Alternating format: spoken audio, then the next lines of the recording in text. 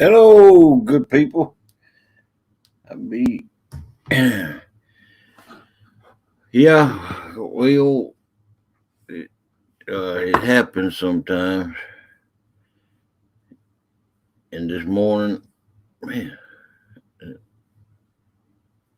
All right, we're running a little behind this morning. Me and Melissa didn't get to bed until late, and so naturally we woke up late. But we're here, and that's all that matters. Welcome in, Tim, Melina, and I see Andy A. and Chucky, Lisa Elliott. Welcome in. Take down. Welcome in my show, man. And Andy, and I see Catfish Regulators saying what's cracking. Let's see, Fishing for Whiskers. How do you do? And then that's. I think I went through them all. Who's in here right now? In the chat, anyway. There's 17 wonderful people out there, and Lisa Elliott. Um, let's see. I got people. Now we got a new mailman today, and mail person, and they didn't schedule. They didn't. They didn't run it on the regular schedule, normal schedule. So they were running way behind until after dark before they showed up. And let's see, I don't think I got anything out there in the chat. I don't even think the doggone pen showed up. But there was a one mail carrier went down one side of the road and turned down the street right past ours and went the other way. And then I was expecting them to come back by. There, I pinned it now. And then, and it's out in the bottom of the chat. The link to come in is at the top. Pinned it, and it's out in the chat now. Hey, And so, how y'all doing? hello, welcome in, Kenneth Powell. How you doing, buddy? I'm doing pretty good, but Yeah, I'm doing pretty good. I just finished chewing on me a sub, man. I tore that joke up. Cinnamon Bear. A sub. Got my daughter bought me a sub from Subway when she Oh, come in. oh, a sub. Yeah, man, that thing right tasty. Yeah, I like them subs too. How you doing tonight, buddy? I'm doing good. Running a little behind. I was just in the story telling a while running behind. But anyway, one mail carrier went one way, and then about 30 minutes later, because see, I had some mail out in the box that I needed to get off today, and that's why I was so concerned about it. And I was expecting a package today, and I knew it wouldn't fit in the mailbox, and so one person went one way down the street, and then here comes another mail woman about or mailman about 30 minutes behind that one on the same side of the street, putting putting mail in behind the one that already came down that side. So I walked, I got the mail that I wanted to go out and grabbed it up and walked it across the street to him. And I said, what in the world's going on, y'all? And he said that our normal mail carrier was sick, and I don't know if she had COVID or what, but anyway, make a long short story short, I gave him my mail going out, and then about an hour later, another one finally come back by and brought my package. So there, Man, that's an experience, man. right. So it was 7 o'clock before we got settled down and went to bed. Yeah, I didn't get in bed till late either. I ain't been long. Got up myself. Welcome in, Brad. I wanted to watch some of them shows tonight that was going on. I think bait shop and stuff. But man, I had to get some rest. I got wore out. Yeah, Sorry to miss them. I'll go back and watch a replay. I caught the tail end of Jody's and Cause's fishing. Yeah, I So missed that too. I have to go back and watch that. I apologize to y'all. I was out, man. I had to go. I couldn't make it no more. I've been up for like 30 some hours. ooh, yeah, that was us. But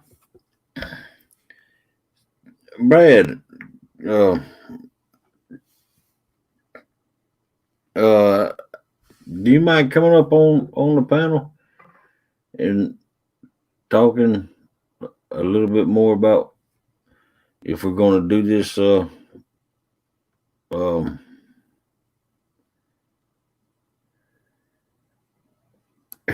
yeah, yeah. Uh, well, I got we talked about the tournament, the state versus state, uh, last night on here, uh, and I ended my show, and then got about 2 hours went by, and then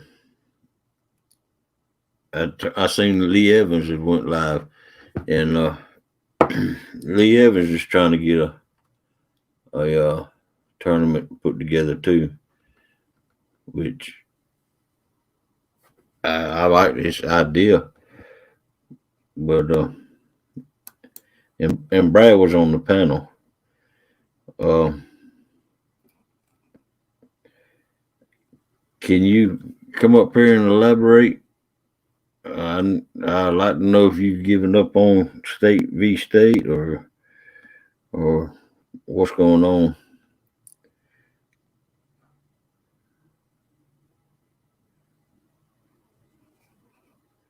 I mean, I don't care, but I just I don't want to be pushing something that's not going to happen.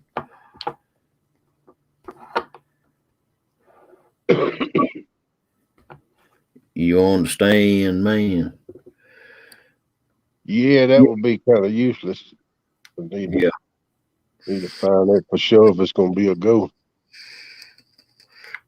yeah. I mean, Lee Evans and them had a good idea. I mean, I don't understand it. Yo, he's got somewhere. I don't know, Brad.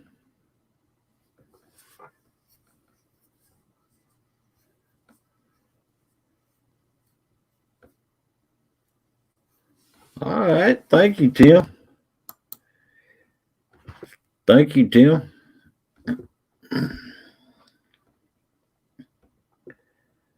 Okay, Brad. Uh, so we're just gonna hold off until we hear from Jeremy, I guess. Or are you still on board with the state v state tournament, or what, Brad? Welcome in, Tinkerbell. Hey, take a bill.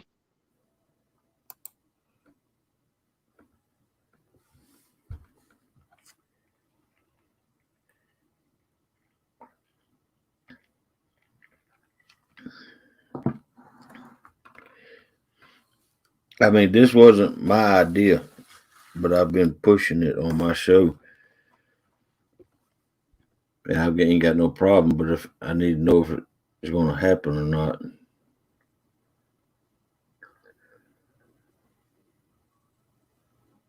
All right, sound like he's on. He said Jeremy. I think Jeremy had put a date on Kevin's board, so evidently he done got in touch with Kevin and they talked about it. I guess Jeremy will get with us sometime or another up here on the chat. I don't even know how to get in touch with Jeremy. I don't either, except for through email. Yeah, I talked to him a lot on the different chats and on his shows stuff, but I ain't got his personal contact info yet. Right. I have his email, and but I don't have his phone to text with him or nothing or call him. Yeah. But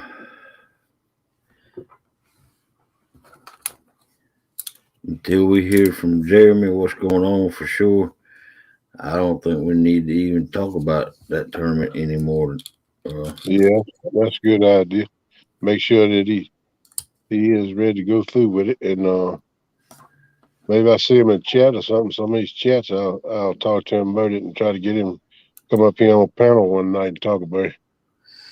Right, right. I see him around in chats. I mean, both of them to me, state versus state, sounds good, like a good tournament, and Lee's sounded like it was going to be good. I've been reaching out to people, getting feedback. A lot of people like the idea, get willing to help. Yeah, that's right.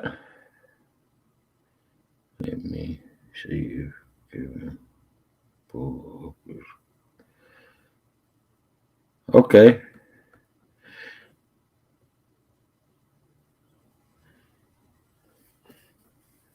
I know Jeremy has a lot of dealing with Kevin, and you probably do too, Brad. But I'm not so much in touch with Kevin.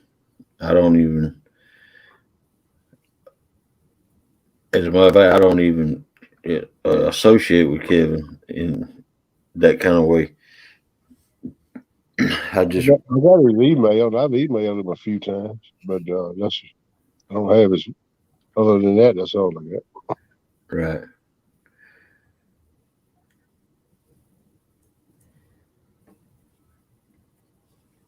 but Lee's tournament's going to take it's going to span about 2 or 3 weeks. From what I hear, it's going to anyway, and then the state v state's going to probably take 2 or 3 weeks, I guess, 3 or 4 weeks, and it's just, and I understand that it's possible to have two tournaments scheduled at the same time, but I don't think that's a good idea because it take away from one tournament, Yep. like Catfish Regulators tournament. Uh, he had his tournament planned for God knows how long, and then I think it was Avid came in there on top of him and tried to schedule. Yeah, that's what it was. Avid coming after Aaron had already had the plans made and everybody knew it. Scheduled his thing on top of Aaron's thing. Where's that Mike T? How about it, Mike Turner? What's going on, guys? How you doing, buddy? Oh, no, just jumping around live streams. Hey. Oh, Well, I hope you settled in on this one. yeah, no, I just got off my buddy's uh, Fossil Creek Kennels live stream, and then he started texting me, so That's why I've been sitting here watching you guys since you came on. But Oh, okay. And Tim, I think he would be. I mean, because he had Uncle Lou and um, Catfish and Crappy Mark up there, and he had Brian B up there and Brad Cottle. It's all just in the talking stage right now, though. Yeah, there it is right there. There's nothing on it yet on Kevin's board. Okay. Wow. Good morning, Dallas. Hey, Dallas, how you doing? I really just try to get in touch with Jeremy and see if he get what's going on with it. Right.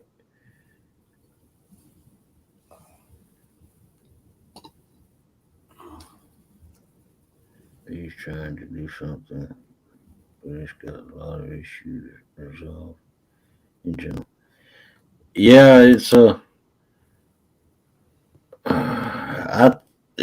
I mean, it's a good idea, but a lot of kinks have got to be worked out of that tournament.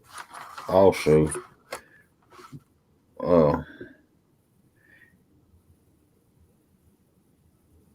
well, I, what's the concept he's trying to pull? Because I fell asleep after we got done this morning.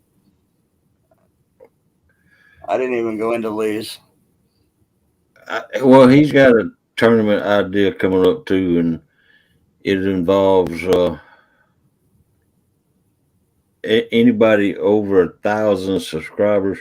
They're going to be coaches, and it's trying to get the little team or little people built up. You know, the smaller channels is trying to get their channels built up, and it's going to be like it's going to be like the football draft to see who gets in. And from what I'm understanding, uh, I'm not sure, but it sounds like a good idea. But a lot of kinks have got to be worked out of it, also. Yeah, it sounds like it. Just hearing what you just said brought like 80 questions to my head. Yeah. Yeah, I didn't catch these live this morning either. Scratch around here in the house doing a little cleaning up. Next thing I know, I looked up. I was, man, I got to sleep sometime.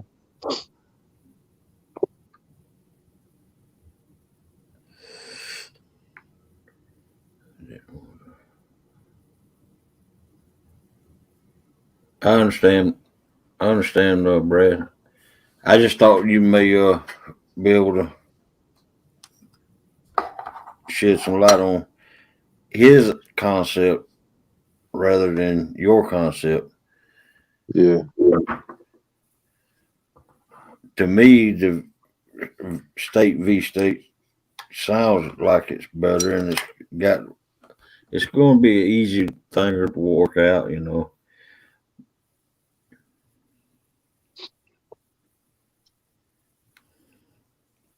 Yeah, because just based on what you just said, my first question is, what do you mean by people over 1,000 are coaches? I mean, that makes it sound like the smaller channels don't know how to fish.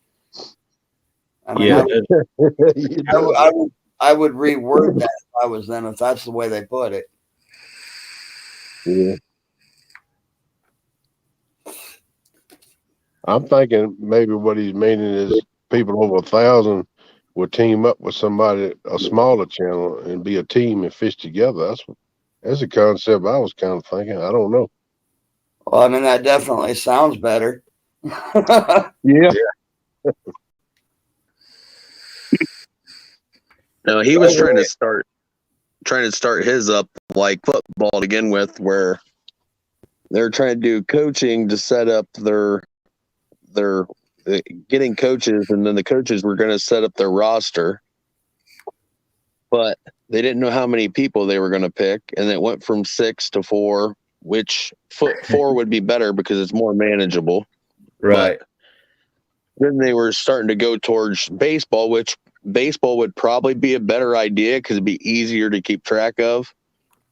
But they don't really know which way they're going with it. And I'm like, how you guys going to pick your contestants? So we're going to let everybody decide. I'm like, well, then how you get? He's like, well, we got to keep track of all these people. I'm like, who's going to keep track of, 30 people if that many people decide to do it and then use them in a draft? I'm like, how are you going to know which person is going to be putting in more work in the lower sub count? I'm like, you got to have a way to funnel all that info into one thing. Because if you don't, you got a train wreck. Because if you got 30 people to keep track of that are under 1,000 subs, you're going to have a heck of a time to see who's actually putting out content and work into their channels. Right. So you ain't going to know who's doing better or worse to pick for a draft, because there ain't going to be no draft because no one's going to know what's going on. They're just going to base it off of popularity, which is what he didn't want to do. I don't know. Sounds like he got a lot to work out there.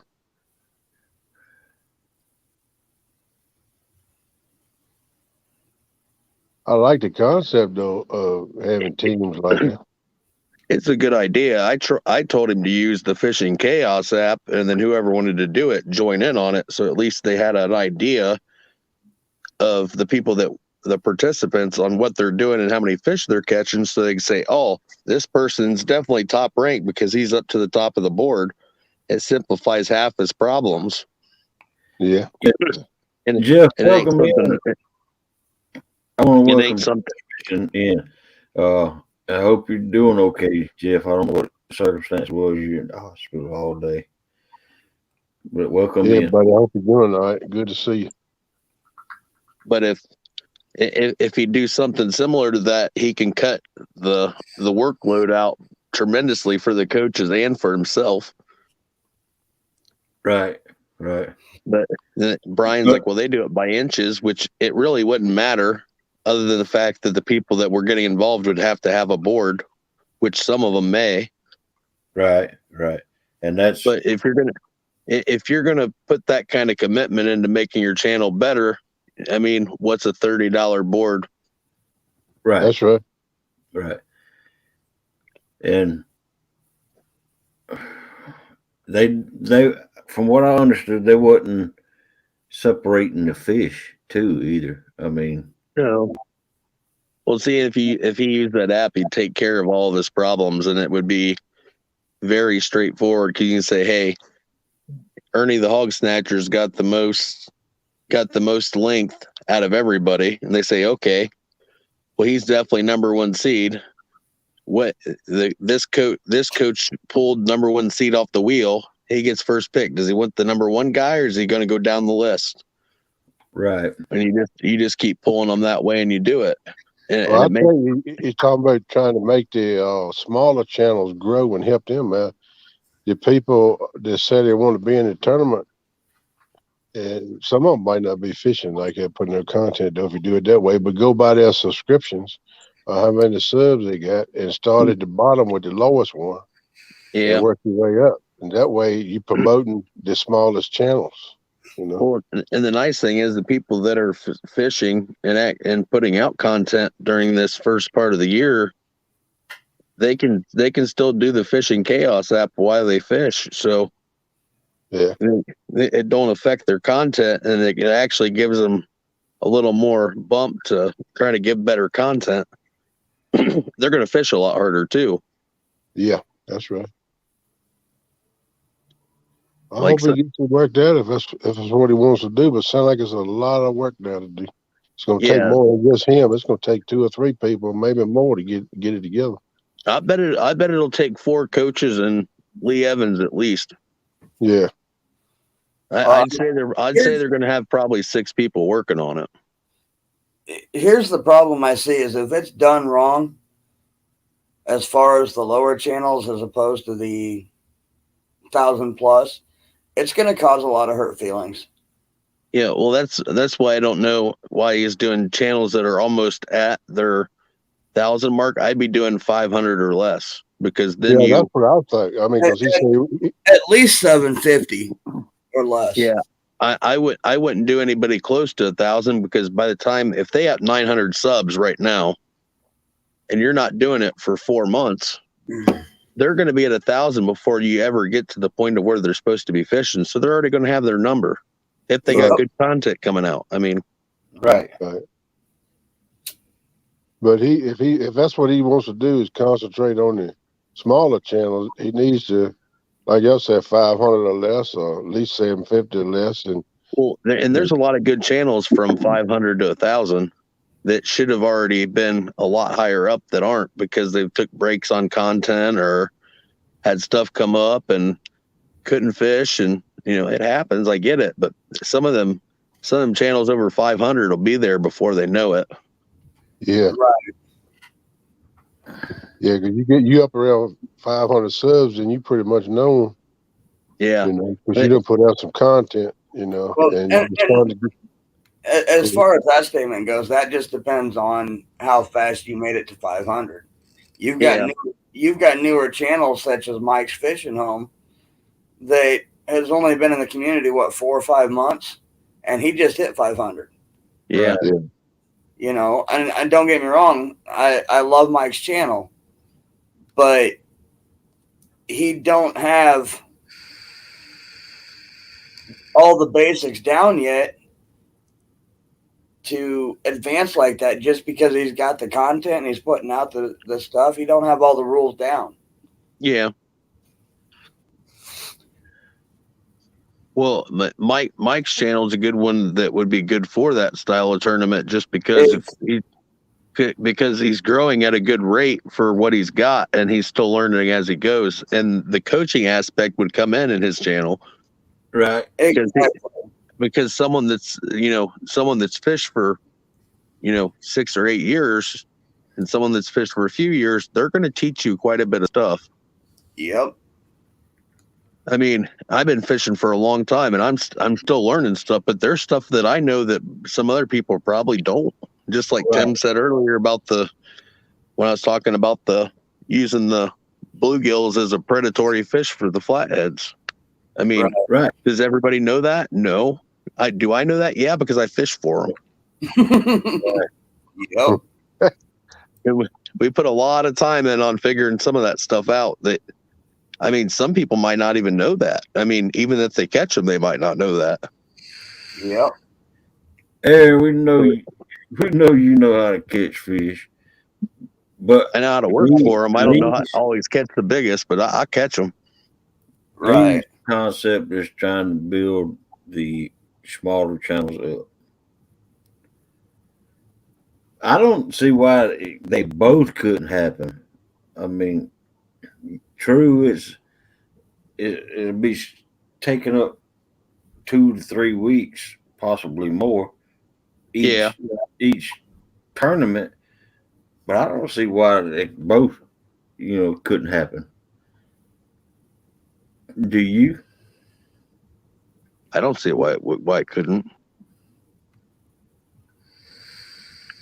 I think the state versus state will draw more attention just based off of the state versus state rivalry. Like, dude, I give Chad a lot of backlash because he's a Kentucky guy. I'm always messing with him.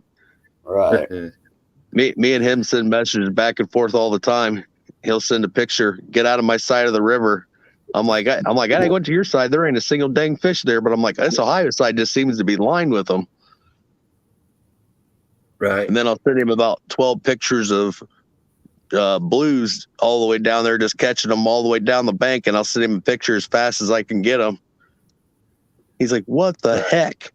He's like, I haven't even caught my first fish yet. I'm like, well, catch up. Hey, Coach State, welcome in. What up, Gene?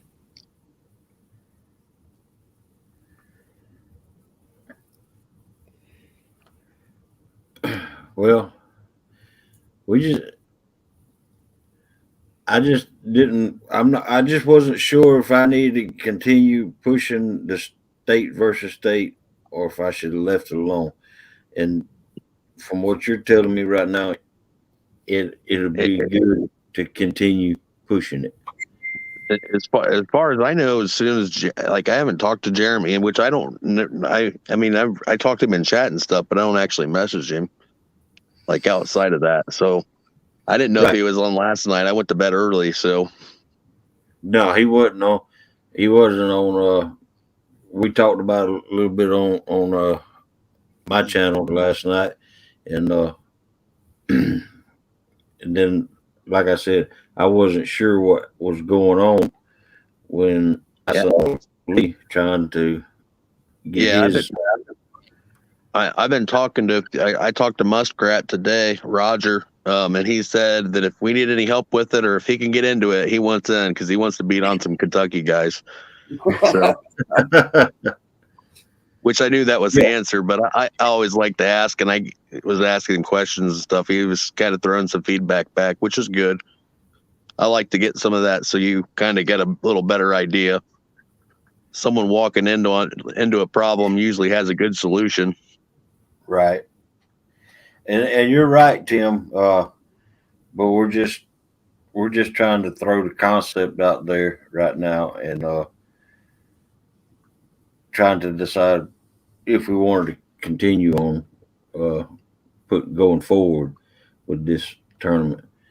But you're right, absolutely right. It needs to be discussed behind closed doors, or It does. yeah, We just need to get everybody in a group and have a conversation about it and get a hold of Jeremy and see what he found out, because his part's the important part of it. right, very crucial. Because if Becca doesn't want to do it, then we got to find someone else that will, or it may not work for her schedule, so we don't really know. I don't want to see that, Jeff.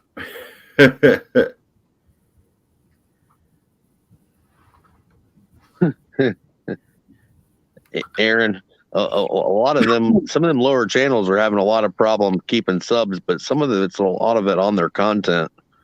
And that's Right. what I think. That's what I think Lee wants to help them out with, like Mike's chatting hog leg your guys's. Lee does the one about every day. Those just regular conversation chat rooms do really well, actually, and a lot of these people putting out mediocre content aren't getting the views because of it. I watched some today that I barely made it through, and I'm like, yeah, I'm not watching one of them again. Right. I mean, it's not nothing against them. Just I try to give them feedback on it when I can, and try to be positive about it. Right. Because I've been on a live stream and move the camera around and try to get a better view, and some of them just seem like they throw the camera up and you get a half a rod in and 3 are gone. Right. I'm like, man, you got to get some distance from your camera to be able to get a good shot. Yeah, that's right. I know. I got this late night chat room, but I plan on going out and fishing. Also and fishing content out too. Yeah. But when I'm able, and I'm getting close to that point of being able to go out and do that. And your weather's not great where you're at, though, isn't it? Oh yeah, my weather's good because I'm in South Georgia. Oh, you're in South Georgia. Yeah, but my foot, I know how that goes. Yeah, I tried to cut my foot off a few months back in September.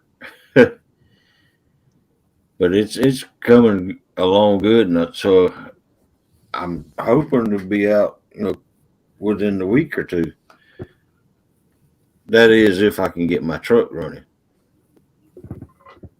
Now I got to get my truck running.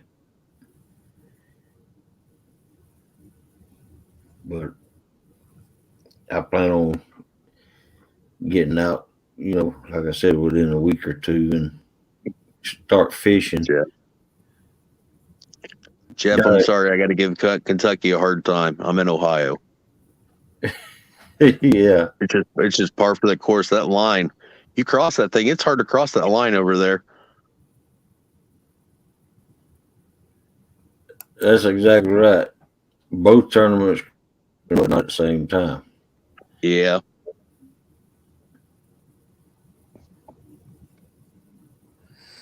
Yeah, welcome in, Frogster.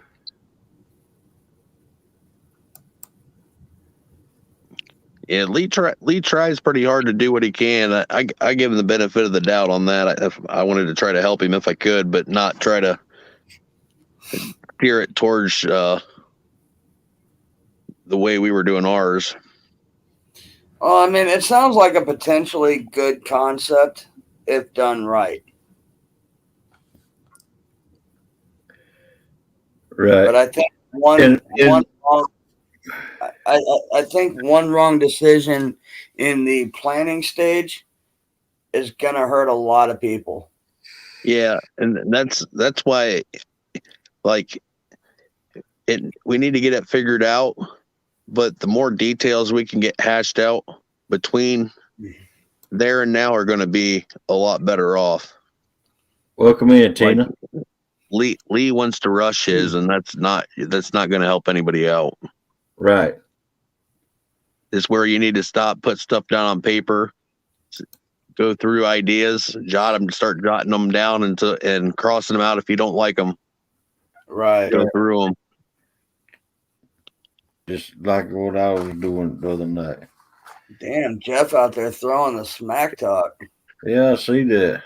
It must be snowballs because we don't have any, and they do or did.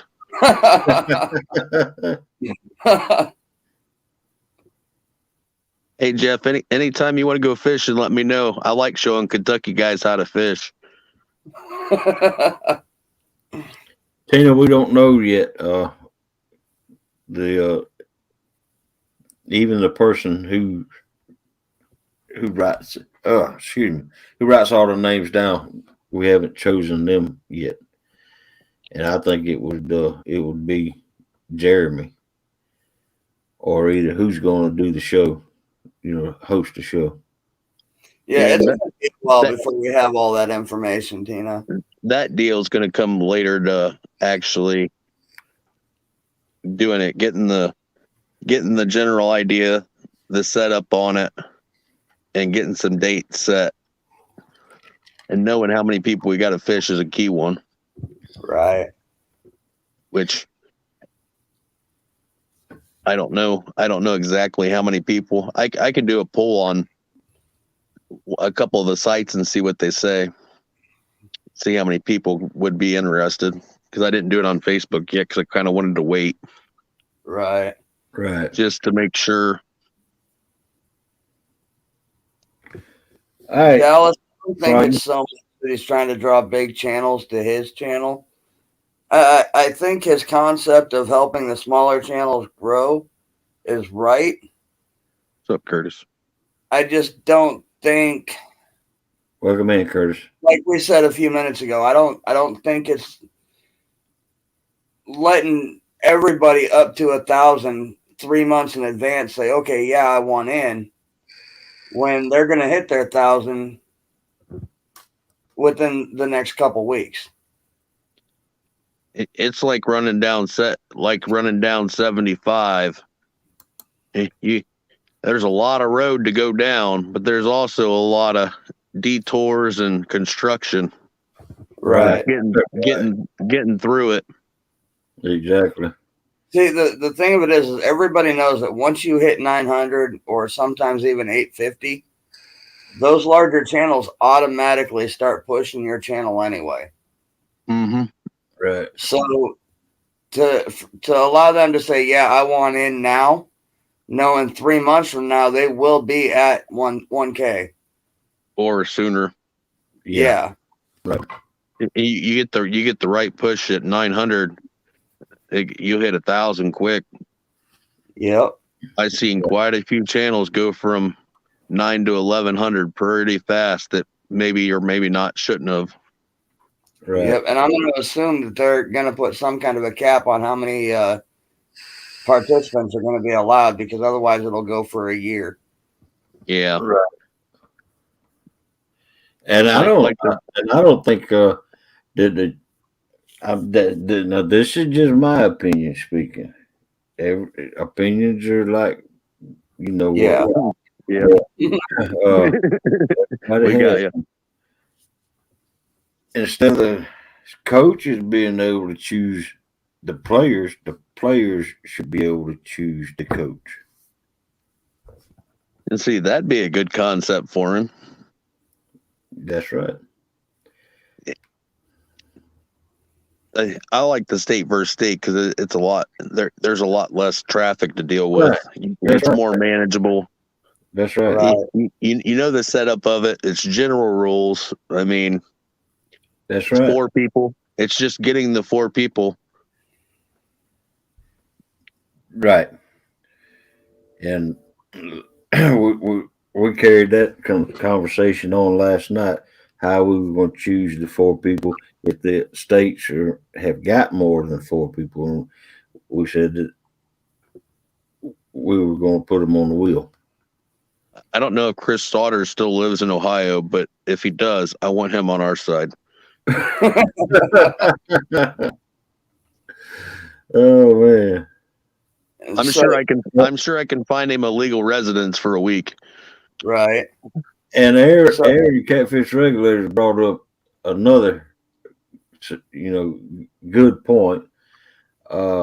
The boat fishermen against the bank fishermen. The boat fishermen have the electronics. Yeah, but if that fish ain't going to bite, it don't matter how many fish you find. Right.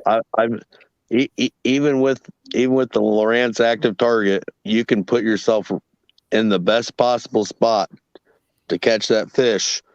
But if it ain't hungry, you're gonna be sitting there a while. Right. And we've sat on fish for 6 hours and they not done nothing. Right. Yep.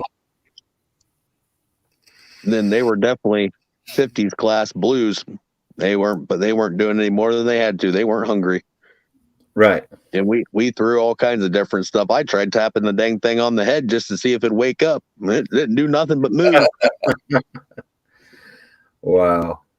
I mean, I get pretty brave with using that active target because I'll bump them right on the head to try to get a reaction out of them. Sometimes they still won't do it. Right. Yeah. I've done that same thing, but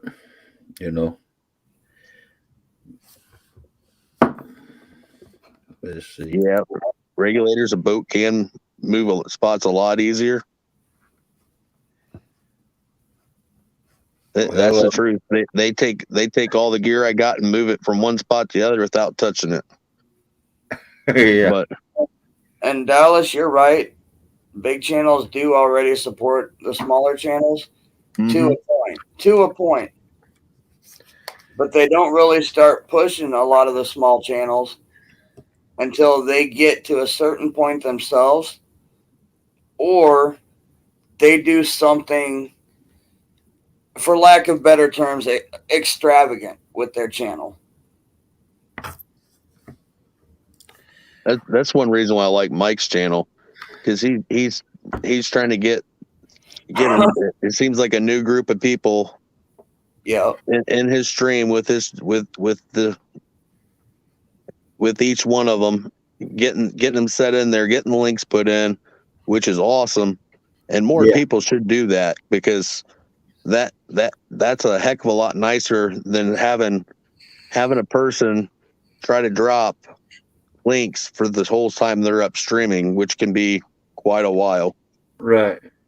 And in my show, I when I first started, everybody knows, all my mods knows, did I asked them to keep my chat room safe. Oh yeah. But if you want to drop links, you can. I don't require them or nothing like that. And Yeah, but you still got a lot of links dropped in yours. I watched some, and there ain't a single nothing dropped nowhere. right, that's true. But I don't, demand or No. expect or whatever you would consider, like most channels, of their mods. And I appreciate my mods so much Yeah. for they do. Yeah, your Melissa drops a heck of a load of channels and links down in there. Yeah. So she must have a cheat sheet laying close, because there ain't no way you can put them in there that fast. Well, now they've got it set so that as a moderator, you can just click the name and go straight to their channel, get their link, come back. So you Off a PC or a phone. I actually do mine off my phone. Yeah, that's pretty cool. Hey, So- Mike, fishing home. Welcome in.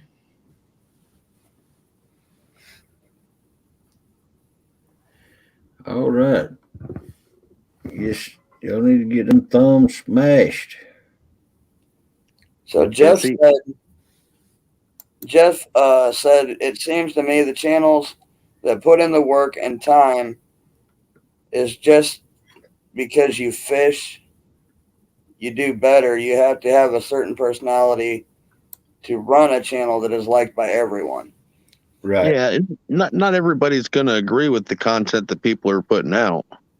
Right. But it's just, you're kind of working towards your audience to see what your audience wants. I mean, you're going to want to try to give them the best content they want. I mean, if they want to see you tie knots and stuff and they're asking for it, do it for them.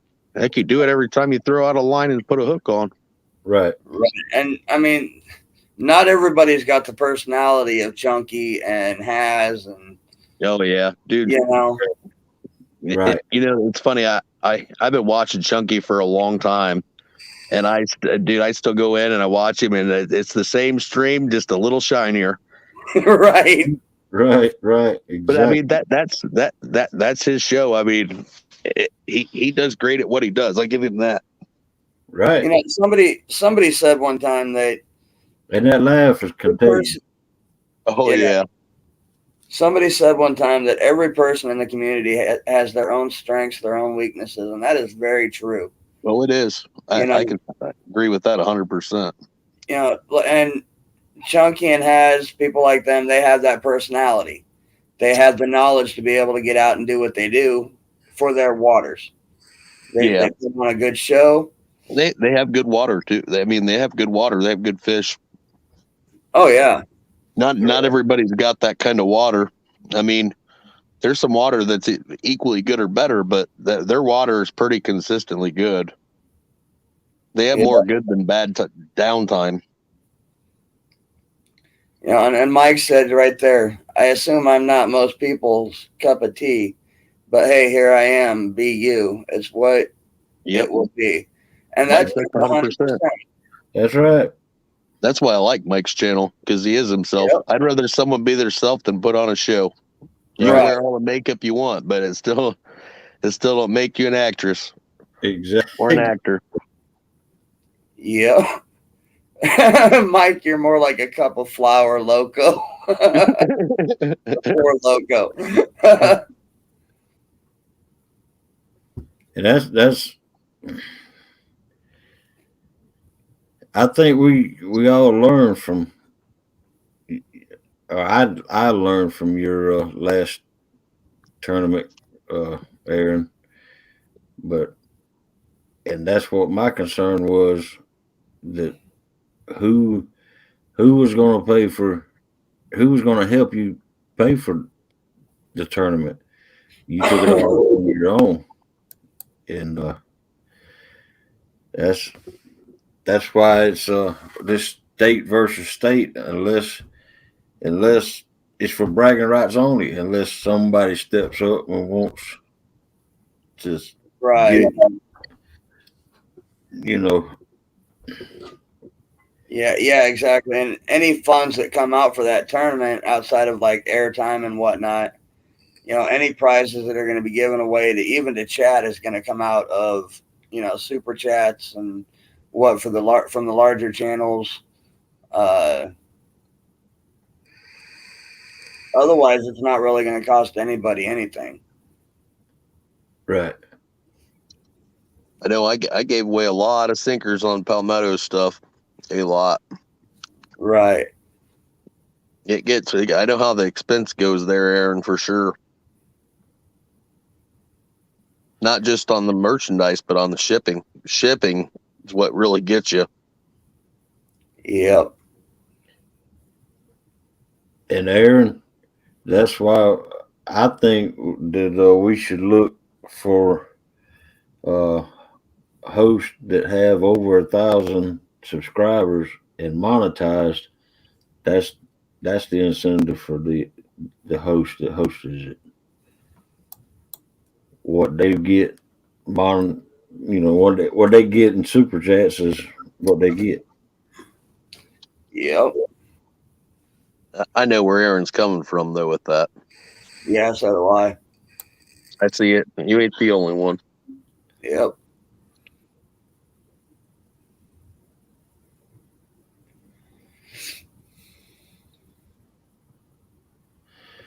If you get your act together, I'll kick a little down. Ugly. Okay.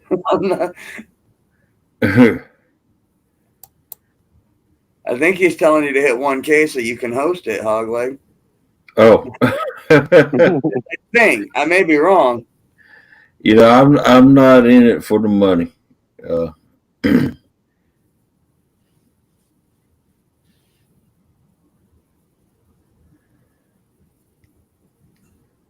Aaron said, just saying, I've had hosts make over $700 for his tournaments. Mm-hmm. I believe it. I can believe that. I've seen Haz and them make over $1,500 in one show. Yep.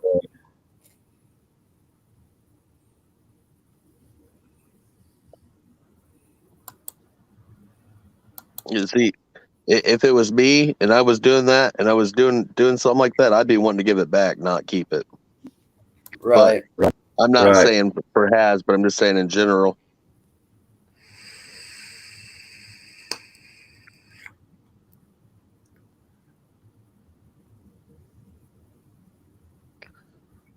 Like I tell people all the time, if I wanted to make money on the sinkers, I'd charge $3 or $4 a pound like everybody else. Right. Yep.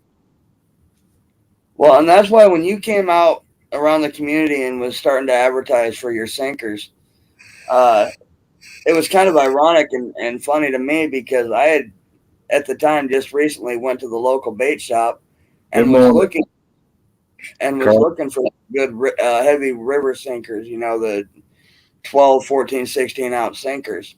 They're expensive And yeah, they were like $8 a sinker. or more. Yeah. We were down in Dayton probably 8 months ago, and they wanted almost $12 for a 16-ounce sinker. Yep. right? And I'm like, holy crap. And they were not nice. They were cool poured lead. And I'm not That stuff going had to give. more wrinkles in it that you couldn't even buff out if you tried to. I'm not giving the price because, but Brad Caudell makes some pretty sinkers. The bad thing is I'm getting better on them. Those are actually really hard to pour. They're one of the hardest. They're one of the hardest sinkers to pour just because of the shape of them. Yeah. Yeah, because when I bought sinkers from Brad, I bought 5 pounds each of the 4, 8, and 12 ounce coins. Right. Yeah. So sometimes them 12s are hard to pour because the weather temperature gets you as much as the heat of the lead. And tell me, where you gonna find? You ain't gonna find even in stores sinkers that look that good. Yeah, that don't come out all dusty and Yeah. I mean, he takes the time and do you polish yours? Nope. Wow.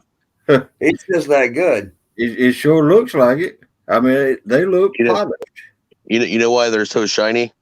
Why? It's good lead. Yeah. Because because there's times that I have to buy wheel weights, which I don't like doing. Right. But there's times I have to do it and mix it in with some of the better lead I have, and they don't come out as nice, but they're still a lot nicer than most people's. But then wheel weights, they carry like probably 50% waste in them because they got so much zinc in them anymore, and most of them are steel. So Right. you get some nice floaters. But no, I take and hand file them, and I actually got a new pair of snips to try out, which actually helps clean them up better, and then I hand file them out. I used to actually break the sprues off on them, but they wouldn't break clean, and it drive me nuts. And I got these new snips that they're pretty sweet. Right. Well, you're. I don't know what you If do to them. I mean, it's your secret, but there's no dust at all. I mean, if you look on your no roll, see if you can figure out where the sprue is at. You can find it if you look hard enough. on what? Well, that's the part you got to find. I want to see if you can find it. I can find it on every one because I look at so many. On which And one? I know the inline no rolls. Look on the edge and see if you can find where the sprue's at. I'll give you a hint that it's on the edge. It's not on the face of the sinker.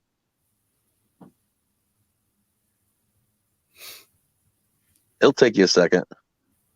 I think it's right there. Yep.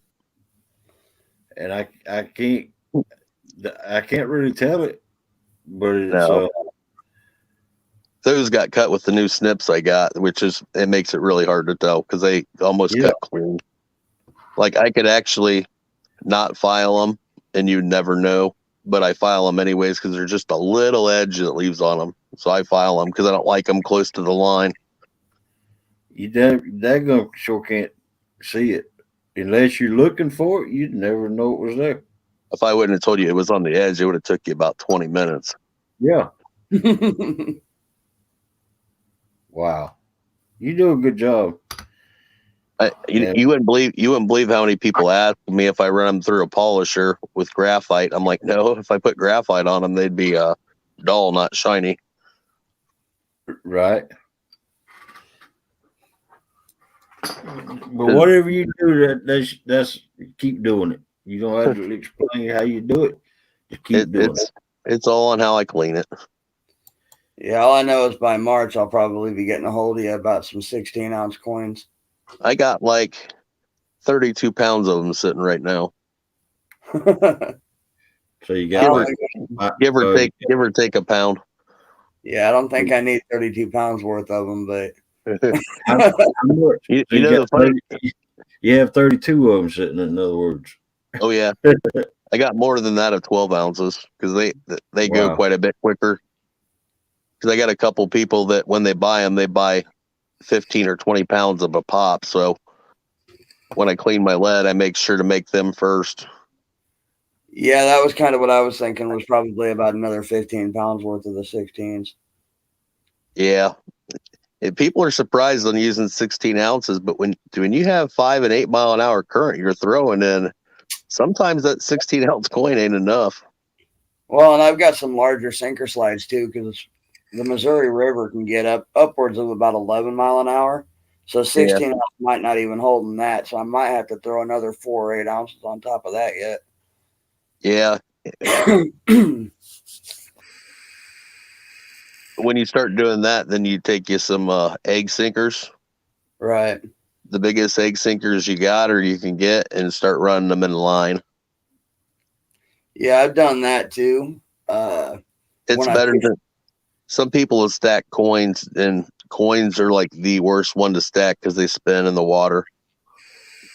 Right. They'll actually twist the line up so bad, even on a sinker slide, that it'll make it to where you have to cut the rig off.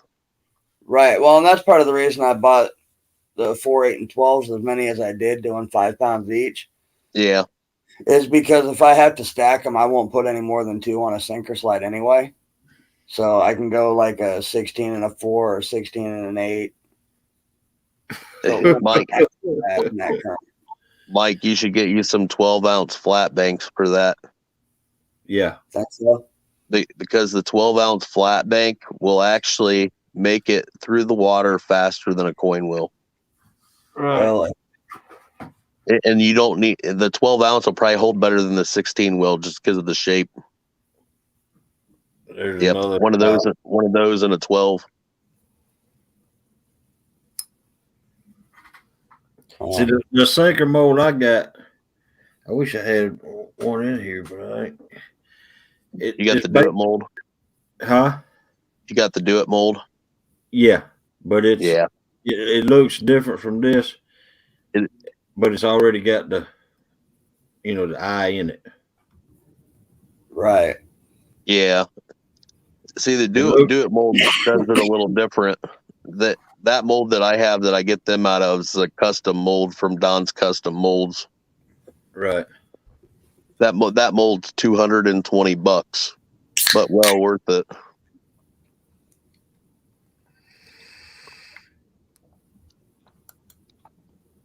Oh, Dick hates me for some reason.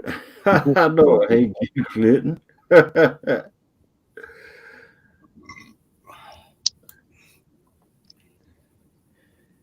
I like you, Clinton. Clayton, you catch any fish today? He had one bite that I can recall, but didn't get any in.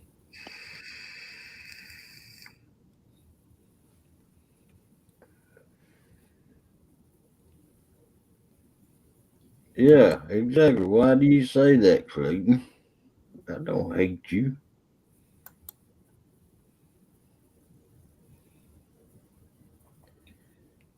Yeah, I kind of wish I could make it to CatCon. I'm gonna have to wait for KC the next fall.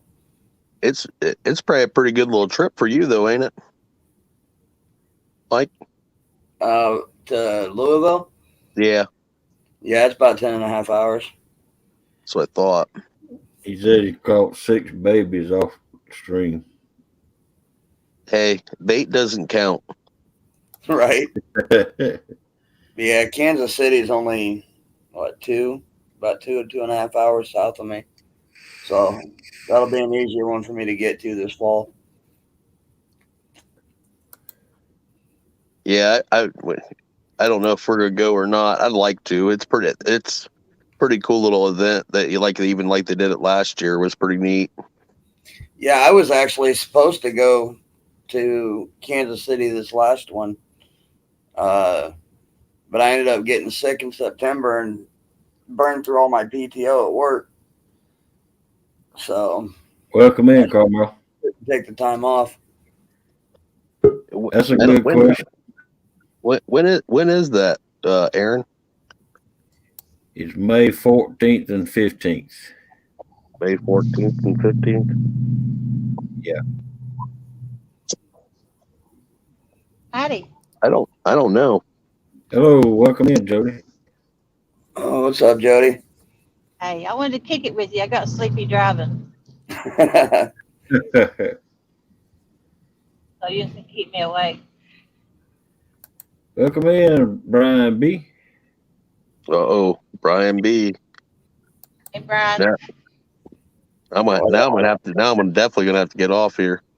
I don't want to catch that skunk. Oh, God.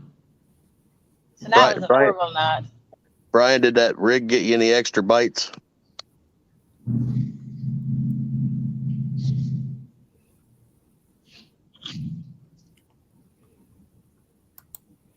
Chester Frost Campground.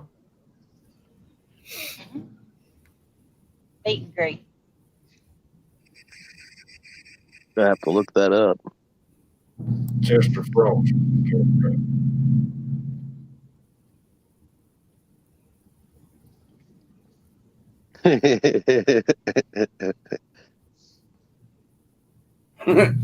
No skunk here. Try Chunky for that. At least you caught some fish or caught something. I had some stuff to finish doing, and I left my phone in the house while I went and did it. I didn't think it was going to take me too long, and then it took me longer than I expected. Always par for the course.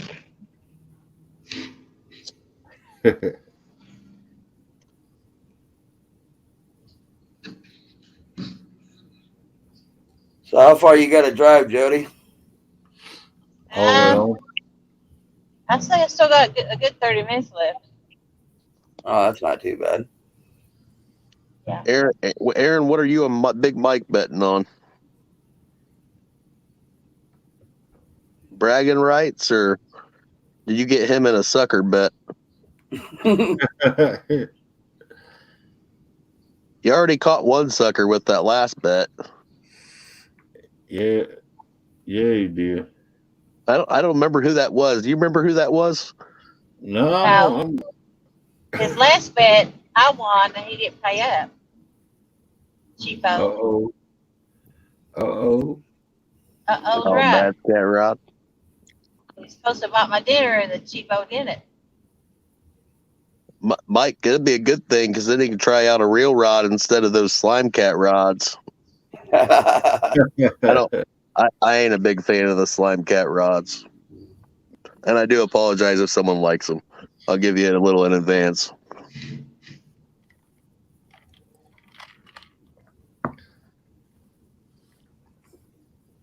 Aaron says Jody didn't win nothing. Oh, yeah, I did. You was the dummy that said best 2 out of 3. Tim wants to know, Jody, who is the one person you're not the number one fan of? I like everybody. I think he's asking who's not your number one fan. That I'm not a fan of? No, that someone else is not a fan of you. Oh. No, he's got it phrased as who is the one person you're not the number one fan of. So I guess it depends on your interpretation. Yeah. I'm not Freddie's number one fan. Catfish Regular said you can never outcast me. I did. Chump. Then he Must says, be talking about the backwards cast. Then he says, I got you by 35 yards. That was on the shore, but when we was in competition, I beat you backwards and left-handed. You only beat me right-handed. And I beat Tom too. So Tim Molina says that she's not a fan of. Oh, somebody I don't like? Well, that you're not the number one fan of, yeah. It'd be Freddie's. I like Freddie. I just like to aggravate him. But no, I don't. I get along with everybody. And if I don't get along with you, then I try to square things away where we do get along. So Freddie's your Chad is what you're saying. Yeah. Fun to poke fun of, but yeah. Yeah. Yeah. He's my Chad. Well, speaking of Chad, Brad, you can always, take him and teach him how to fish by making him your Joey. He don't want to go fishing with me. Let him hit golf balls off the bow of your boat. A few weeks ago, we were out fishing in his backyard, and they were out there fishing. And he said he wasn't catching anything. We were catching some fish. I mean, not a lot, but the current was pretty stupid. And like, hey, we were catching 8 and 10 pound blues. I mean, nothing to brag about, but we ended up catching 5 of them. And I'm like, dude, come over here, down here by us. I'm like, I'll show you a couple spots you can fish. And I'm like, I got something for you anyways. And he came down and I gave him them rod floaties for D's fishing poles. And he about looked like he is going to have a panic attack and start yelling at me. He's like, I came down the river for this. I'm like, this will save your life because you lose another one of her poles, it's going to be over. Right. He's like, you just think you're funny, don't you? I'm like, it'll keep your butt out of trouble, so you better put them on them. Right. Yep.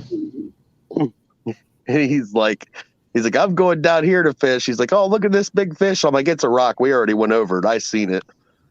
Right. I'm like, your fish finder must be broken. If that's a fish, you're in trouble. Welcome in, Bugman. Chad's a good sport, though. Later, Mike. Take it easy, Mike. Me and him go back and forth on a daily basis of giving each other a hard time. Yeah. Yeah, like I saw a comment he made in one of the chats earlier tonight. I think it was Lyle's Panfish Weekly or whatever, and he goes, "I am and always have been the redheaded stepchild."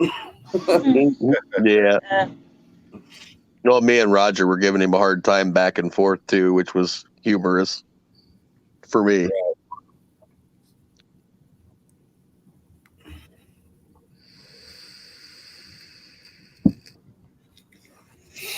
I always get a kick out of it. It's kind of like how Haz and Brian B go back and forth day to day. Right. yeah. Carl says she's still cold. Oh yeah, I bet so. Who calls? Yeah. Is she Still home cold. already? I don't know. She just said in chat that she was still cold from fishing 2 hours ago. Wow. Yeah. Crank that heat up.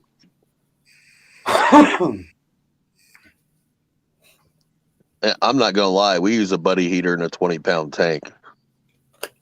I have a Mr. Heater, 2 burners Yeah. on it. Yeah, I got one of those. It ain't the biggest buddy heater they have, but it's the step down from it. But we got a canopy to hide underneath too.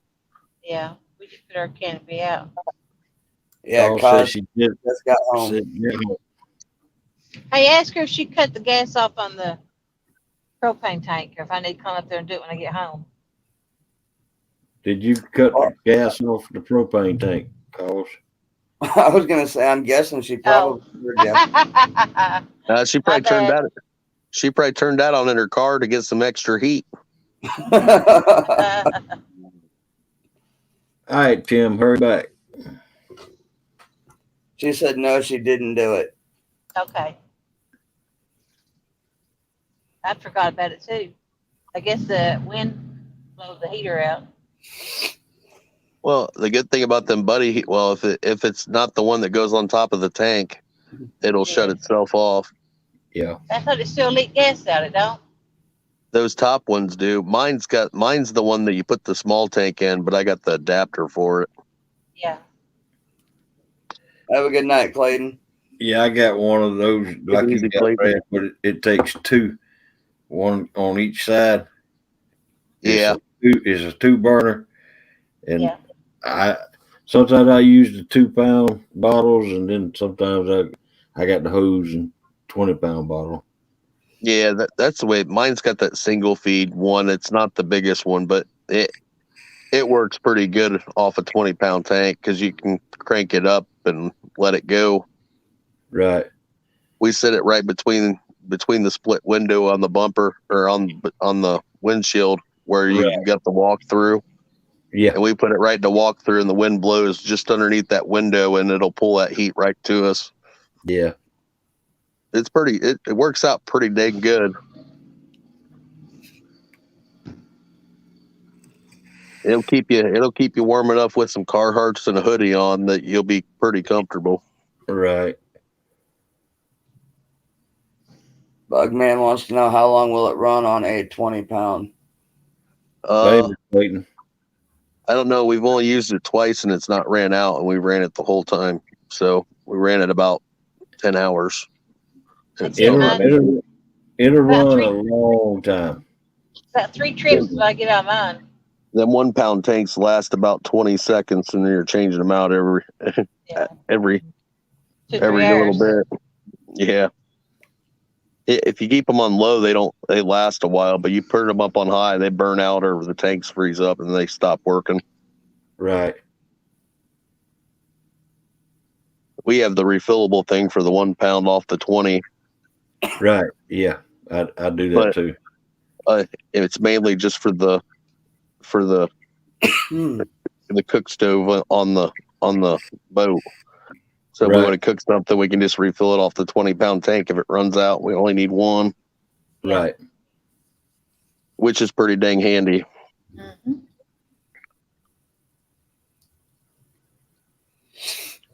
And you don't have to pay premium on them little tanks because they seem like they keep going up and up. Yeah, really. You get yours filled at Tractor Supply? Oh, I fill them. Propane in your grill tank? Oh, my one buddy works at a propane place, and I have him fill it up. Yeah. We just Get pay more for in it. it, don't you? It seems like it. They refill all their tanks, and he does sandblasting for them. Yeah, and with them things where you trade them out, they cut you by 5 pounds. See, it's a 20-pound bottle. They give you 15 pounds in it. Give you 15 pounds. But I take See? mine to a place right down the road, and they fill it up, so I get the full 20. Yeah, I can't remember what last time I bought one. It was like I had him fill it up. It was like $12 or something. Yeah, It wasn't bad, not compared to exchanging a tank for 23 or whatever it is now. right. Yeah. And you don't get but 15 pounds doing that. Mhm.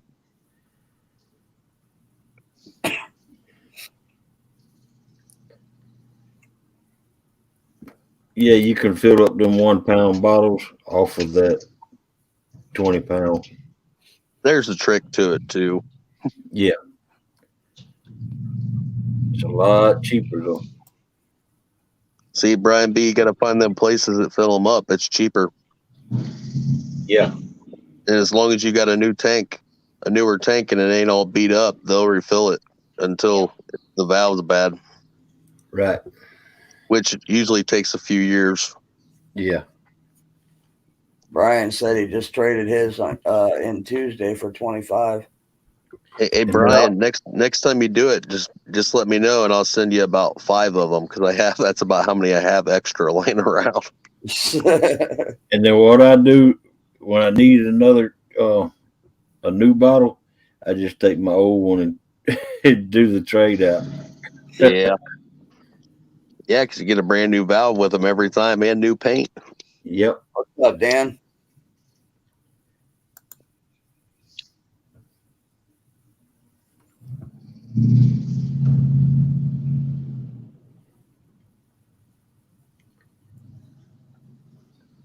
I just thought they were trying to make more money that way. It could be a combination of both. Right. Dan, how'd you do fishing tonight? I didn't get to watch the rest of yours either. I was kind of skipping around.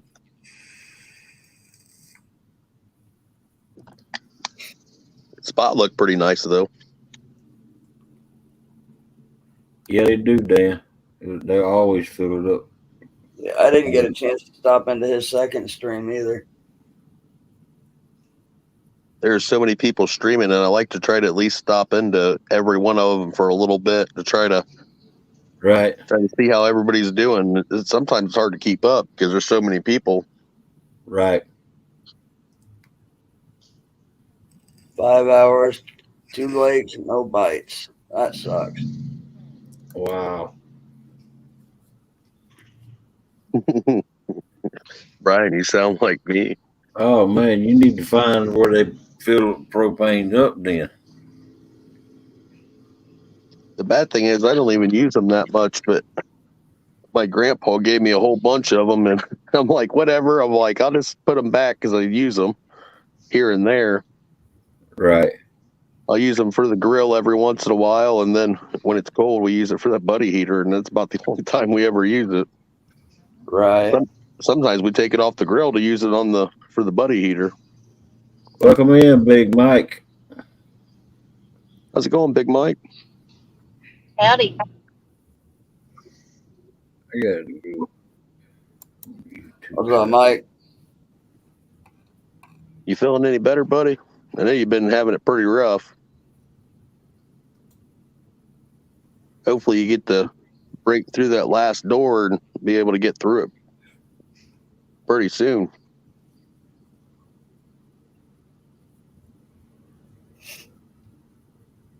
Yeah, really. How's it going, Dan?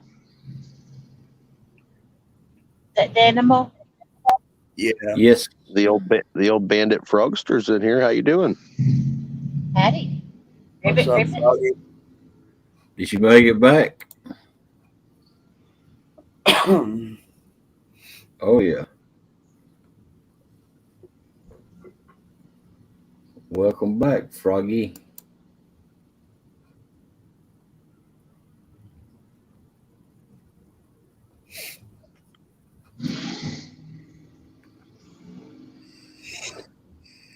Cause usually I use my smoker. That's why we don't use the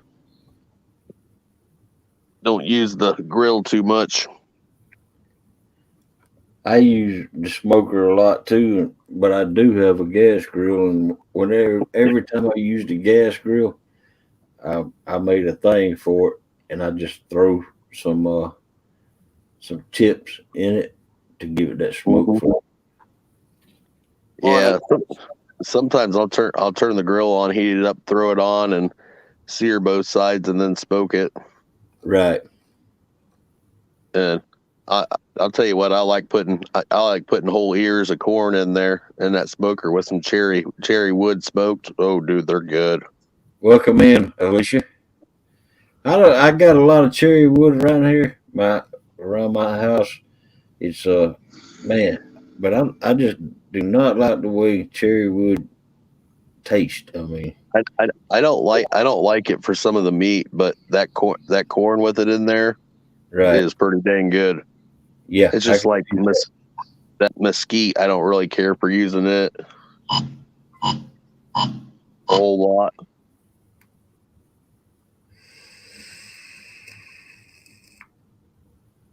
That's right, Dan. That's what I do too.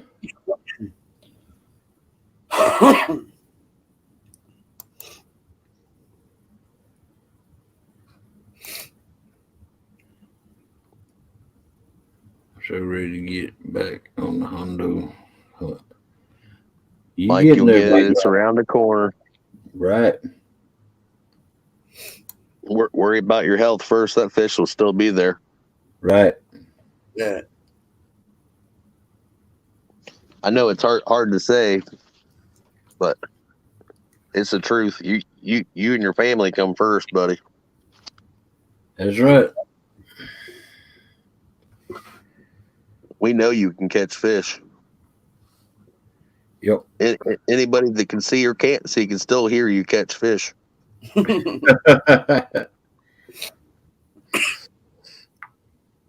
That's right. And we all know that you're a hard fisherman. And if someone don't think you can't catch fish, I want to make a good bet with them. I'm sure Jody would too. Jody likes those sucker bets. I've always been a fan of Big Mike. He's a Tennessee boy. Well, he's actually Georgia, but he crosses the state line. I claim him as Tennessee. Oh yeah. There you go, Big Mike. You have plenty of time to do all that stuff. That's a perfect time to do it because it keeps you busy and gets stuff done that you need to do probably anyways. Right. Yeah.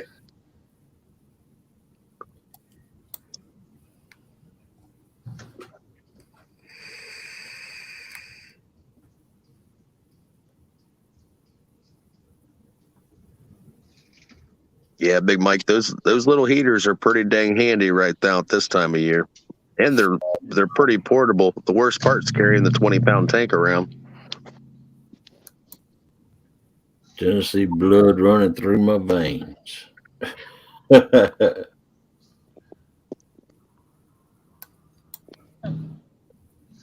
Because says yes, sir.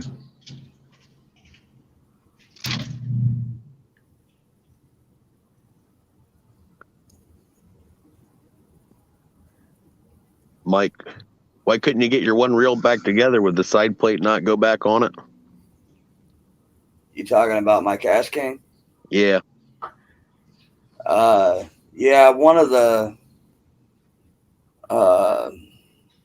pieces inside the plate wouldn't go back in properly, so it's not allowing it to seal up. Did you try pushing the release? Does that got a push button release on the side, that same side of the case? Good question. I think that's got the push button, kind of like the Abu does, if I remember right. I could be wrong. No, that one's got the thumb bar. Does it? Is Yeah. your thumb bar depressed or back up in the lock position? Oh, if I remember it, I think I tried it both ways. Did you? Because I know sometimes when you put them back together, that mechanism in there will move and keep you from closing the side case on it. Yeah. I've seen a lot of people make that mistake, and it's easy to do because it's the place you least expect to have the problem. Right. Yeah, I should have waited and just let my brother do it because he's the type that he can take it apart and he'll know exactly how it all goes back together. Mhm. But I took it apart and then tried to give it to him and say, "Here, fix my screw up." It's like a Rubik's Cube. You put it back Exactly. together. Exactly. Fishing reel's a lot easier than a Rubik's Cube. Yeah, I throw them things in the trash. I never could do it with Rubik's Cube. I just took all the stickers off and put them back on. I like your way of thinking. That word worked pretty good for me. Yeah.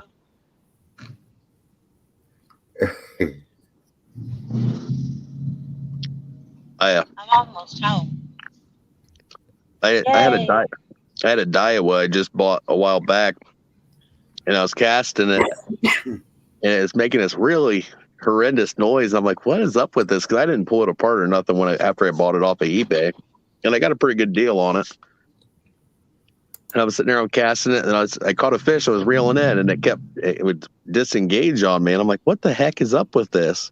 It like just free spool for a second, and then it would just go right back to it. I'm like, what is going on with this thing? And I pulled it apart, and here they put it back together wrong, and then the bait clicker was actually flipped 180 from where it was supposed to be, and it was actually causing the reel to unlock. Oh, wow. I'm like, well, that's an easy fix. I pulled it apart and changed it, and it works perfectly fine now. It does have a plastic gear issue, but it's a $2 fix. Mike and Aaron is talking smack, and then Aaron says that I'm not like Jody. I don't bite off more than I can chew. Appreciate that, Aaron. I think that'd be a pretty good 1v1 there. I'm just saying.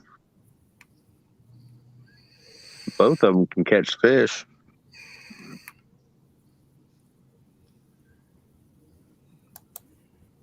Dan said his stepson watched a video on YouTube, showed how Rubik's Cube he could put it together without even looking at it. Wow. Mike said you screwed up when you challenged me on my waters. You messed up big time. I would say you did, Aaron. Mike got you like you got Jody. Yeah. I didn't know I couldn't hit the channel. I didn't know it was that far off. I still can't hit the blame thing. Tennessee's a lot different to fish than a lot of other waters. Right. I can't say that from doing it. Fishing for catfish is a lot harder depending on where you're going. You got to know where they're at, and you got to spend some time doing it. Did you see my fish finder today? Yeah, I've seen it. Did you see all that stacked up? Yeah, I don't know what it was, but it almost looked like it looked like some predatory fish feeding on smaller fish, because you see some speckles inside that were smaller and different size than some of the bigger ones. But it's hard to tell what it was because you get a little bit of both there. So yeah. And your guys' crappie aren't the same size of a lot of other people's crappie too. Your guys' crappie quite a bit bigger than ours. Yeah. Yeah. Heck, the first time I caught a crappie in Tennessee, I didn't even know what it was. I'm like, I caught this fish. I don't know what it is, but I'm like, it's way bigger than anything I've ever caught. Heck, I'm like, this thing's 16 inches. And that guy's like, he's like, that's a baby. I'm like, no, it's not. He's like, yes, it is. I'm like, it's big to me. I'm like, that's the first one I ever caught down there. He's like, they get bigger than that. I'm like, I'll take your word for it, but this is good for me. I'm happy. See you later. Yep. We went up the hill, cleaned it, and put it in the skillet. It tasted just as good as it looked. Yeah. Poor Catch, guy. cook, and clean. Oh yeah. Poor guy. Them videos do well. Oh yeah, they do.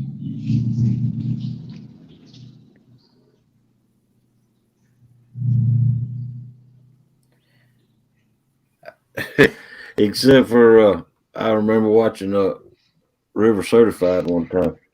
Back when he first started his when he first got his big boat, he started giving oh man, anyway, he started taking people out to fish. There was a older man and woman he took out. I can't remember who it was, but he did a catch, cook, and clean on his boat right there, and all that grease that he cooked the fish in, I think it might have got to them old people. They had to go. He had to cut it short. That's probably the quickest trip he'll have. Yeah.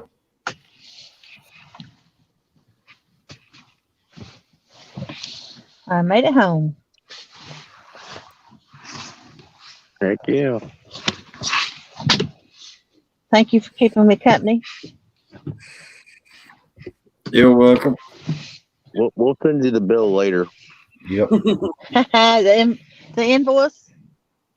Yeah, it'll be multiplied by 3 and then times 2 for the viewers. Right. Big Mike says I get skunked because I fish more than 4 days a month. Oh man, that was a good one.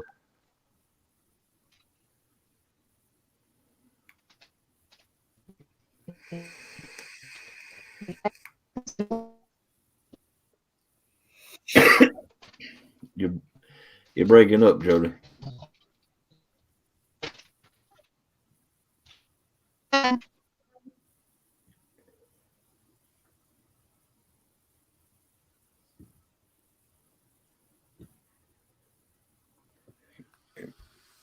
Kenneth, you're doing a good job out there dropping them links. Yeah, he is. That was Andy, crap he is. Him and Andy both. yeah, Andy A dropping links like crazy. That's awesome.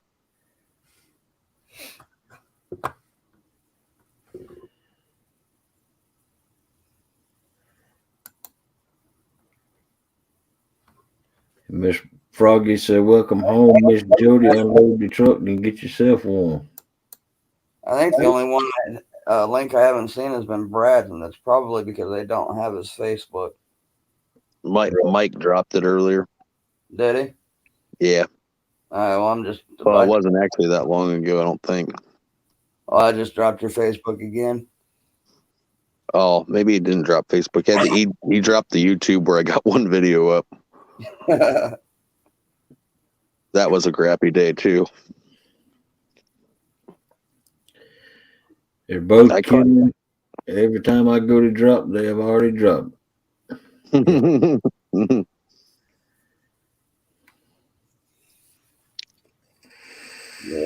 I know I've got your because I don't do Facebook. Somebody posted it one time, and I decided to pin it in my phone's message board or whatever. Yeah. And so now I've got your Facebook like saved in my phone. That's what I do with Uncle Lou's email, because there for a while there was a lot of people asking for it like every day, and so I saved it in my Samsung notes and I could pull it up real quick and go right to it. Yeah, Okay, I've got his Facebook and his YouTube channel saved too, because for a long time everybody was wanting those. Oh yeah. Yeah, I imagine so. 'Cause they're a hot commodity. Oh yeah. I'll tell you what, dude. Them rods are probably the nicest rods I ever used. The Uncle Lou's. Oh yeah. Oh yeah. I got the medium heavies. I haven't used mine yet, but they look nicer than Burger Big King, a big game. Yeah. One of the reasons why I like it, that tip is so sensitive, even on them 3 and 4 pound channel cats. You can see them as soon as they bump it. Yep. Like I have the B&M medium heavies, the Silver Cat Elites, and a lot of times you don't even see those bites until they're hooked. Right. Right. And Yeah. I've got one of the mediums, one of the medium heavies, and I've already talked to him. Basically, put an order in for like 6 of his next shipment of the new rods. I'm just waiting for his bumping rods when they come out. Yeah. Yeah, and those 6 ain't even doesn't even count the bumping rods. Mm-hmm. So I guess technically I'll have like 7 rods coming. We'll probably finish getting. We'll probably end up having 8 of them when it's all said and done, between the bumping rods and then the rest of loose rods across the back of the boat. My buddy Jason keeps breaking them big cat fever rods, so he's like I'm gonna have to replace him with something. And he's like, and I let him use the Uncle Lou's rod. And he's like, you're not getting this back. I'm like, oh, but I am. I'm like, you can use it, but you can't take it home. And I'm like, well, shit. He takes and keeps them in the boat. So I guess he does take it home. But he liked them. I'm like, use it. He's like, you mean I get to use your Calcutta? I'm like, I used yours before you used mine. That's why I bought them. Right. Like, use it. Yeah. I wouldn't have even thought about getting one of the bumping rods because I don't have a boat. But since he's so close to me, he's like, well, we're going to get together several times this year and I'm going to teach you how to bump. So I'm like, well, I guess I'm going to be getting a bumping rod. Mm-hmm. Oh, that'd be if I was as close to him as I would be for you. I'm like, I'd be fishing with him as many times as I could. Right. Well, we tried to get together a few times last year. I met him the first time last spring. I was fishing the river about halfway between where I'm at and where he's at. And him and Mindy came down and met up with us and gave me a big cat fever rod. And then I started doing collabs with my buddy up in South Dakota and found out that him and Mindy have a seasonal camper up there off the Gavin's Point Dam. So I went up there and then ended up hanging out with them up there too. Right. Yeah, that'd be pretty cool. Me and him shoot the wind quite a bit. He cracks me up sometimes. He comes up with some good stuff. Oh yeah. Right.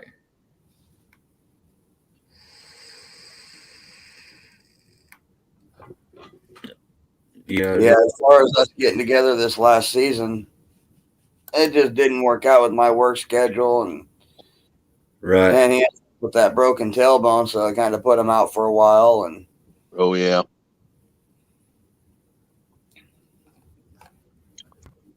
so I know this year we're talking about getting together probably a few times, if not several. I'm actually surprised he hasn't took and marketed those rods for other species, because realistically you can fish with about dang near anything with them rods. Yeah. Well, after Stan got his, you know what? Mm-hmm. The S word. Yeah. I actually talked to Uncle Lou here not too long ago and said, you know what? I need to take a trip down to Texas and go after a 250-pound alligator guard just to just to stop it. Yeah. Well, I was talking to my buddy Brian, who runs Fossil Creek Kennels channel out of Texas, and there's several YouTubers down there that are mostly outdoor hunting and whatnot. Yeah. But they also do a lot of fishing. And I was talking to Brian tonight in his live stream and told him about it. And he's like, well, come on down. I know exactly where to take you for that. Oh, I'm wow. like, don't tempt me. Yeah, Yeah. we actually have some pretty good sized gar on the Maumee. They get so bad though when you're trying to catch the catfish when they're coming into the shallows for the flatheads. When they Right. start running up towards the dam, they Right. get so thick in there with them catfish, you can't throw anything out there without them picking it. Right. I was fishing for flatheads in the Flint River and ended up catching a 4-foot alligator gar.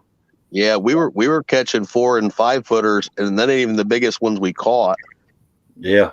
that we have caught in there. But I was messing around with pepperoni, and you do not put it on there anywhere near gar with pepperoni. I'll tell you right now, it's a bad idea. Yeah, man. That pepperoni hits the water, and they already got it before the sinker hits the bottom, and it's only 3 foot deep. Right. That's how thick they are in there.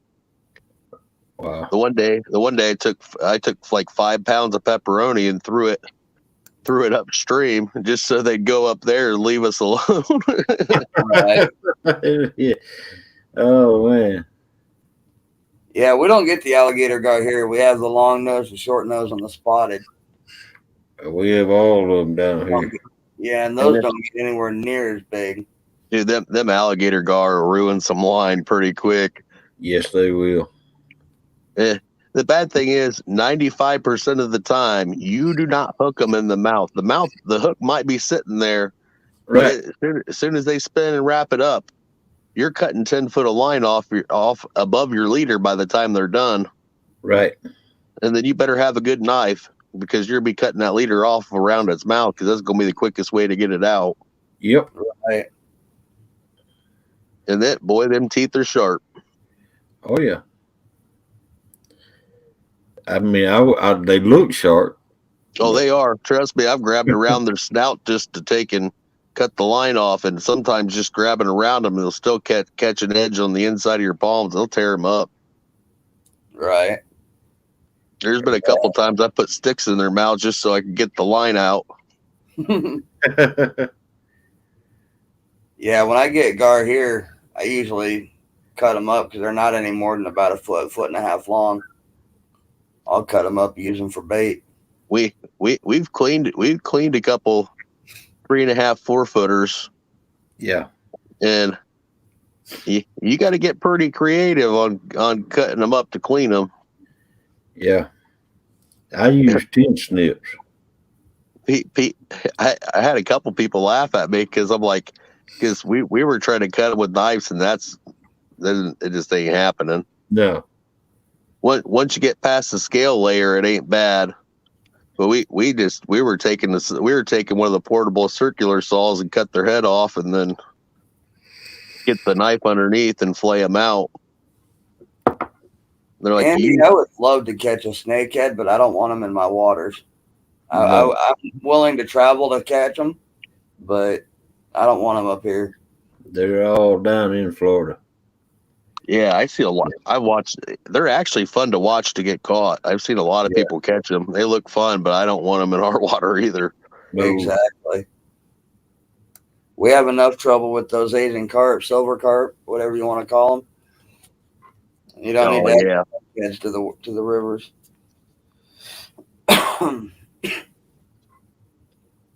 Yeah, Florida's got a bad in them back channels and low laying water area. I see people going through there and wiping a bunch of them out every year, and they spawn so quick that they're gonna take a lot of people to put a big dent in that one.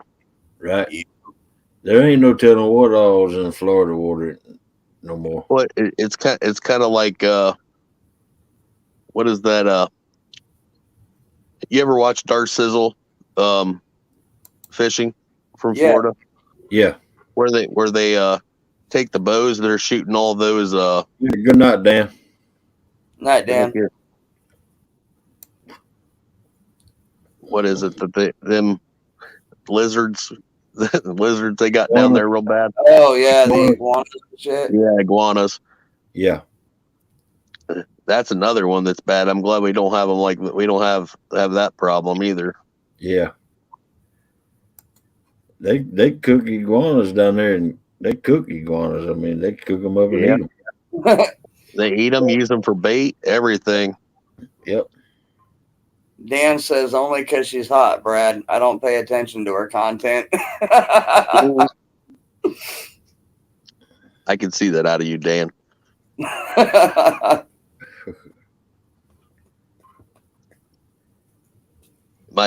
My daughters call her the fishing girl, and they always want to watch her when she's on, so we always have to watch it.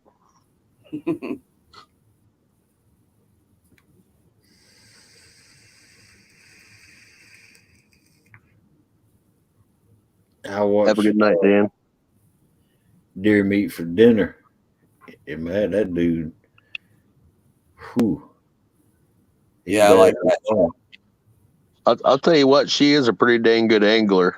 You got to give it to her for that. Right. It's her name's Dar Sizzle. They're a Florida fishing channel.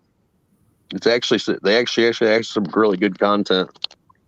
They do all kinds of fishing, crabbing, bow Yeah. hunting. They have a pretty good mix of content on their channel. Yeah, there's another one too. What's it called? There you go.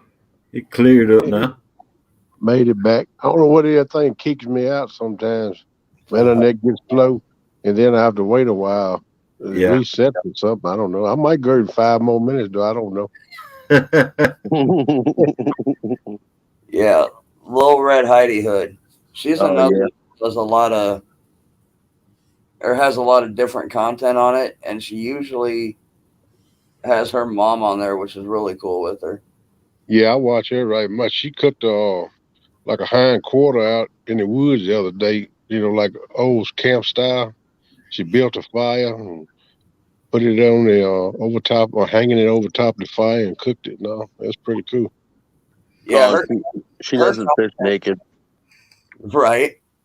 Well, I mean, she has it where, she's been out in her bikinis and stuff, but Oh yeah, she does that, but she ain't nude. no. Well, y'all won't ever see me doing no video in bikini, so don't worry about that. You I'd know, think about it if I can get as many subscribers as she does. oh man. Yeah, but that's the thing of it, though. I wouldn't get them. I'd probably lose a bunch of them. Probably lose all of them. Yeah. And the good thing is you can't go below 0 on YouTube. So Right. Right. Yeah, thank goodness for that, right? oh yeah, You can't That's go bad. big. You got to go in the hole and work your way back out. That's twice as bad. I don't know. If it's that bad, they might start taking the bots away, and it might go into the negatives. Uh-oh. I'm in trouble. God, I don't want subs that bad. I just read it. Yeah, several ladies out there would do that, and they kind of promote that skinniness, I call it, to get subs, I guess. I don't know, but I don't think that's the right way to do it either, but that's their business, you know. Right. But that's the one thing I like about her channel. She actually is catching a lot of the fish, and they're pretty good at it. Yeah, Yep. she built a building up out there one time. I see a video she built it by herself. Yeah. And a lot, and she seems like she's new to ocean fishing, but they're figuring it out. Yeah. I'll tell you another couple I like watching on YouTube. That's Cole and Jay. Man, they catch bullfrogs, crappie, and snakes. Yeah. They pretty cool, man. They go there in the creek one day catching snakes. I said, man, shoot, they braver than I am. I ain't fooling with. Right. I like watching them people, them women and the guys noodling the flatheads and stuff. That's cool to watch too. I would never do it, but it's cool to see. Hannah. Hannah about Baron or something. Be right back, y'all. Yeah, Hannah Barron. Yeah. Her and the dad, they pretty tight, man. They show a lot of good videos in there. How y'all put them foundations down and build build buildings and cabins and stuff. That's pretty cool. Right. I check them out. I hadn't checked her out in a while, but I need to go check her out. I make rounds. It's hard to get to everybody, man. Yeah. You only got so much time in a day, and like Yeah. sometimes I'll start watching stuff and then someone will come on and then I'll switch over to it and then come back when I get time to. Yeah, I jump around, try to jump around to all the live streams I can. Sometimes I miss some, but I try not to. I try to at least go in and hit the thumbs up, say howdy, and, move on. It's tough getting all of Dan says she's hot, but she sounds like a dude when she talks. them. Who's Hannah?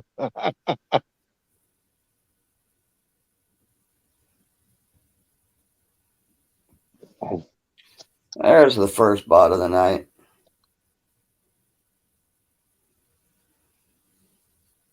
Yep.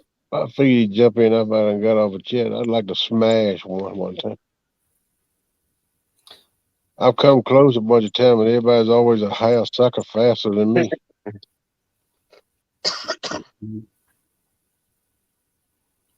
I'm usually pretty good at getting them.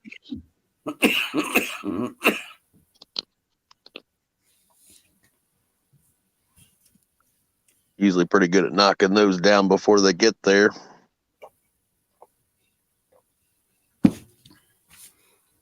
Yeah, Hugley gets irritated because I'm using my laptop to stream, I'm using my phone to chat, and I'm reading chat on my TV.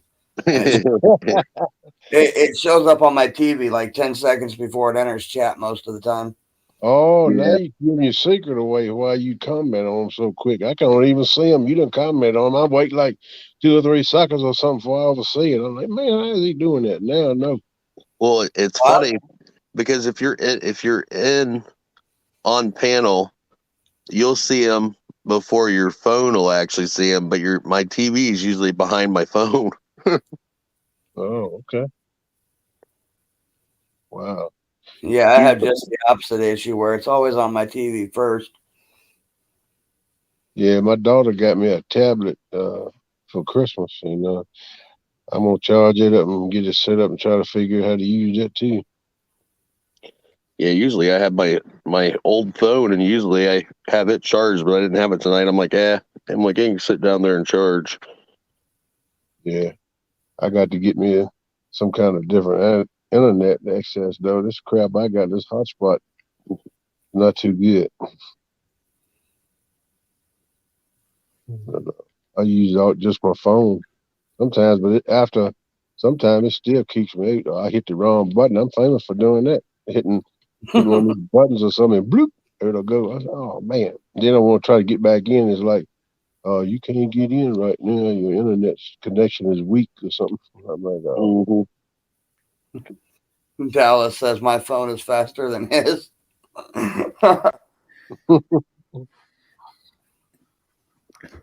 Hey, folks, I'm back. Get me a cup of coffee. Well, we got your first bot while you were gone, so you're good. Oh, you did?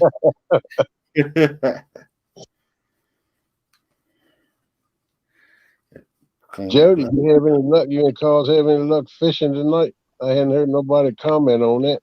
Did you catch anything?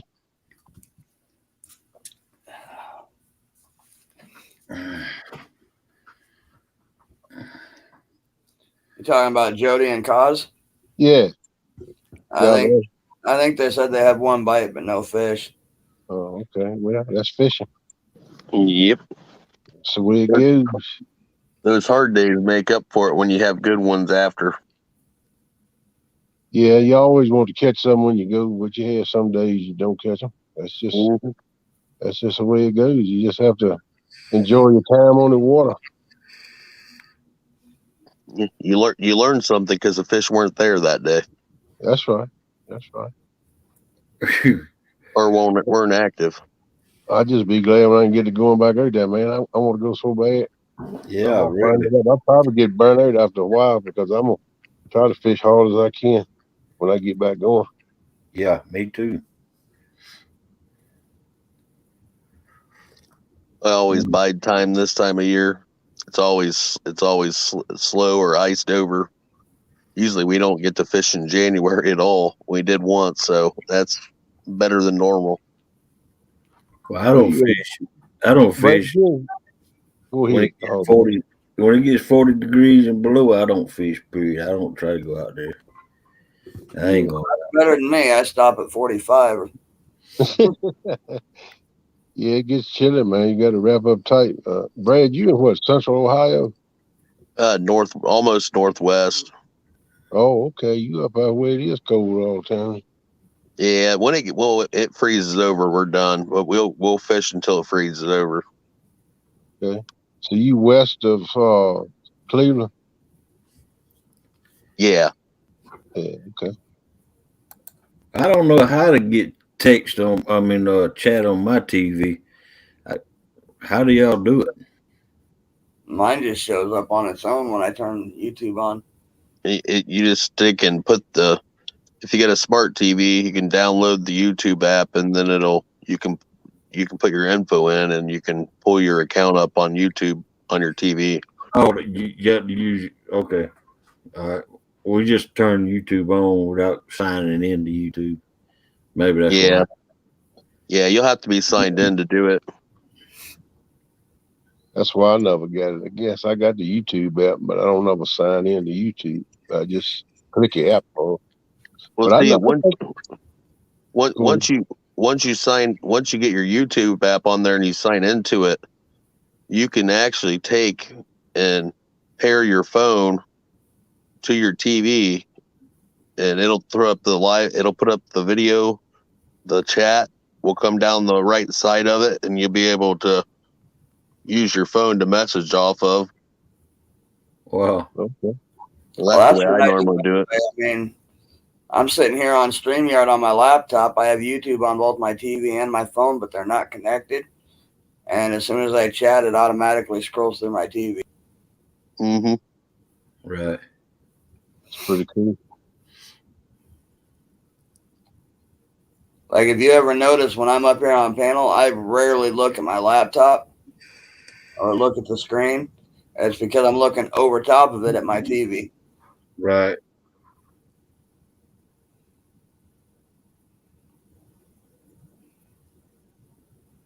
It makes it pretty handy to have it. That coffee's good.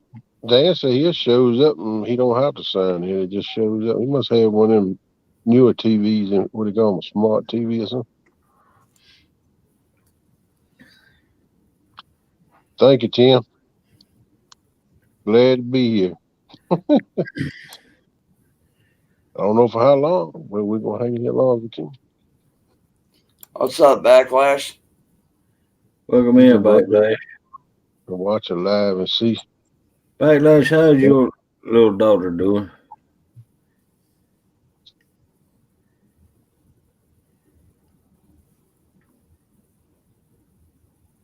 Okay, Dan, I got you, buddy.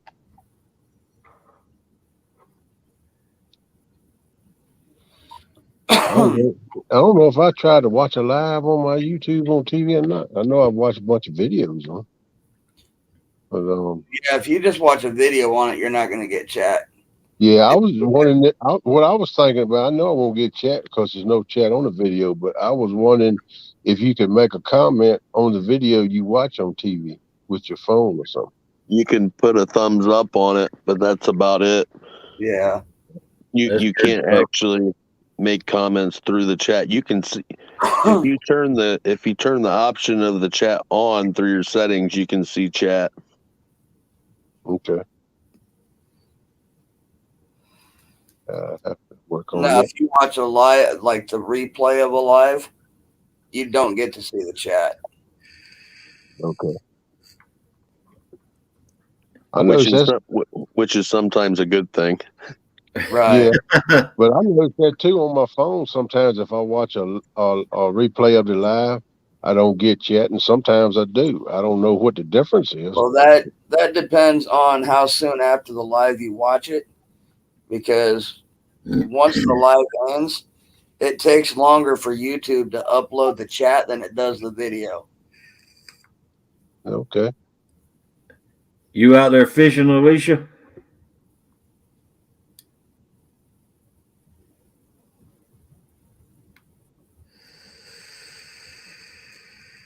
Alicia's supposed to be sending Dan pictures of the fish she caught. That way she could rub it in a little bit.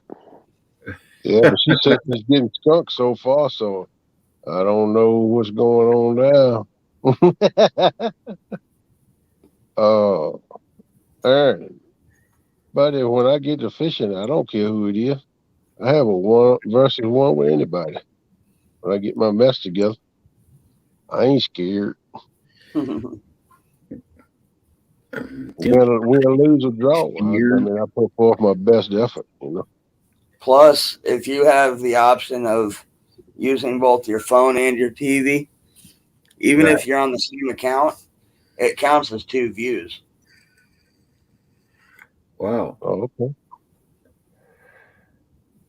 Yeah, I always have my phone and my TV running normally, even usually when in a live on panel. Well, Right. me and Melissa watches YouTube together. She's got her phone going, I got my phone together, and the TV's going. So does that count as 3? Yeah. There Yeah, you go. because each of your phones is a viewer. Obviously, you're on your own separate accounts, Right.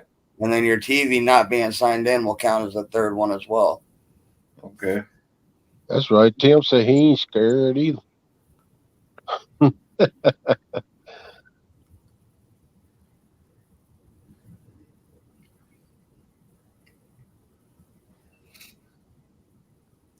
So, like right now, I've got my phone and my TV going. Right. Even though they're under the same account, like I could change one of them and put a second account in. I mean, I have 3 accounts, Right. but I don't need to. You're automatically already getting 2 views just from me alone. Right. So one of the people in chat is actually my TV. Hey, Backlash, I hadn't spoke to you. How you doing?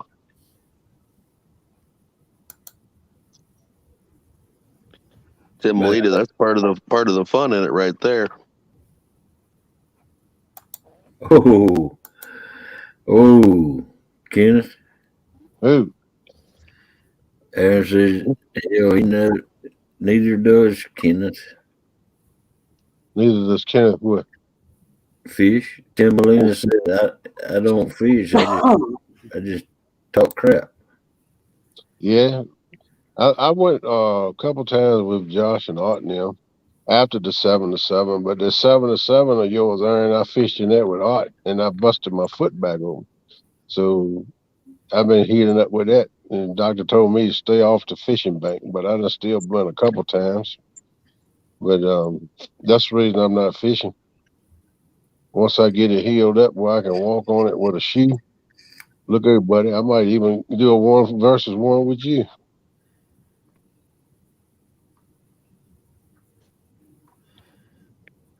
Just Well, let me get my stuff. I think at that meetup, it's going to be 1v1v1v1. Yeah, it's gonna be a pile of them, man. That's for sure. Sound like it's going to be a 4-way. Yeah. Hey, Gerald, how you doing, buddy?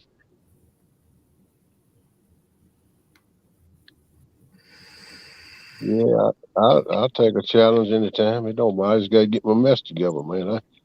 I don't want to there push myself to get back to doing it and then cracked it open like 3 or 4 different times, maybe 5. I don't know. I lost count. So this last time I made my mind up. I'm gonna behave myself till I get it right. So Yeah, you need to get it right before you even think about trying to fish.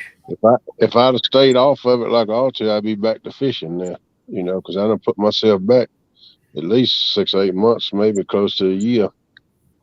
But That's what I'm worried about. yeah, you gotta be careful, man. Don't start. That's what I was telling you the other night. Don't start too early, because I know about that. You know, I got the Cleveland want to go, man, but you just gotta make yourself be satisfied until you get your stuff right. The only difference between me and you, Kenneth, is mine's on top of my foot and yours is on bottom. Yeah, the heel of my foot. Yeah. Yeah. And it's done healed up. There's nothing draining there to it, but they tell me it's like baby skin, and you got to wait 6 to 8 months to let your skin get tough enough to handle Right. the pressure of walking on it. Plus, I'm extra large, so it's gonna be more pressure, so I have to wait that much longer. That's what the doctor was telling me. Right. Don't rush it too soon. It'll get you a lot worse problems you got now. Right. I don't know. Last time I cracked it back open, like I don't know how many times, a bunch of times, because I get up and get to going, want to go. I get it messing with something or go fishing or something, crack it back open. So this Mm-hmm. time I'm gonna ride it out as much as I hate to. All right, Right. Tim, I'll see you, buddy. We'll talk about it in the spring, man. Let me get my foot right, and we can do a My one on one if that's what you want. Well, my dad's brother, he hurt his foot a while back, and he kept blowing it off, and then finally got it looked at, and then now he might end up losing some toes over it. Oh wow. man, yeah, they was And talking about we cutting my. we They was talking we about cutting my foot off at one time, man. we kept telling him, I'm like, don't act like you're macho man, because that gonna catch up to you. That's in a bad spot. Yeah, don't play with nothing like that, man. I found that out the hard way. Mm-hmm. Well, I know I can't feel the tops of my toes, but I can feel the bottoms. Man, I can't feel nothing in my feet halfway up to my knees, and it's been that way for about 8, 10 years now. Right. And I got that neuropathy. All four fingers on both of my hands is numb. And when I go to like tying a knot on a line or something, sometimes I have to try it 3 or 4 times before I can get it done. That's why I don't think I'll ever show tying no rigs on a video. I might Sorry tie to the hear that, rigs and Tim. show how I do it after I get them tied. But it just takes me too much of an effort to do it. Sorry to hear that, Tim. Sorry about that, Tim. I didn't know that, brother. Yeah. Yep, I was close to losing mine. The first time they said gonna cut it off at my ankle, then they said gonna cut it off right below my knee. And I looked at the doctor, I said, you ain't cutting my foot off. He said, well, if it ain't healing, you're gonna have to. I said, it's gonna heal. So they went on with it. It was healing, but it was real slow. So did the catheterization on my leg, and they had to wind up putting a vein in my leg. It went to the Mm-hmm. heel of my foot, and then it started healing up a whole lot better. Right. Yeah, you keep an eye on that, because my grandpa lost his leg just like Tim's talking over that, because they did it, they thought it was good, and then it wasn't much longer back. Then they ended up taking it because it was too bad. They couldn't do anything about it, and he lucked out a couple times before that. Well, my mom, That's my a mom, hard. That's one of the hardest things you'll ever go through, losing a leg. I seen it firsthand. It's not pretty. Man, this devastates your whole life because it changes it, you know. You got to live a different way. Everything. Yep. It does make it a lot harder for a lot of people. my mom lost her leg in a hunting accident. They had to cut it off at right below the knee. Mm-hmm. So I know firsthand what losing a limb will do to you. And like you said, to the people close to you. Yeah, it's tough, man. I know when I was in rehab, the second rehab facility I was in, it was a lady in there where they just took her leg off right below her knee. I think it was her left leg. And she was in rehab with me that one day, and they was teaching how to stand on one leg. And man, I'm telling you, it was pitiful. It really hit home with me, man. It woke me up. I said, man, I don't want to be like that. Is there any way I can help it? Right. My mom's been an amputee since 1994. Then she went through colon cancer. She's tough. Yeah.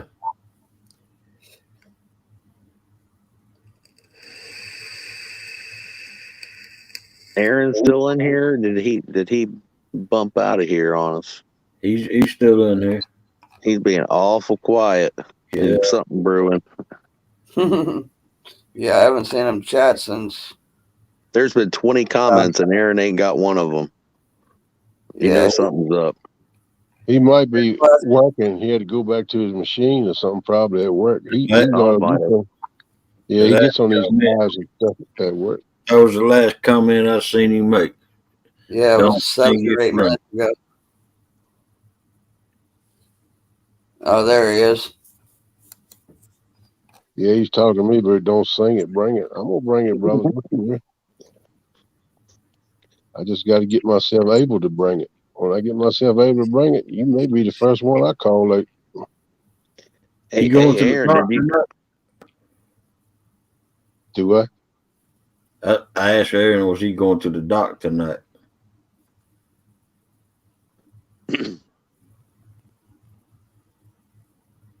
Aaron, you get to try them trolling sinkers in the Hades hole yet? I was going to ask you the other day, and then I forgot. And then I forgot to ask LG earlier, and I was talking to. Just wanted to see how they worked out for you. Brad, did I hear the other day that you were going to get into drifting weights too? What's that? Yeah. Like the other day that somebody said, I think you were going to get into making drifting weights. I already got some made. Yeah, he got a bunch of them made. I can send you some pictures of them. They've sold quite a bit of them, actually. I had to make more today. What weights you Welcome got in, on there? Aaron. 2, 3, and 4 ounce. See if I can do this without it ending the stream. Oh, back leg. I saw it, man. I heard you kept it, so you had to go through that. Then. Welcome in, Aaron. What's up, Aaron? What are you in there crying about? Crying about you. Did you get Brad asked you a question? Did you get to use them weights he sent y'all in Hades hole?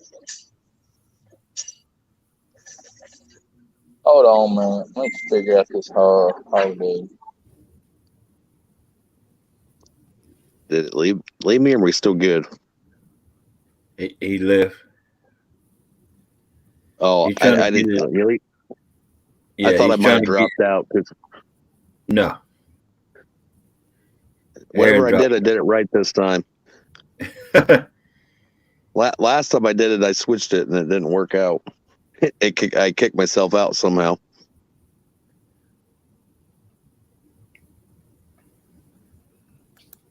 It ain't hard to do, believe me. I do it all the time.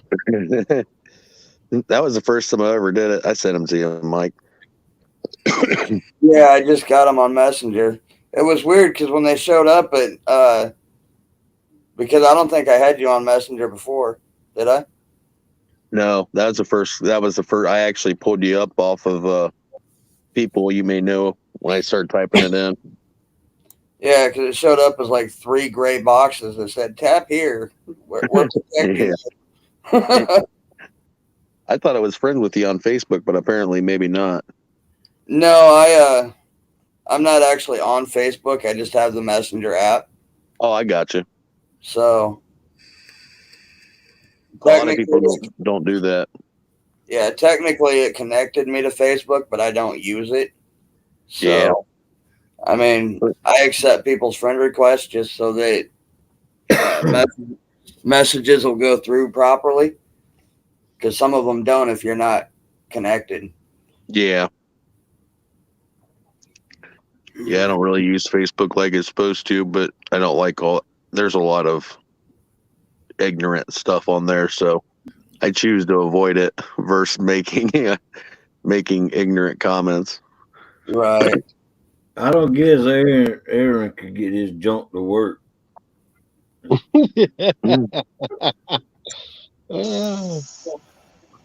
Whoop, Hey, there you try go. it again.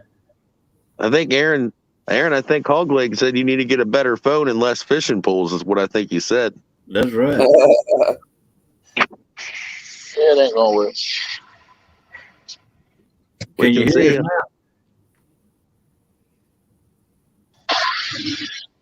All right, Brad. Well, I just sent you a. Get that junk off your ears.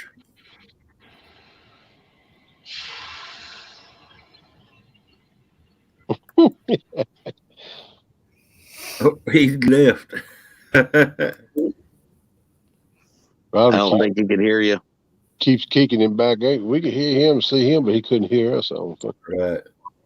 He's It having might be the factory he's in too. Might be holding the signal back if he's go side. If he could, I don't know if he can. He probably could. Probably could talk to us then. I'll have some red ones coming, Mike, here in the next couple of days when they come in the mailbox. They should have been here today, but they weren't. Well, let me ask you this, Brad. Do you But make we your talked about the drift sinkers earlier. You got them in black. I don't have any black. I got a lot of colorful stuff, just not much in non-color. I might still have some blue ones left. They're like blue and black checkered. Yeah, that'll work too. I would like something kind of a darker color. Yeah, I just ordered a bunch more material of it because I needed some of the stuff I have was low already. I didn't expect it to go as fast as it did. Yeah. Okay. Well, like I told you, I didn't have time to get the order in for the show tonight, but I'll get with you tomorrow and send you a message, and we'll get it worked there. Oh, that's cool. now? Whenever you're ready, like I tell everybody, whenever you're ready. I got a bunch of those getting a bunch of those made up because as fast as they were going, I'm like, I better get. We've been doing a couple hundred a day if we can get them. Oh wow. We did 100 and something just the other day, and we just did another. It was probably almost 200 a day. Wow. Well, you got all those. I'm trying to get a bunch of different colors, so Right. some people like stuff in a certain color, and I'm kind of that way too. I like using certain colored stuff. Right. Yeah, I ain't picky what color it is, but I just kind of like the darker colors. Just like to me, them bright colors might catch the fish's attention sometimes, and they might go hit that instead of my bait. I think you need some of them purple ones. Yeah, I was looking at them. They look sexy, man. I like They're them. pretty sharp, actually. I ain't really much for purple, but they're pretty nice. Yeah, I looked at it. I was like, ooh, that looks good. I like it.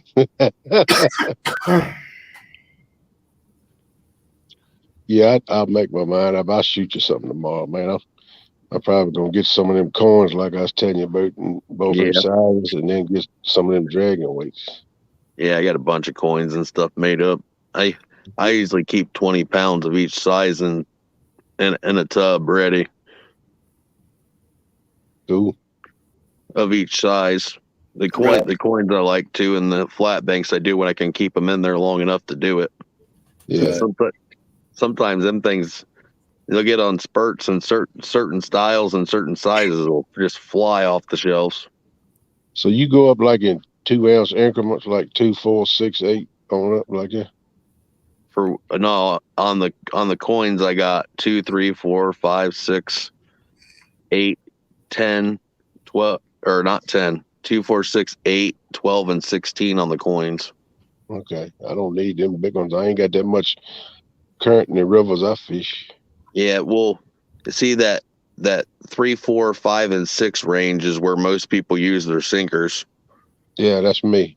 I use 2, 4, and 6. And That's 6 why- is the only time I use it, like if I'm fishing in the river and the water's up high. That's why I got the coins and flat banks where they're 2, 3, 4, 5, and 6, because those are the 3 to 6 range is your normal. People's usually normal sinker use. They're in that area, depending on current, low or high. Yeah. If you're fishing a river, Right. I'm fishing in the lake. I don't use about 2 ounce. That's all. I used to use a 2 ounce bank sinker regularly. It's funny because I always joke with my dad. I'm like, why do you got to use them 2 ounce sinkers? They look like they could about knock somebody out with them. And he was just giving me a hard time the other day. He's like, what are you making? I'm like, 16 ounce sinkers. He's like, what are you going to knock out with that? I'm like, yeah, I'll eat my words on that one. Yeah. That's a double of a lid, but when you're down them, like with Steve Adams fishing all that, and Mike T too, you need a whole lot more weight with all that current. Well, we Yeah. used to use 10, 15 pound test line and a 3/4 ounce sinker or less, sometimes half ounce. And I Yeah, mean, I you try to could, get by with the less weight I can. Now, sometimes in the lake, I'll go down like that too, just depending on where I'm using live bait or cut bait and Mhm. stuff like that. Right. Yeah, and sometimes in a lake, especially if it's not naturally fed with water, it's man-made, like a lot of the stuff in Ohio is. You can get by with 1 ounce, no problem, most of the time, unless it's windy and there's some chop. Yeah, Then I'll move up to a 3 ounce, but I don't normally fish it off the bank too often. I did twice last year in Ohio, once in Indiana. yeah. I'm pretty much And stuck to the bank trying to get my boat going. I'm waiting for them to get parts. They can't get no parts. I'll tell you what, when you walk a mile on the bank when you're used to being in a boat, it sucks, Man, I Yes, especially can't get. carrying gear. I don't know if I could do a mile or not right now. It's shaped by me. Well, like I'm a bigger guy. I mean, I'm 265 pounds, and my work, like my job, building scaffold, and these refineries, we're usually moving pretty good all day. But moving with 60 pounds of tools on you and moving with 100 pounds of fishing gear, it seems like they're Yeah. two different things. right. Then if you're gonna put out content, you got to carry your cameras and all that stuff, Yeah, tripods, and batteries. battery packs, and all that stuff. I'm looking to find me some kind of cart so I can pack my stuff in. I know Art with one ton, he got one. That's pretty Mhm. cool. It's a little 4-wheel wagon. But me and him that night we fishing at 7 to 7 with Art. We had that joker packed down. We had lights, fishing gear, my fishing gear, and all that stuff. And them tires were squatting a little bit on that joker. I'm gonna tell you what, we had to load it down, but we got it. He's got the one that's got the solid steel frame in it though, not like Chunky's where it's expandable, ain't it? Yeah, Yeah. that's solid. That's solid steel with rubber tires on, little rubber tires. Yeah, I'll tell you what, if you're going to get one, that's the one to get, because those ones like Chunky's, we got one. We used it for a long time, and they don't do rough terrain at all. Right. They tear up real easy. look, I've been thinking about getting one of them things like you see in these magazines about how you can move deer. It's got 2 wheels on it, and you strap the deer up in it. Then you got Yep. you got a handle. You can stand behind the handle and push it. Yep, Like, we got like we a got golf. those at work. Yeah, They're little, like a 2-wheeled little buggy. right. I was Like thinking about getting one of them and maybe fix it me like a floor or something, so the gear won't fall out while I'm transporting it.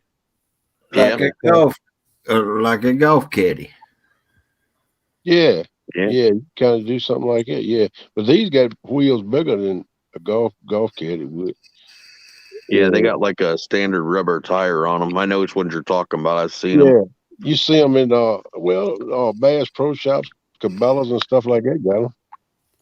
Mm-hmm.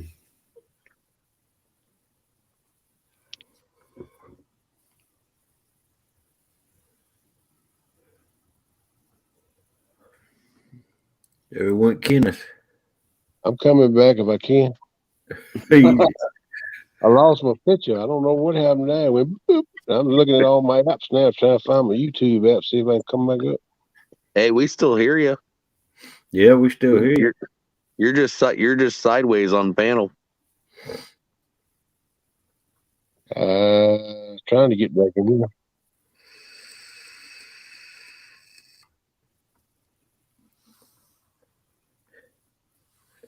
The animal says we call her the mule. Call it a mule.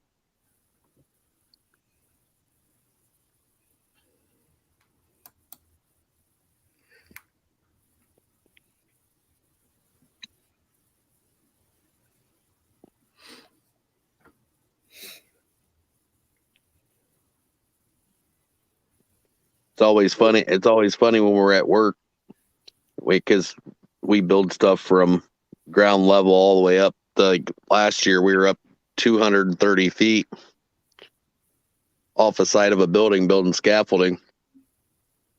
And you believe a lot of them skinny guys won't even bother going out off the side of a building.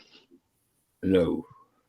And them guys about crap when I go out there and do it. They're like, "What are you doing?" I'm like, "Oh, it's just 200 feet. Don't worry about it." And they're like, "You're going out there." I'm like, "I'll walk out on that 2-inch bar all the way out to the end of it." I'm like, "I don't care if it's 8 or 10 feet long."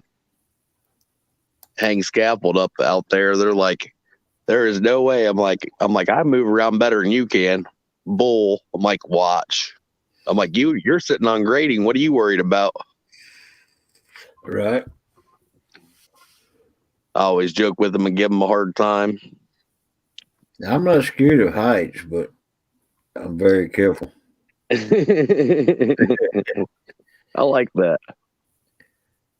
I mean, I hog hunt out of a man lift, you know. Oh yeah. Yeah, we use them JLGs and stuff a lot. Yeah. People look at you funny when you get out on steel and you tie off and start walking the steel down. Yeah. They're like, "You must be pretty brave." I'm like, "Well, there's something else, but I can't say what it is." Right.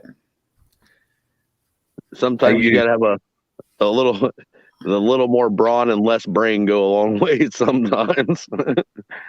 Right. We take we drive the man lift out to the field where we're going to hunt at and let it sit there for a couple of days. Then we go out there and one of us will get up in it and go all the way. You put a blind up around them, do you? No, we just go out there. Okay. That'd be something pretty sweet to do.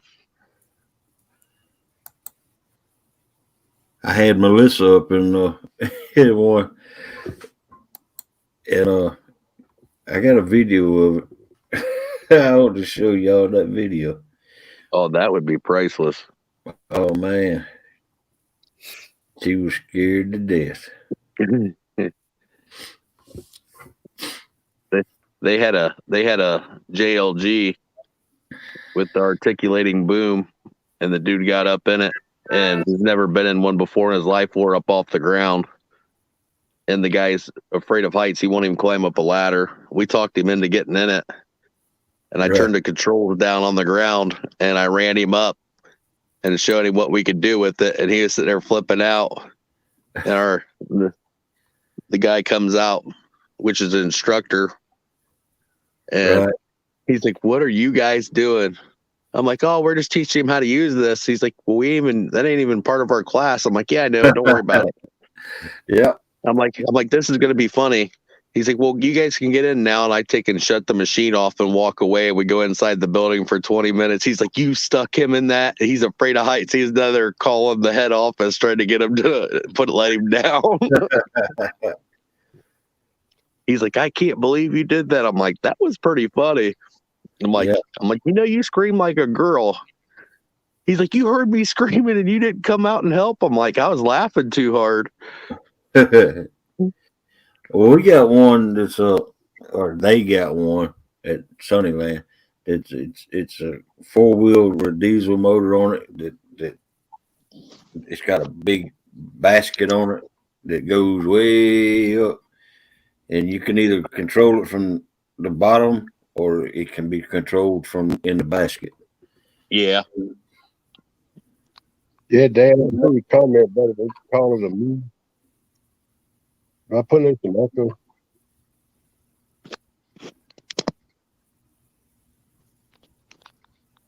Yeah, them things are pretty fun to use. Those 180s where they get pretty interesting. You'll be going up, and they'll go 180 feet straight up in the air. Right. But if it's windy, you'll be going 2 or 3 foot side to side, which is wow. Some people don't like it. It's something you just kind of do, and you get used to doing it, and you know what it's going to do. Right. Well, this And one, they'll have it running down their leg before you're done with it. this one don't go up. I think it goes up maybe 75 foot. Yeah.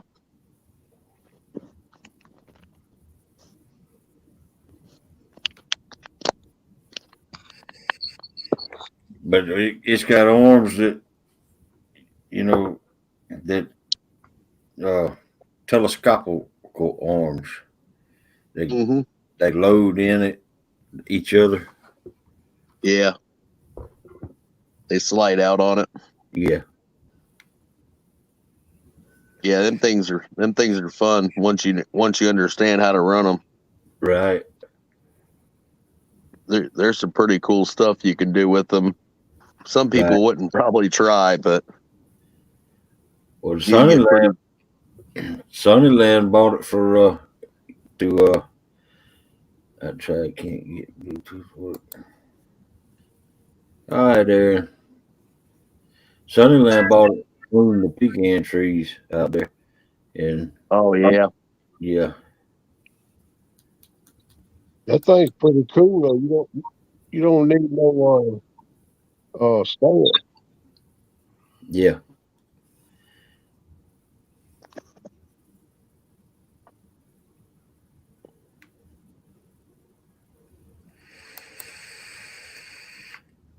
Operators don't run man lifts, which is good for me.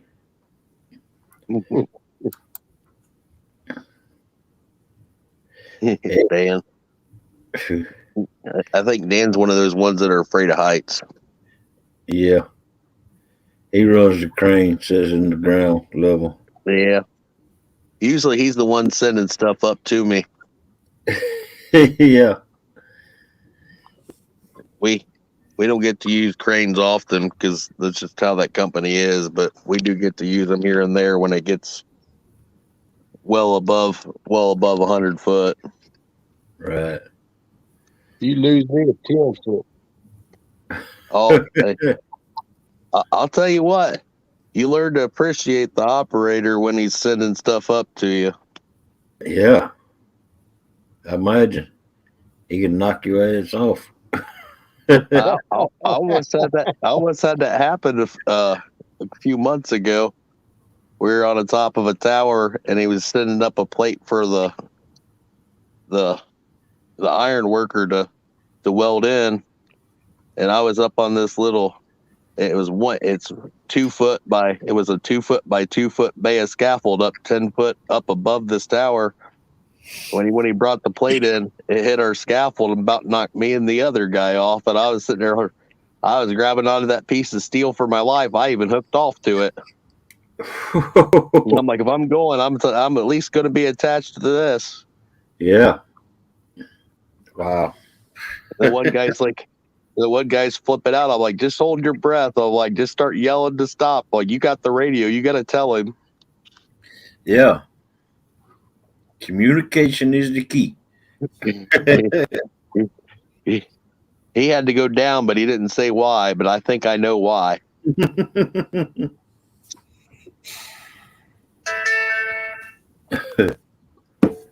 I don't normally panic too much, but I was at the stage of that I needed to do something quick, so I made the best of it. And Right. he was sitting over on the wrong side of it, and he looked like he was about to let it all go.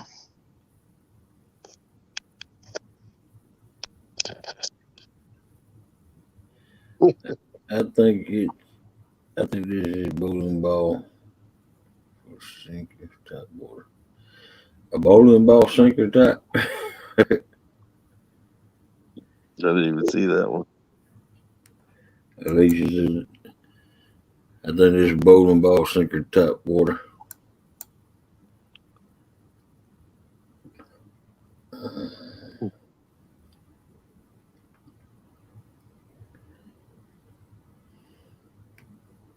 They make cannonballs.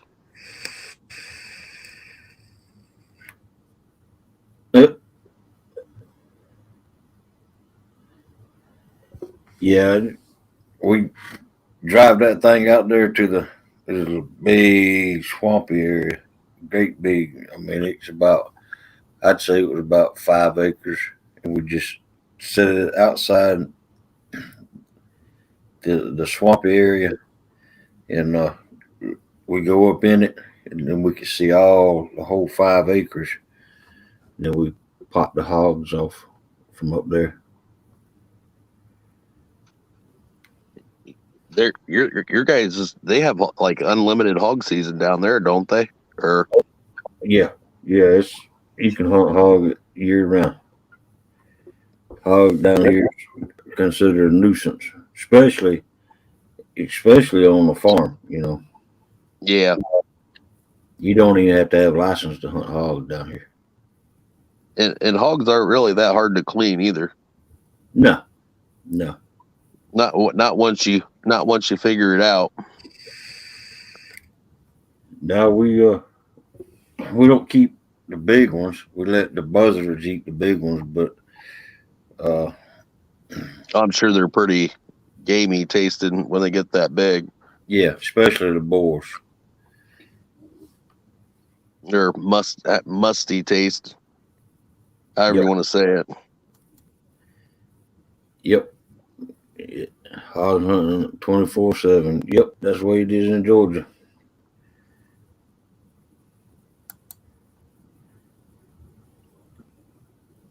Unfortunately, I don't have them heat sinking scopes, so I got to hunt them in the daytime.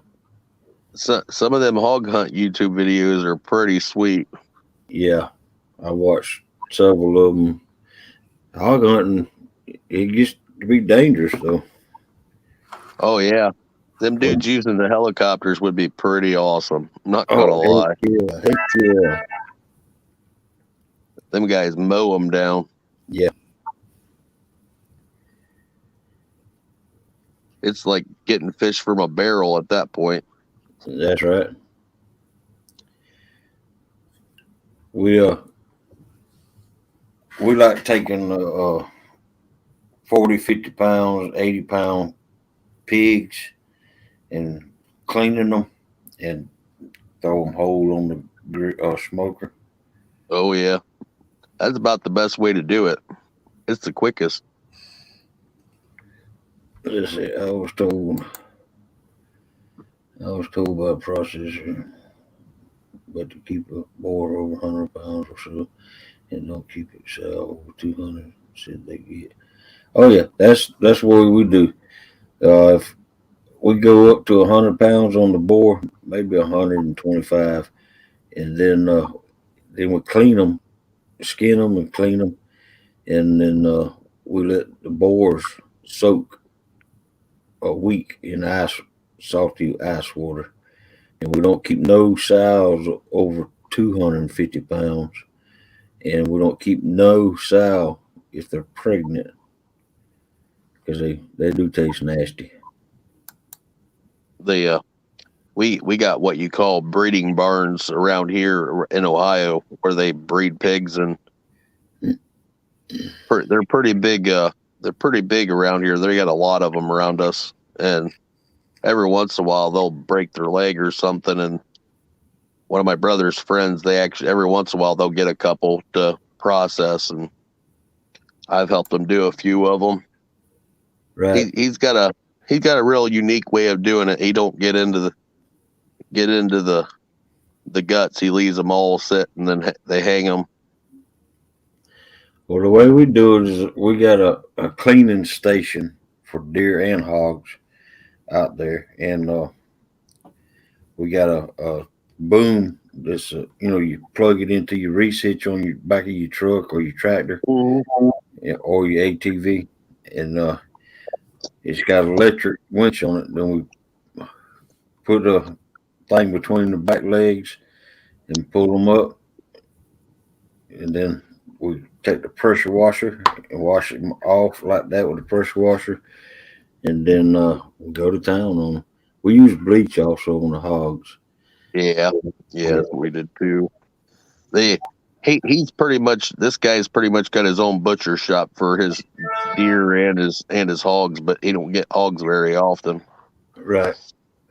But yeah, he they had a few of them to do. They had something happen, and a couple hogs broke their legs, and we ended up grinding it up for a few different people for sausage and stuff. I'll tell you what, that fresh sausage, you don't get much better than that. Oh, heck no. Heck no. It ain't like the used stuff you get from the store. That's for sure.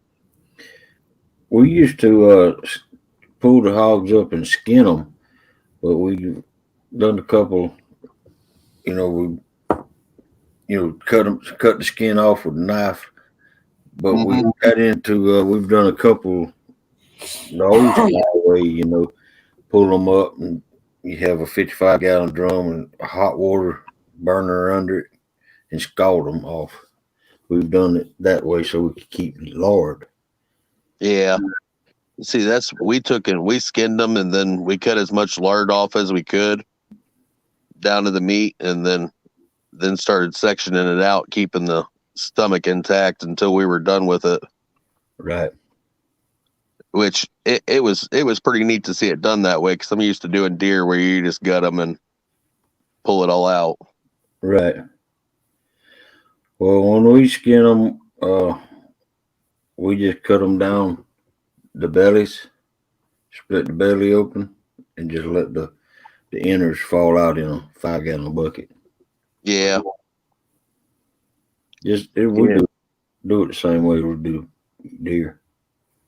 Yeah, he didn't do it that way, which it was kind of weird because I've never seen anybody do it. But he's like, trust me. He's like, this is the way I keep my place clean. And he's like, if I cut that open, it's gonna be a mess. Yeah. So he's pretty particular about his building. Right. I mean, it's nice. It's probably nicer than most people's butcher shops. I'm not gonna lie. Right. Well, we got 3 traps out there. We usually keep 2 baited up, and but we've been catching in the traps. We catch the sow and the piglets, and You guys use leg traps, though, don't you? now it's basket traps. I mean, Basket. Yeah.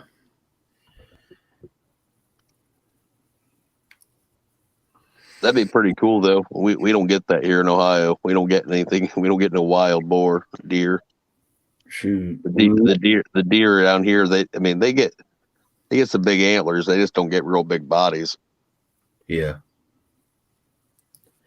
Well, down here in South Georgia, we get bigger deer than we do up North Georgia, and around Little Grand Canyon and all that. There's small deer.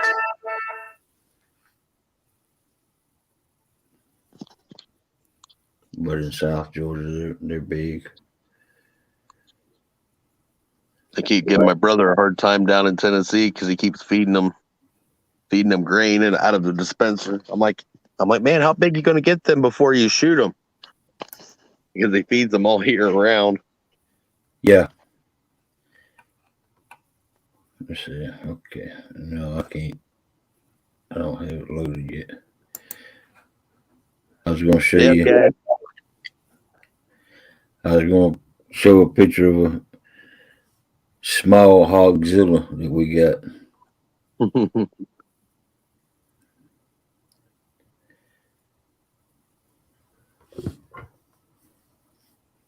But around in South Georgia, we get hogzillas, what you call a hogzilla.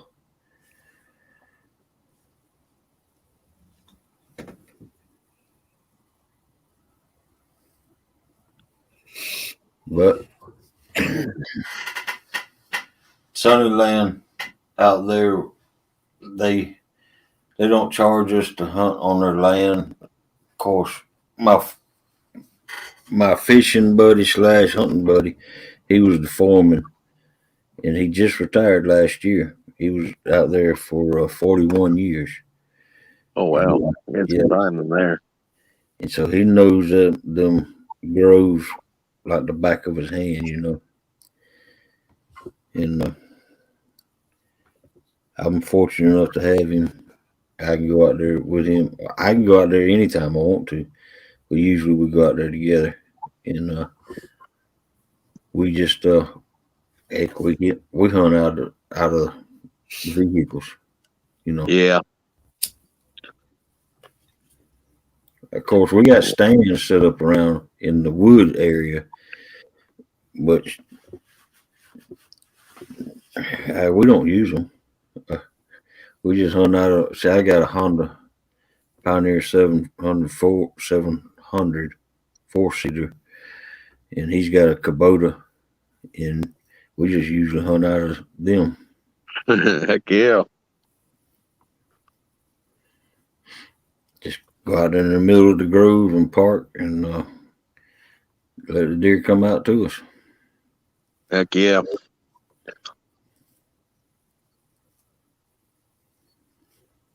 Yeah, we Deer- call that we call that bumper hunting for Ohio because you ain't allowed to do it. right. But you're not allowed to do it in Georgia either. But on the farm situations, Yeah. they have different restrictions. Thank Yeah, God. they're pretty strict in Ohio on their hunting rules and regulations. Their game wardens actually check you pretty good. They'll actually make you unload the gun right in the middle of a field, no matter if you're pushing deer or not. They'll stop you. Wow. See, down here in Georgia, I'm sure it's like this around somewhere too, other places, but I'm speaking about in Georgia because I know Georgia allows farms to have more rights to kill. Hmm. Dispatch animals is considered nuisance. Yeah.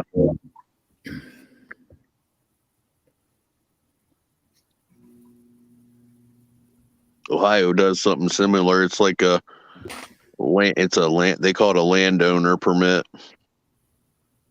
Yeah. Which it's essentially the same thing.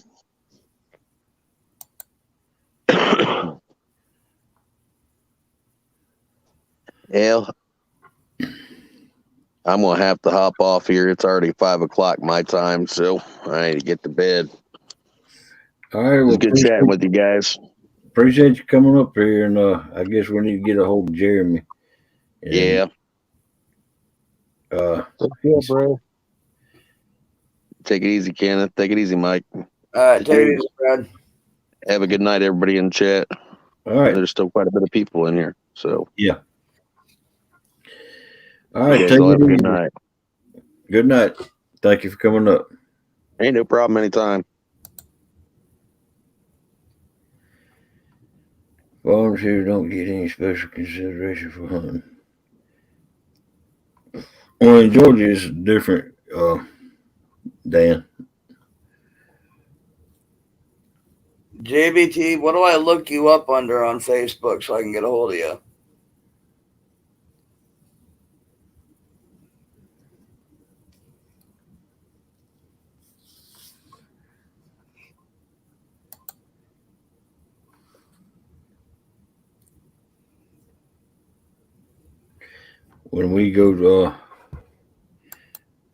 When we go deer hunting, we're hog hunting at the same time.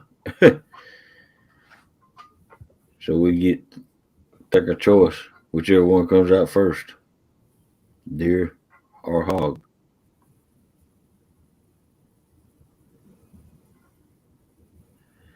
Because hogs are year round. There ain't no season on them. You can kill a hog or dispatch a hog year round. And deer too, but Sunnyland's not on that deer. You can't dispatch a deer year round on Sunnyland.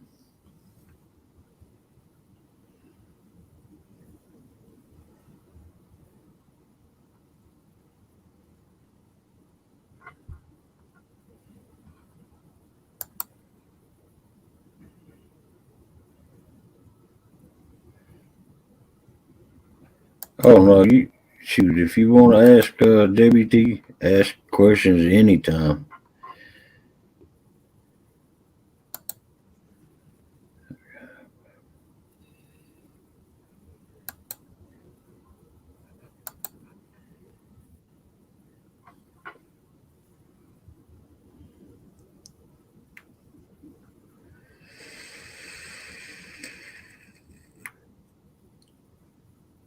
He said just needed some rod choices, 10 foot, going to try to get some longer pole setups.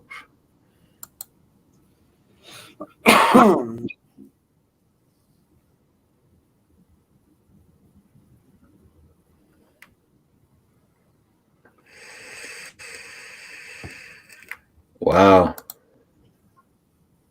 Yeah. What you thinking about up there, Kenneth? None. I just wonder if I got an echo. You got an echo? Do you hear an echo when I talk? No. Okay, because I can hear one. I just figured. I don't know if y'all were hearing it or not.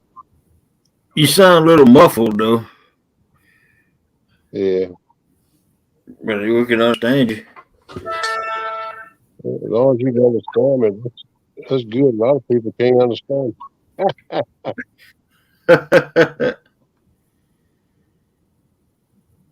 No, that's why I was thinking because I can hear echo when I talk. I didn't know if y'all was hearing it or not. I wasn't. No, there's a little squeak noise when you talk. We can hear that, but echo, no, we don't hear that. Yeah. That's right. Sounds not clear. Okay. I don't All know what right, I need to do. Terrell, I got you.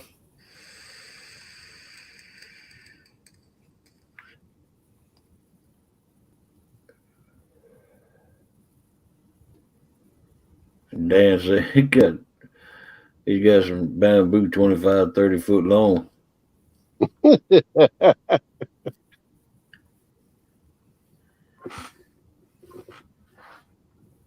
There go hook him up.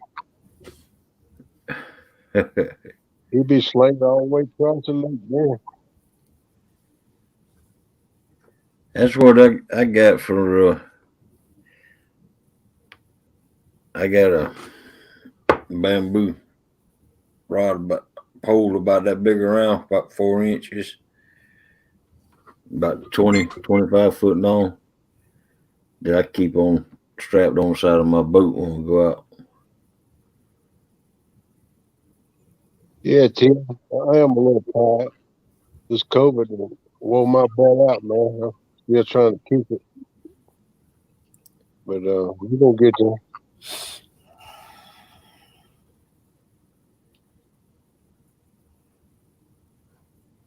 Yeah, some of that balance stuff, I got a bunch of infection in my sinuses too. Make me sound like I'm in a ball. But I'm sure it's some of the sound too anyway. Welcome in, Aaron. What you doing?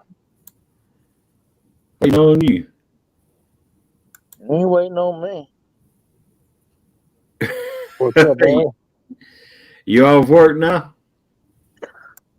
Yeah, I can't get my daggone Bluetooth headset to connect on here anymore. I done an update on the phone and that don't want to connect to the Bluetooth. Uh-oh. Wow. You headed to the lake? No, I gotta work. Oh, you got work.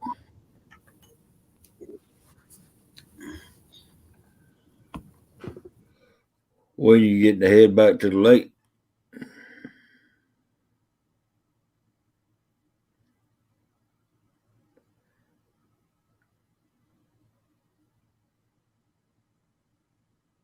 When do you think you're gonna head back to the lake? To the dock?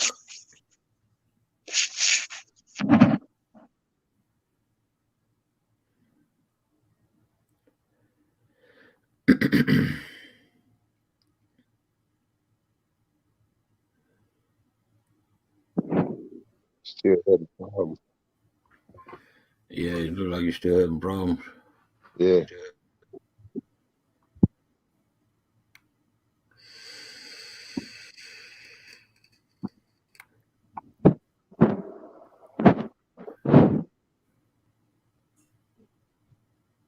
Can't hear you.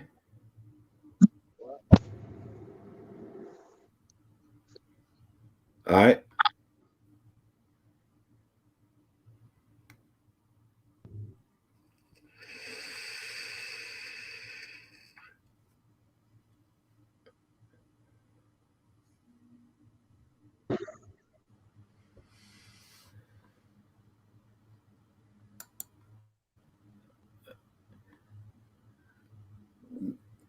No,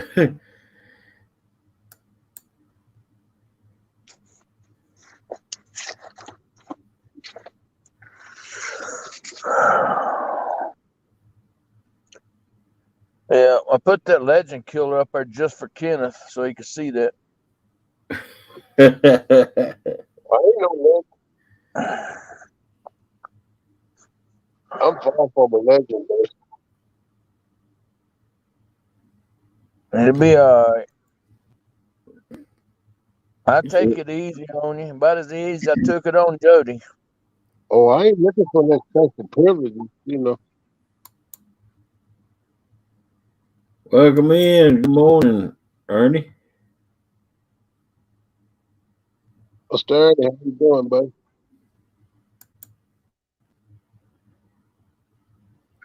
I'm gonna have to do some research on this. Something or another's changed on here in the settings somewhere. Yes. Yeah, I'm there for right here.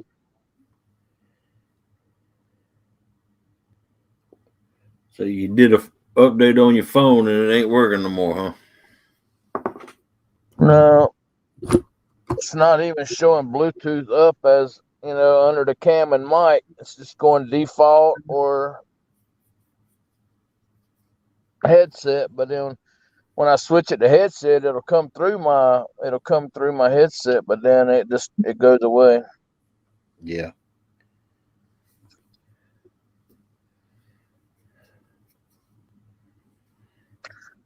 So it is what it is. Just another hurdle to cross.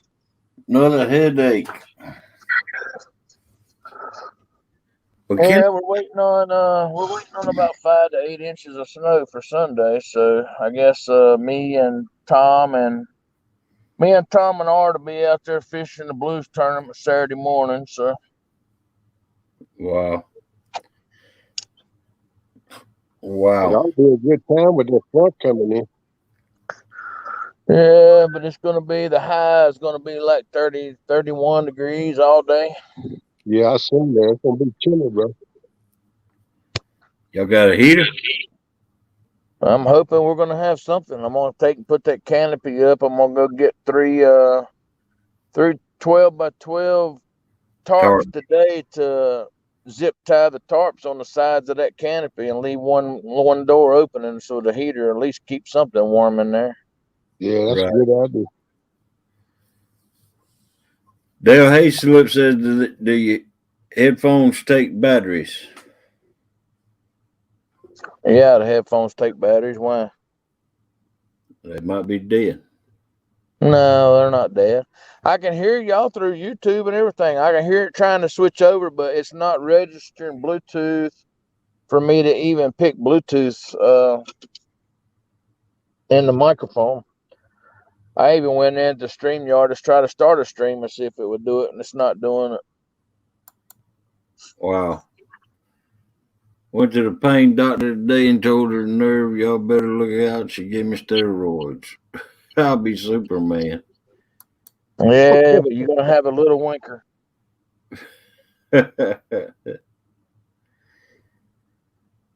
Ernie Brown on Never had that steroids. come up before, right there.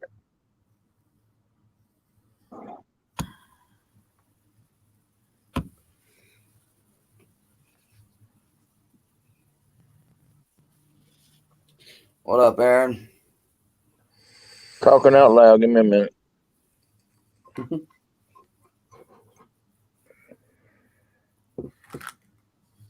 Man, if y'all found what I found in your coffee cup, you wouldn't drink coffee no more. Uh-oh. I don't drink coffee anyway, so it don't matter. The bottom of the cup. What's that, coffee ground? No, it's just the bottom of the cup. There ain't more Oh, coffee in it. yeah,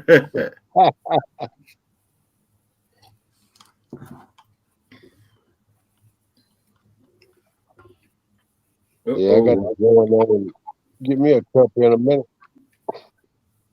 I fixed me a pot for the show starter. Most people don't. Most people do talk out now there. Kids, I got you up here twice. Maybe that's what's interfering. The Maybe key. I can't get it out. I'm talking about me. I done got kicked off the kitchen again. Oh, what's up with you? You may try going out and see if I can come again? You have to. There you go. You up there now?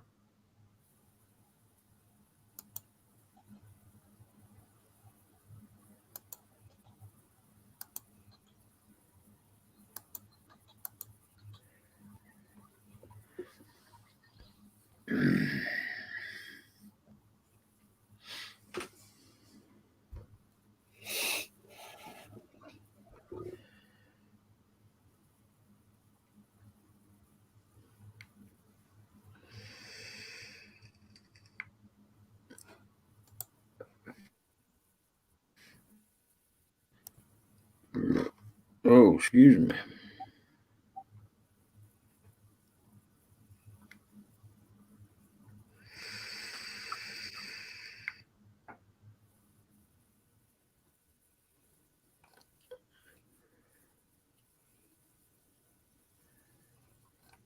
I was sitting at 196 subscribers this morning, and now I'm back down to 195.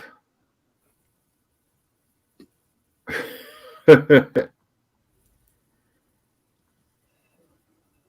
I ever make it to 200? See, I got so much crap going on. I didn't even realize Kenneth and Aaron dropped out. Yeah. Kenneth was having technical difficulties, and I got Kenneth down here twice, 1 and 2, but he ain't there.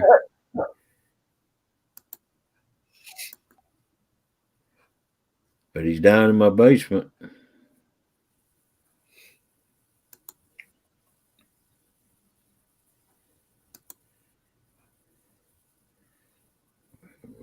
Now I've had like 3 people messaging me and texting me for what, 20 minutes, half hour off and on. Wow. And one of them informs me that I got another channel trying to start crap with me again. So I'm going to have to squash that one. Wow.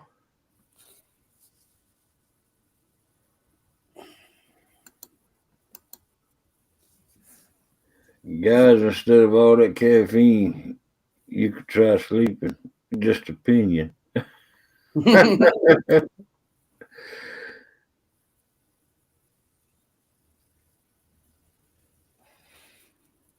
No, Dan, it wasn't you, but I know who it was.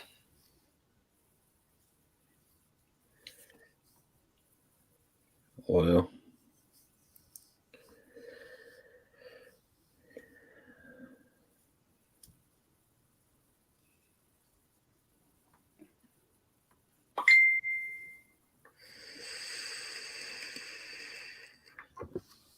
are they texting you trying to start crap with you? No, they're going to other people's channels telling them that I timed them out or something when I wasn't even in the chat at the time. Oh, wow.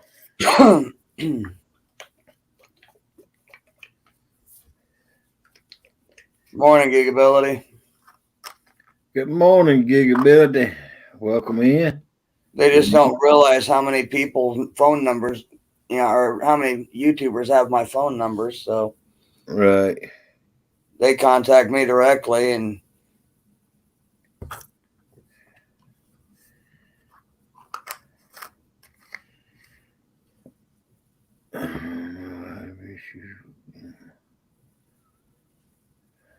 Right, Dan?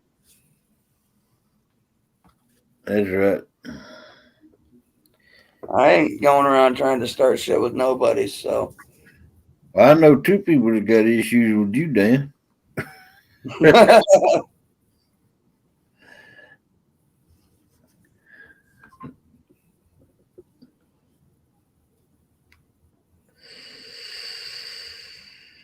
No, Eric, it's not the 900 number. That's only Kelly.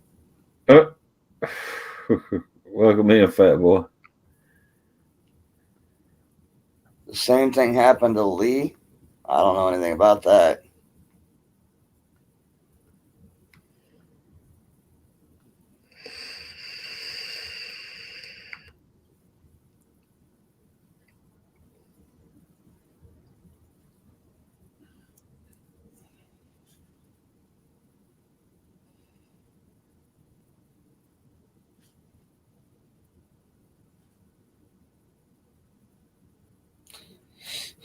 Nope, I'll just wait for the next time this person goes live and I'll just go in and troll him like he's trying to troll me. But I'll make it better.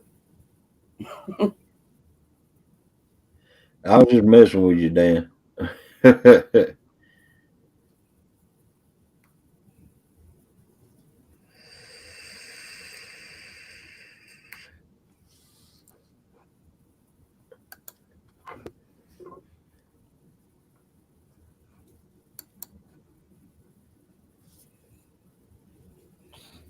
I'm guessing whoever said that in Lee or about Lee is not the same person.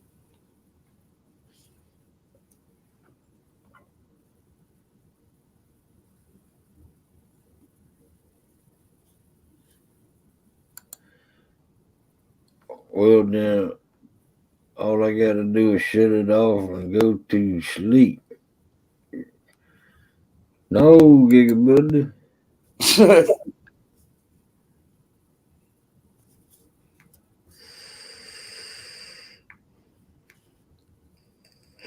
You just got here. All I'm saying is it's not that hard to go create another channel that nobody knows. Right. I really don't want to do that, but you know.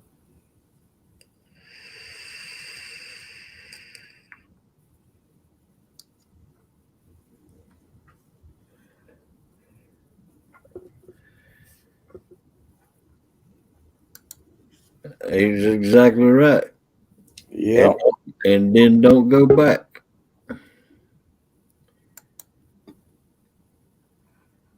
If you get timed out, oh well. You don't have to be in that channel. You don't have to ever go back to that channel.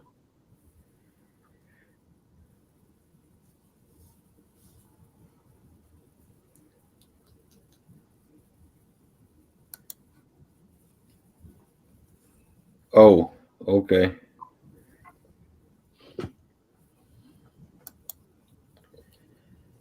Tim, you're right. I mean, it's not really worth my time, especially to have to go make another channel. It's just that I'm getting sick of it.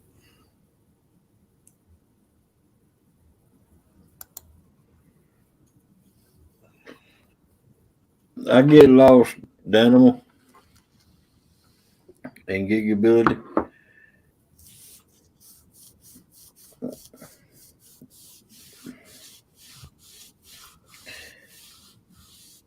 I try to keep up with Chad as much as I can, but it's hard to sometimes.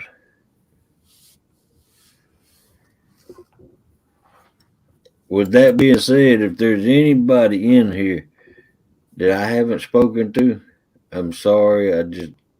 It's not that I upset with you or anything like that. And normally I can help keep up with chat, but I haven't really been focused on it tonight. Right.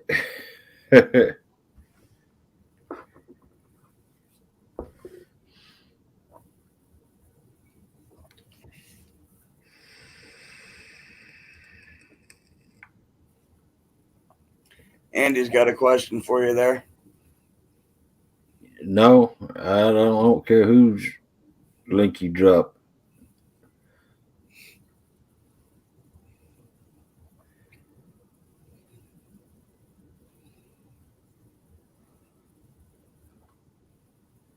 You can drop anybody's link you want to in here. Tim says your A1 helper is a no-show, so we understand.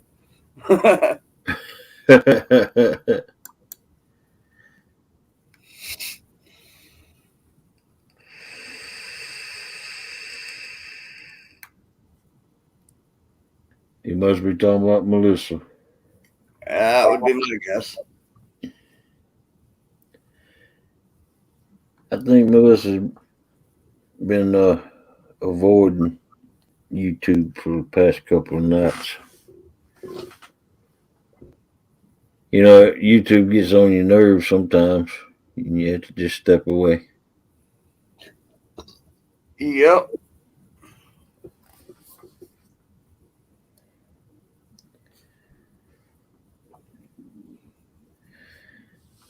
Well, Dan, I ain't good enough to sex 3 people over the phone.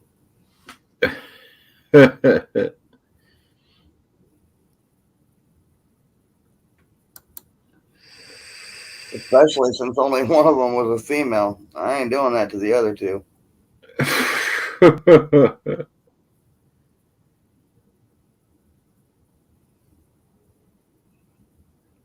Group text.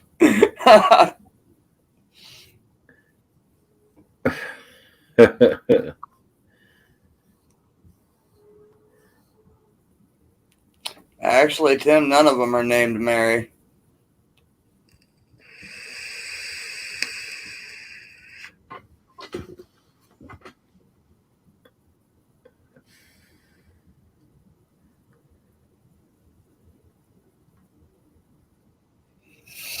Yeah, it's kind of hard to have 3 different conversations on the phone and keep up with chat and.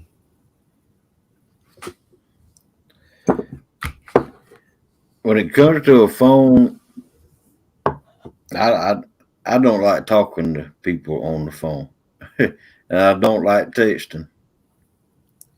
I'd rather talk than text.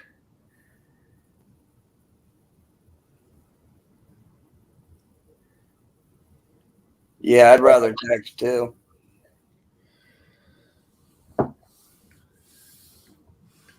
I actually hate talking on the phone to people. Then they can tell if you're lying or not. I just hate the fact of having to hold the phone up there like this. Right.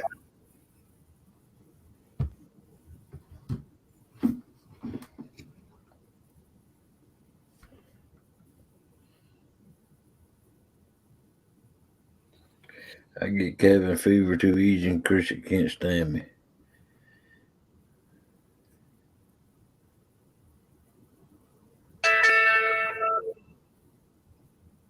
I'm about to throw my phone across the room. I do know that. Oh.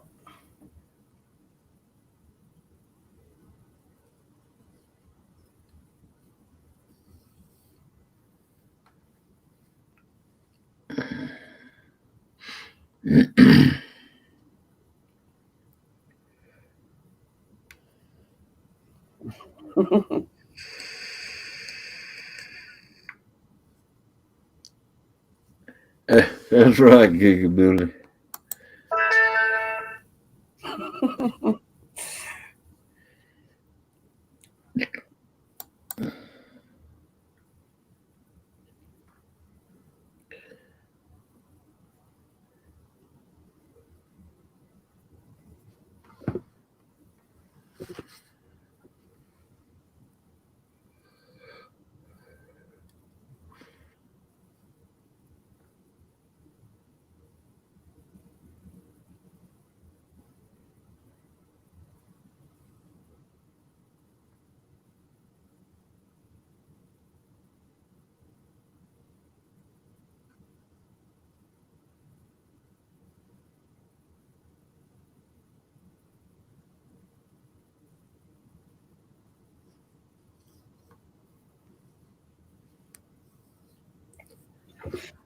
That's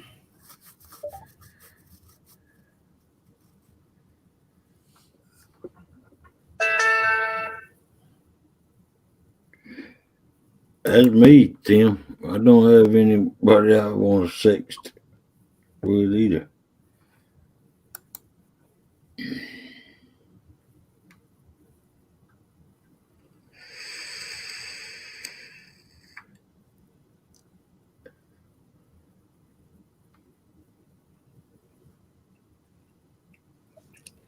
Oh, well, that was a fourth person texting me. And that was one of our creepers, one of our lurkers. Oh, yeah? Yep. Yeah, they just texted me to give me crap. Brian B? No. I'm not gonna say who it is because I asked them if they wanted me to say who it was. But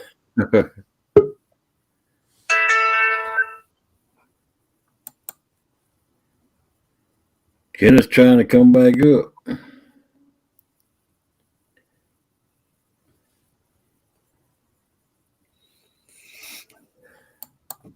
That's right, Dallas. no, Tim, it's not Brian this time.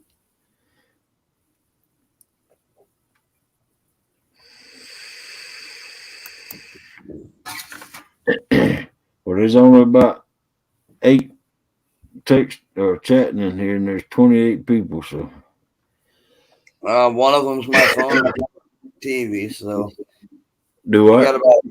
I said one of them is my phone and one of them's my TV. So you got about 18 lurkers. Right.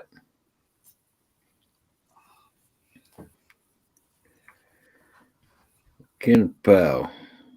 He has a problem every night about this time getting up here. Okay, I missed something. What's Ernie talking about? Been so long, I'd have to be shown how to do that stuff. I don't know.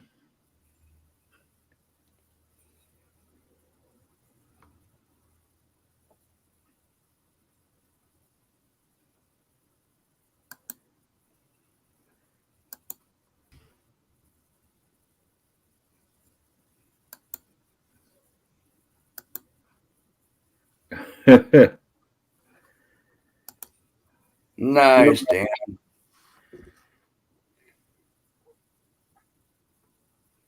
I'm gonna have to listen to that before I agree to it. I don't know that one.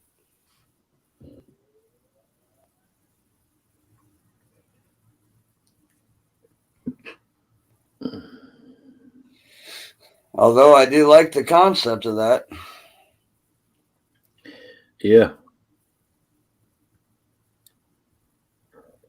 I pray for peace, but ready for war. Actually, I'm gonna screenshot that so I can check that out.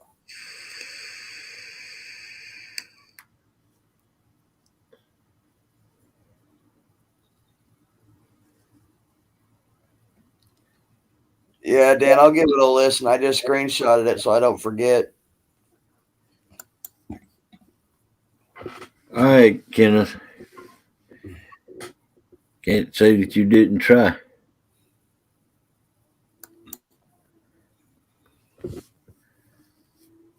You know who hasn't been in here, and I'm kind of surprised he usually comes in on breaks, is Ricky. Yeah, solo. At least not that I've seen.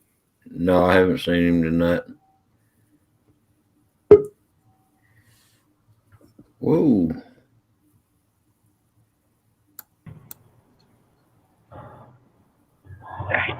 Can you hear me? Oh, What? yeah. Worker. Yeah, I just got up and getting on the road. All right. Adams.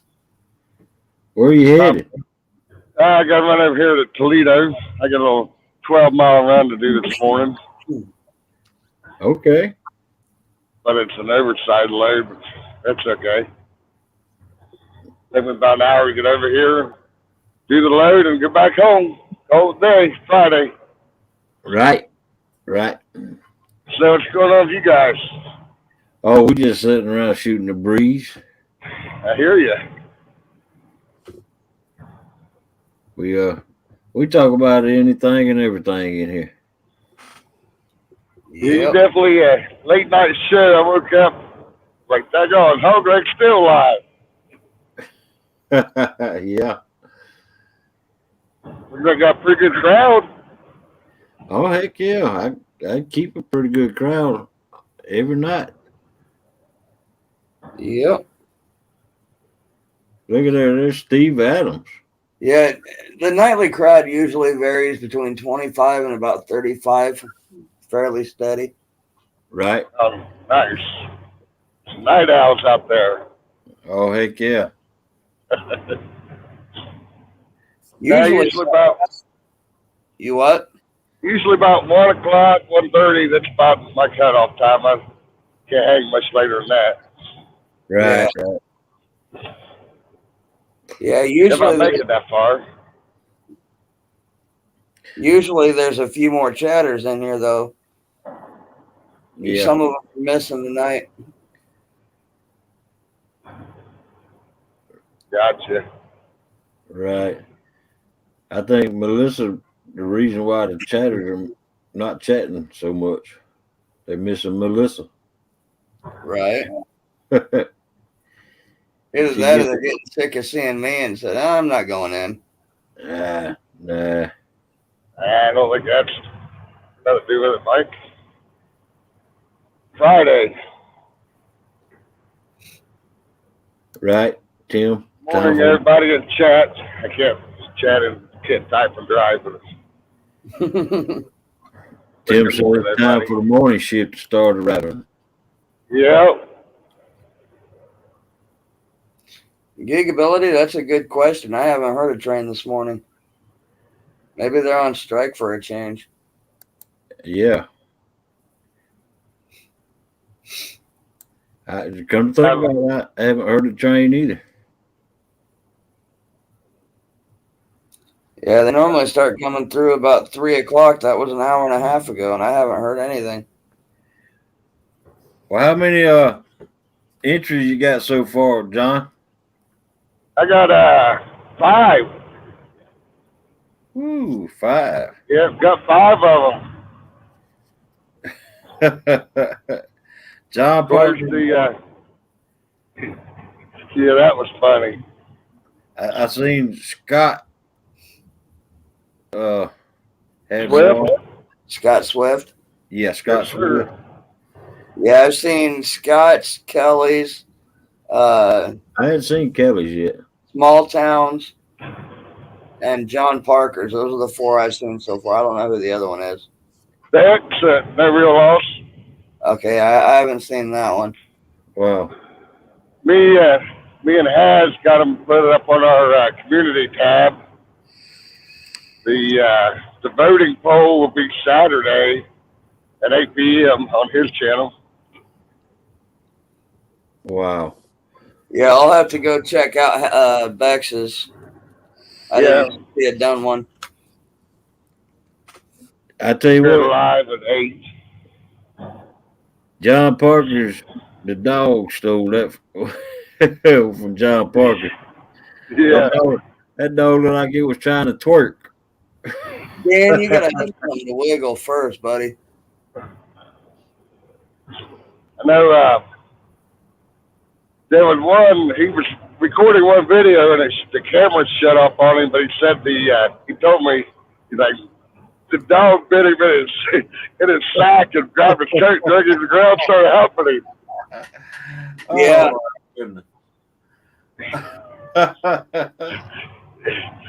Now that would have been funny if that was my video now. That would Heck yeah. That dog, he was twerking. Oh yeah, definitely put some work in, that's for sure, that dog was.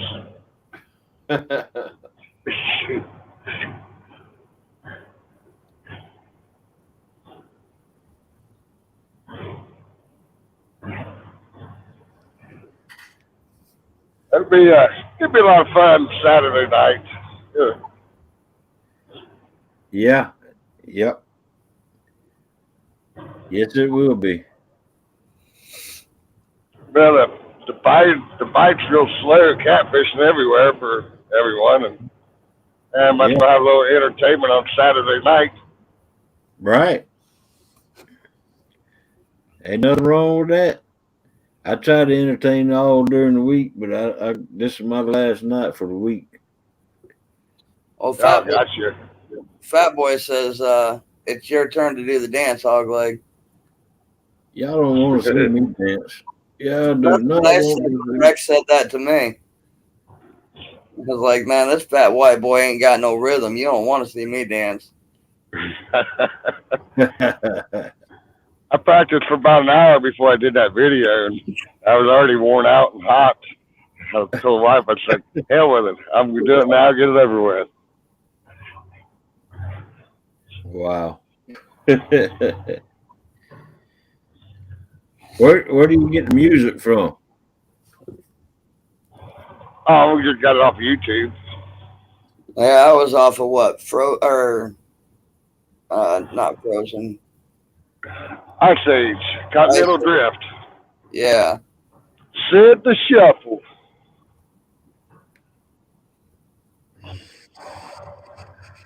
Then we got all the videos last night. Get them uploaded. Get everything ready for Saturday.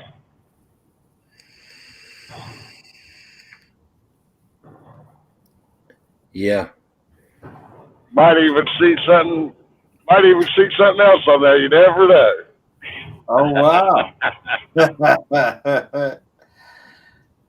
Does that mean, John, your dancing partner is going to be your red Sharpie? Oh, Sharpie.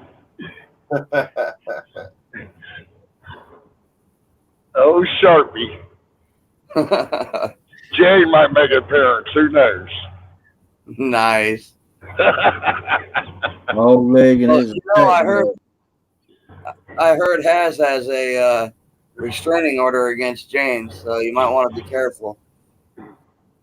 Yeah, I told him, I said she hadn't been served with their papers yet, so it ain't legit.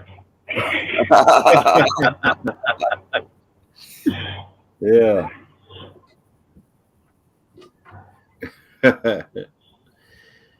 That was a good one. That Jane Oiler, she's something else. I hear I got a mambo out of Jane, but I haven't got to see it yet. Really?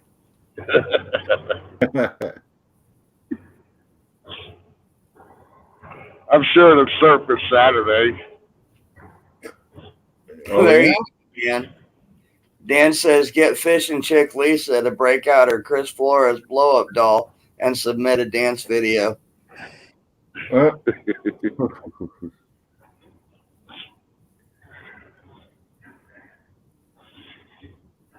That'd be a good one. Blow up dolls.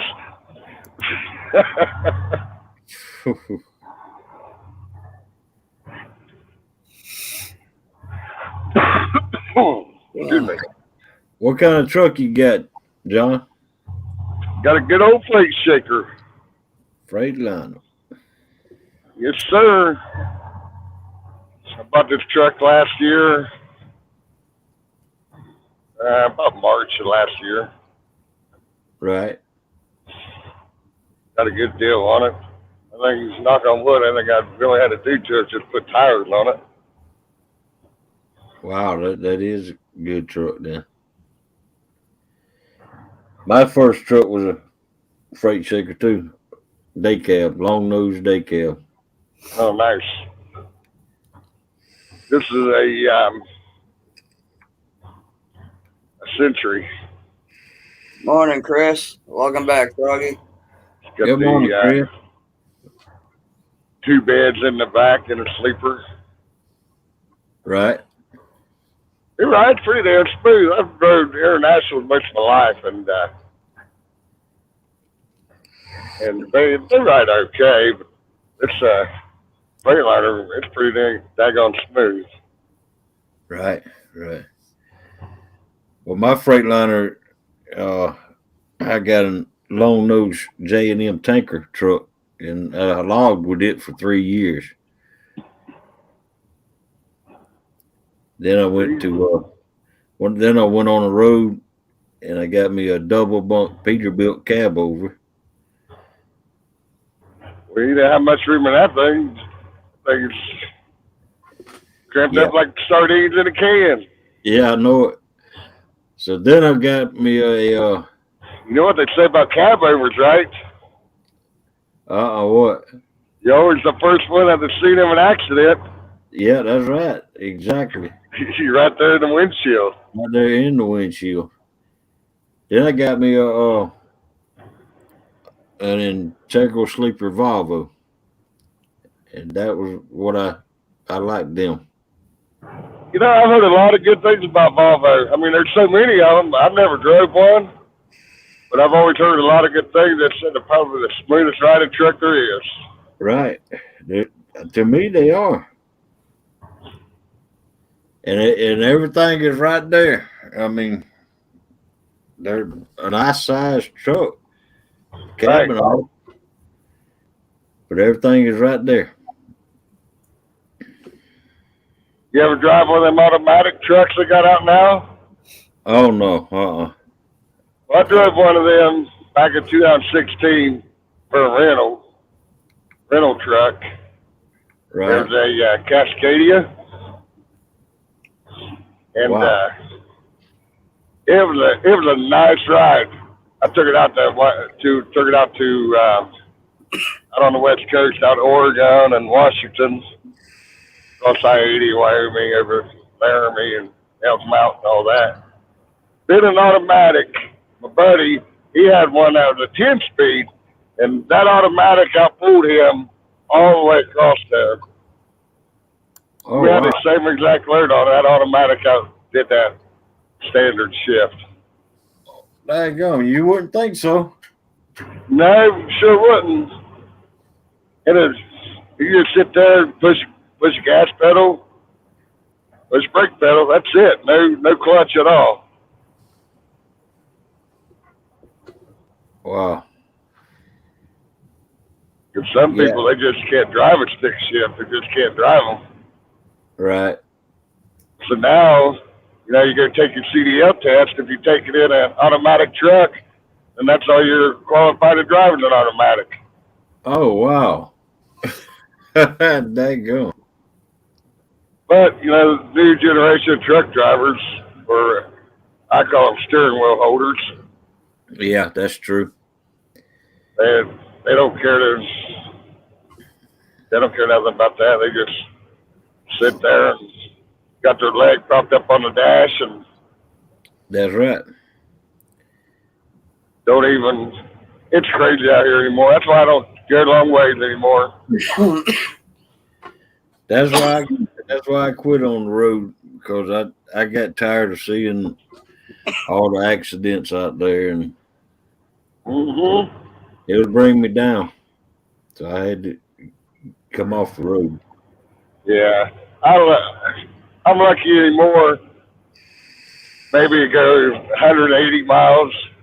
No, actually about 155 by far as I get out from the house anymore.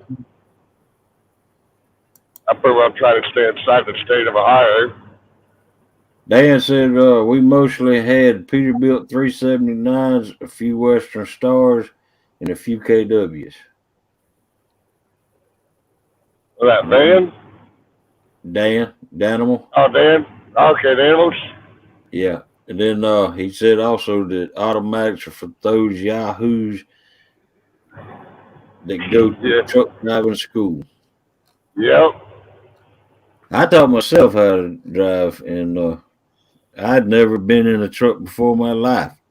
And I went and bought a J&M tanker truck, old day cab J&M tanker truck, and bought me a log trailer, 4-bolster log trailer, and I went trucking. You know, you could buy a day cab these days now for $4,000. Buy a used one for $4,000. Right. Get up back.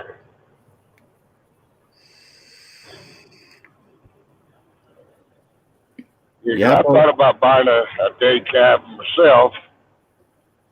I paid $10,000 for my day cab. Well, this guy here, this has the Detroit 60 series engine in it, 12-liter, and I bought it from a company that over in Norwalk, Ohio. They just run down to Texas and back, Right. and they had it listed for $10,500 at the dealership. The dealership did all their maintenance on the trucks, so they just parked the trucks there and sell them at the dealership. Right. Had all the maintenance records on it since 2002. They come with the truck. Had everything that was done to it. Had all the records with it. That was a stack of papers. They wanted $10,500 for it, and had the motor been rebuilt with 162,000 miles on it. There you go. So I ended up offering $9,500 for it, and they accepted it. And then, like I said, everything I do to it, put tires on it, was, tires ain't cheap on semis. No. Oh, no. Back when I was on the road, steer tires, the cheap ones were $200 each. Well, they're a good steer tire is it'll cost you right now about $600 for one. Yeah, I can imagine. But that's something you don't want to go cheap on in your steer tires. Right. You already know what that's all about when the steer tire goes.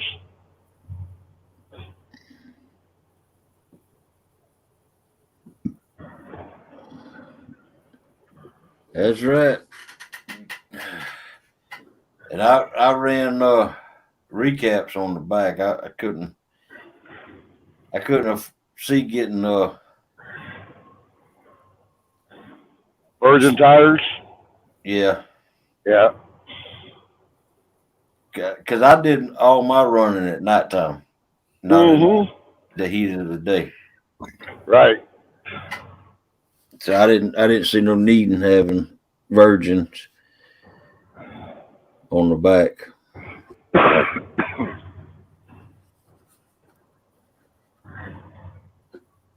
Oh no, Dan, you can't even buy it. You can't even get a service center to put them on recaps on the front. No. No, never. You don't want caps on the front, never. Nope.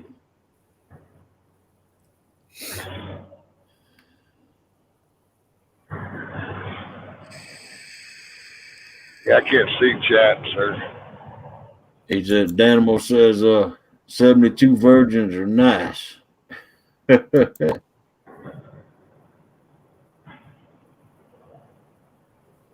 I'm not going to go there.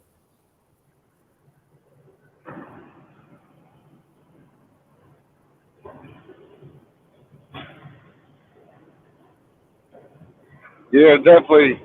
What's more, if you put a tire out on the highway, if you can't get to a shop, somebody got to come out, service call you.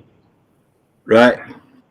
And to bring a tire and service call, shit, you're probably looking at close to $700.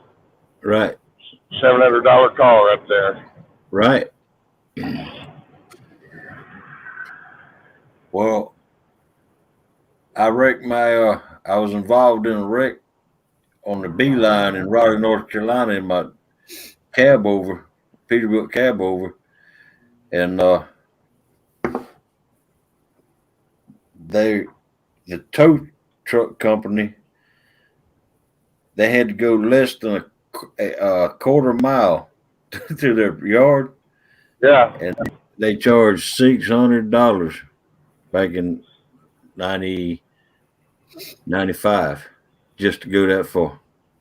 Well, yeah, I think I don't know what it costs now, but I'm sure they got a bare minimum amount that they just come out sure it's some kind of minimum amount. But I got lucky. I got lucky on that. They charged me $600, but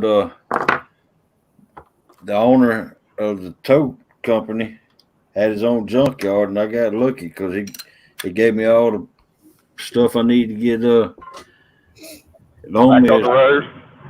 loan me his truck and just gave me all the stuff to get my truck back on the road. That was nice of him. We're down on your part. Heck yeah. Because if you're down, your truck's down, you ain't making enough money, you're just spending money. Right.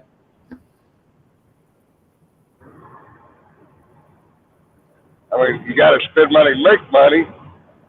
But if your truck's broke down, it's a whole different ballgame then. Right.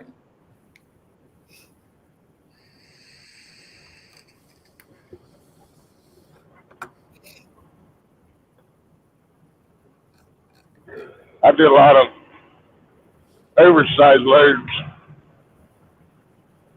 Well, as a matter of fact, what I'm going to go do now is on a 12-foot wide. It's a, you ever see one of them office trailers like they got at the, like at some of the job sites Right. Yeah. for the construction crews? That's what I'm going to pick up is a job trailers. Right. It's 12-foot wide, 29 feet long, or 24, my bad, 24. Man, I hate driving or pulling them trailers. Them tires that they put on them trailers. Oh man. Well, this one here don't have the tires on it. It has it's got to be loaded up on the double drop. So I got to stop at the yard and grab a double drop because its trailer's 10 foot tall. Right.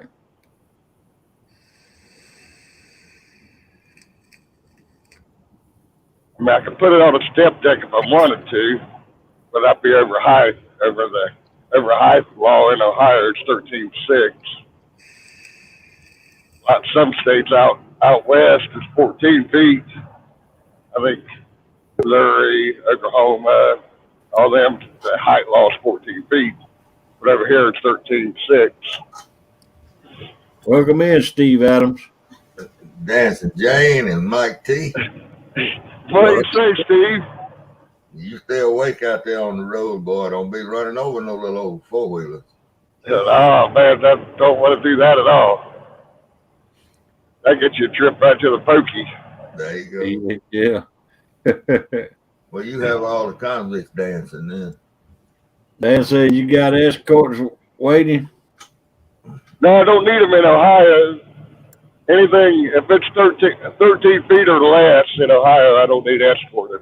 Hey, gig. I got I do escorted loads. My wife's, she does all my escorting for me. I got my pickup truck set up for escorts. Yeah. So she does all the escorting. Them escort drivers make good money too. Boy, we got about, Yeah, they do. we got those escort companies by the dozens around here because of that river bridge. Right. And when they had the old bridge, we had a bunch of them around here on both sides, Arkansas and Mississippi. They built us a new bridge, and it's 4-lane now, so not so bad. Look, I got y'all talking about it when John said that 13-foot wide. I had to come up here and tell y'all a story. Well, before you get in that, Dan said never heard of state legal over height 13.6. Never heard of a state with a legal height over 13.6. Yeah. Yeah, they got a statutory height limit in a lot of states over here on, I guess, East Coast or whatever. 13.6 is the legal height. But out west, you know, it's 14 feet. Chicago should be 10 foot. Oh, I don't even want to talk about Chicago. Yeah. Oh man. Yeah, that's probably pushing it out there. Head. Yeah. It'd take you. You could. I know. I when I was on the road, I'd haul a bunch of Circuit City stuff and Pet Boy stuff. You could look right over there. It wouldn't be no more than a quarter mile that you could see, but you'd end up having to drive 5 miles to go just a quarter mile. Yeah. I delivered one time in downtown Chicago, one of them skyscrapers up there, big old panel of glass. And I swear to God, I'll never do that ever again. Just not the. They mentioned Chicago. I'm like, hell no. No. Any of y'all ever been to Brownsville, Texas? Haul down that road that goes from Houston down to Brownsville? Yeah. I used to run that road quite a bit. So what is it, 59, 57? 59, I believe. Yeah. You know where Robstown is then? Yep, I've heard of it. Yeah. It's the last town before you hit the King's Ranks going across that basically Ranks Desert. You ever seen the cotton picker tops piled up on the side of the highway, the red ones and green ones? It's an overpass right there at Robstown. And you know they haul them cotton pickers down there on trucks, a lot of them. Sometimes they send them on railroads, but a lot of times they send them by truck.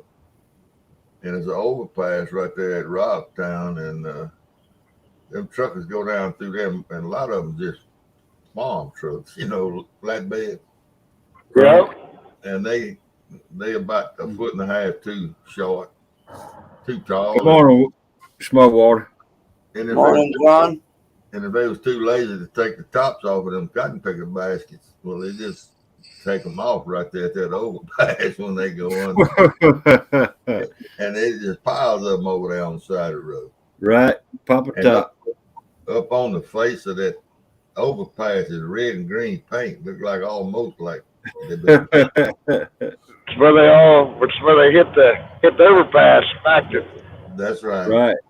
See, we got a customer up here in Erie, Michigan, but just right there at the state line of north of Toledo, and they make them cotton pickers up there. Called Automatic Handling is the one who makes them. There you go.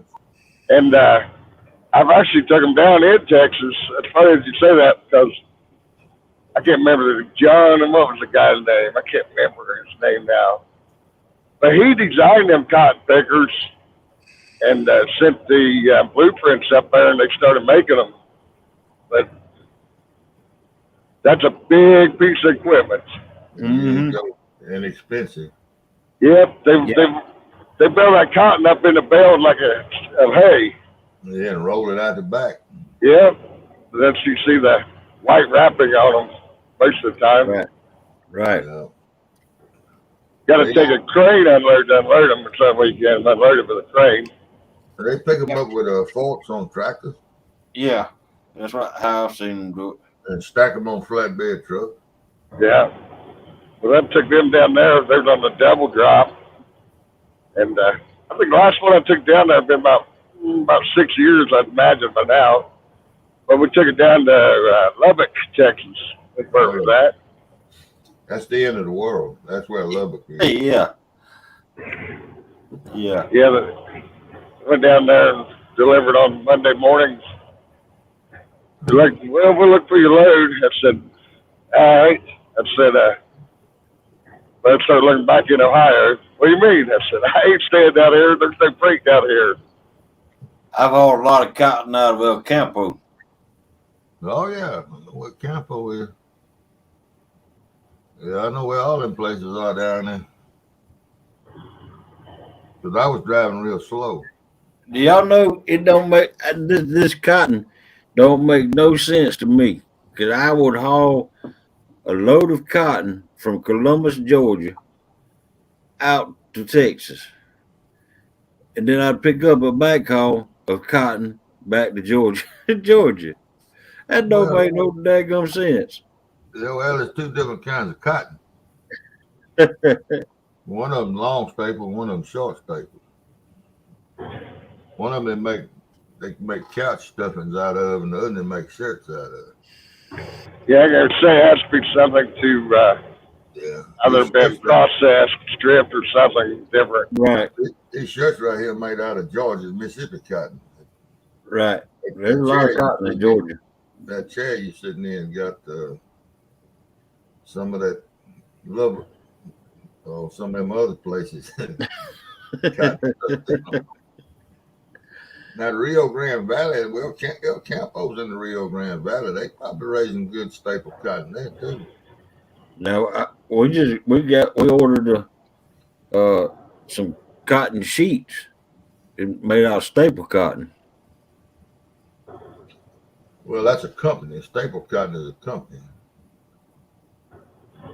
that buys and sells cotton. Kelly. You talking about STAPL? Is the way they spell it? Yeah. That's a company that they cotton brokers, plus they loan money to farmers to farm. Welcome in, Kelly. Kelly says, John Euler, you got served. I've seen that. Hey, Kelly did a great job involving the kids and your daughter into it. I like seeing that. They get kids involved in a small world in the community. Choose between the kids and John Parker and his dog, don't it? Yep. Look, a little story I want to tell y'all. It don't take long, and I imagine John might know, and I'm sure Hogleg does. Hogleg, you know what a cotton module builder is, right? Yeah. When they pack that cotton in them long square bales. Right. You see all them all around Georgia. Yeah. Mm-hmm. In 1979, when I went down there to pick cotton, all the pickers and all were shipped down there, and I didn't leave until 2 days later. And I rode down there with a Caterpillar service truck, a 1-ton service truck, and he pulled the man I was working for hired the Caterpillar company to pull his module builder to Woodboro, I think Woodville, Texas. That's down there around Corpus. and a module builder and a 1-ton Caterpillar service truck. That thing was at 31 miles an hour. That gun module builder would get the tail switching, and squeal the four back tires on that service truck. That service truck had dualies in the back end. There you go. And we pulling over high, over long, and over wide. No permits.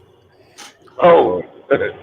And we made it through out of Mississippi, got across the bridge, and was within sight of that big truck stop at right before you go into what is it, Marshall, Texas? Is it Shreveport, Louisiana? Yeah, I think it is. Yeah, I think it is, sir. And we could almost see Texas because we wasn't gonna buy permits till we got into Texas. See, they wasn't gonna buy the permits till they got to Texas. When the DOT got us, LDOT, LOT, whatever it was. Look, man, they made me stay with the truck. They took the keys. They locked the truck up and took the keys and took the man that was driving it. And they went into some little town, and they come back in a couple of hours, and he had all his permits to drive 1.5 miles, 2 miles to get in. And then when we got to the truck stop, and they told us what to do. It's a big truck stop there, and I don't know anything about the trucking business. All I was just riding, going to work. You know, he could buy all his Texas permits at this truck stop. Does that sound right? Yeah. Yeah. A platform there. Right. Platform, yes. We were still in Louisiana, but they sent him the route. Yeah. And they routed us over the Intercoastal Canal in Houston, Texas. 32 miles an hour was all. I mean, we couldn't go but 30. At 31, it started swapping in. Well, listen now, and I know y'all gonna think, but this is the honest truth. When that truck and we was just done, he had done geared that truck down as low as it could go because we couldn't get a running start. And what is it? 4 lanes in both directions going over the Intercoastal? Ain't it? Yeah. I've been down that way for a long time. I think it's Yeah. 4 lanes in both directions. Right. And I think it is. that truck,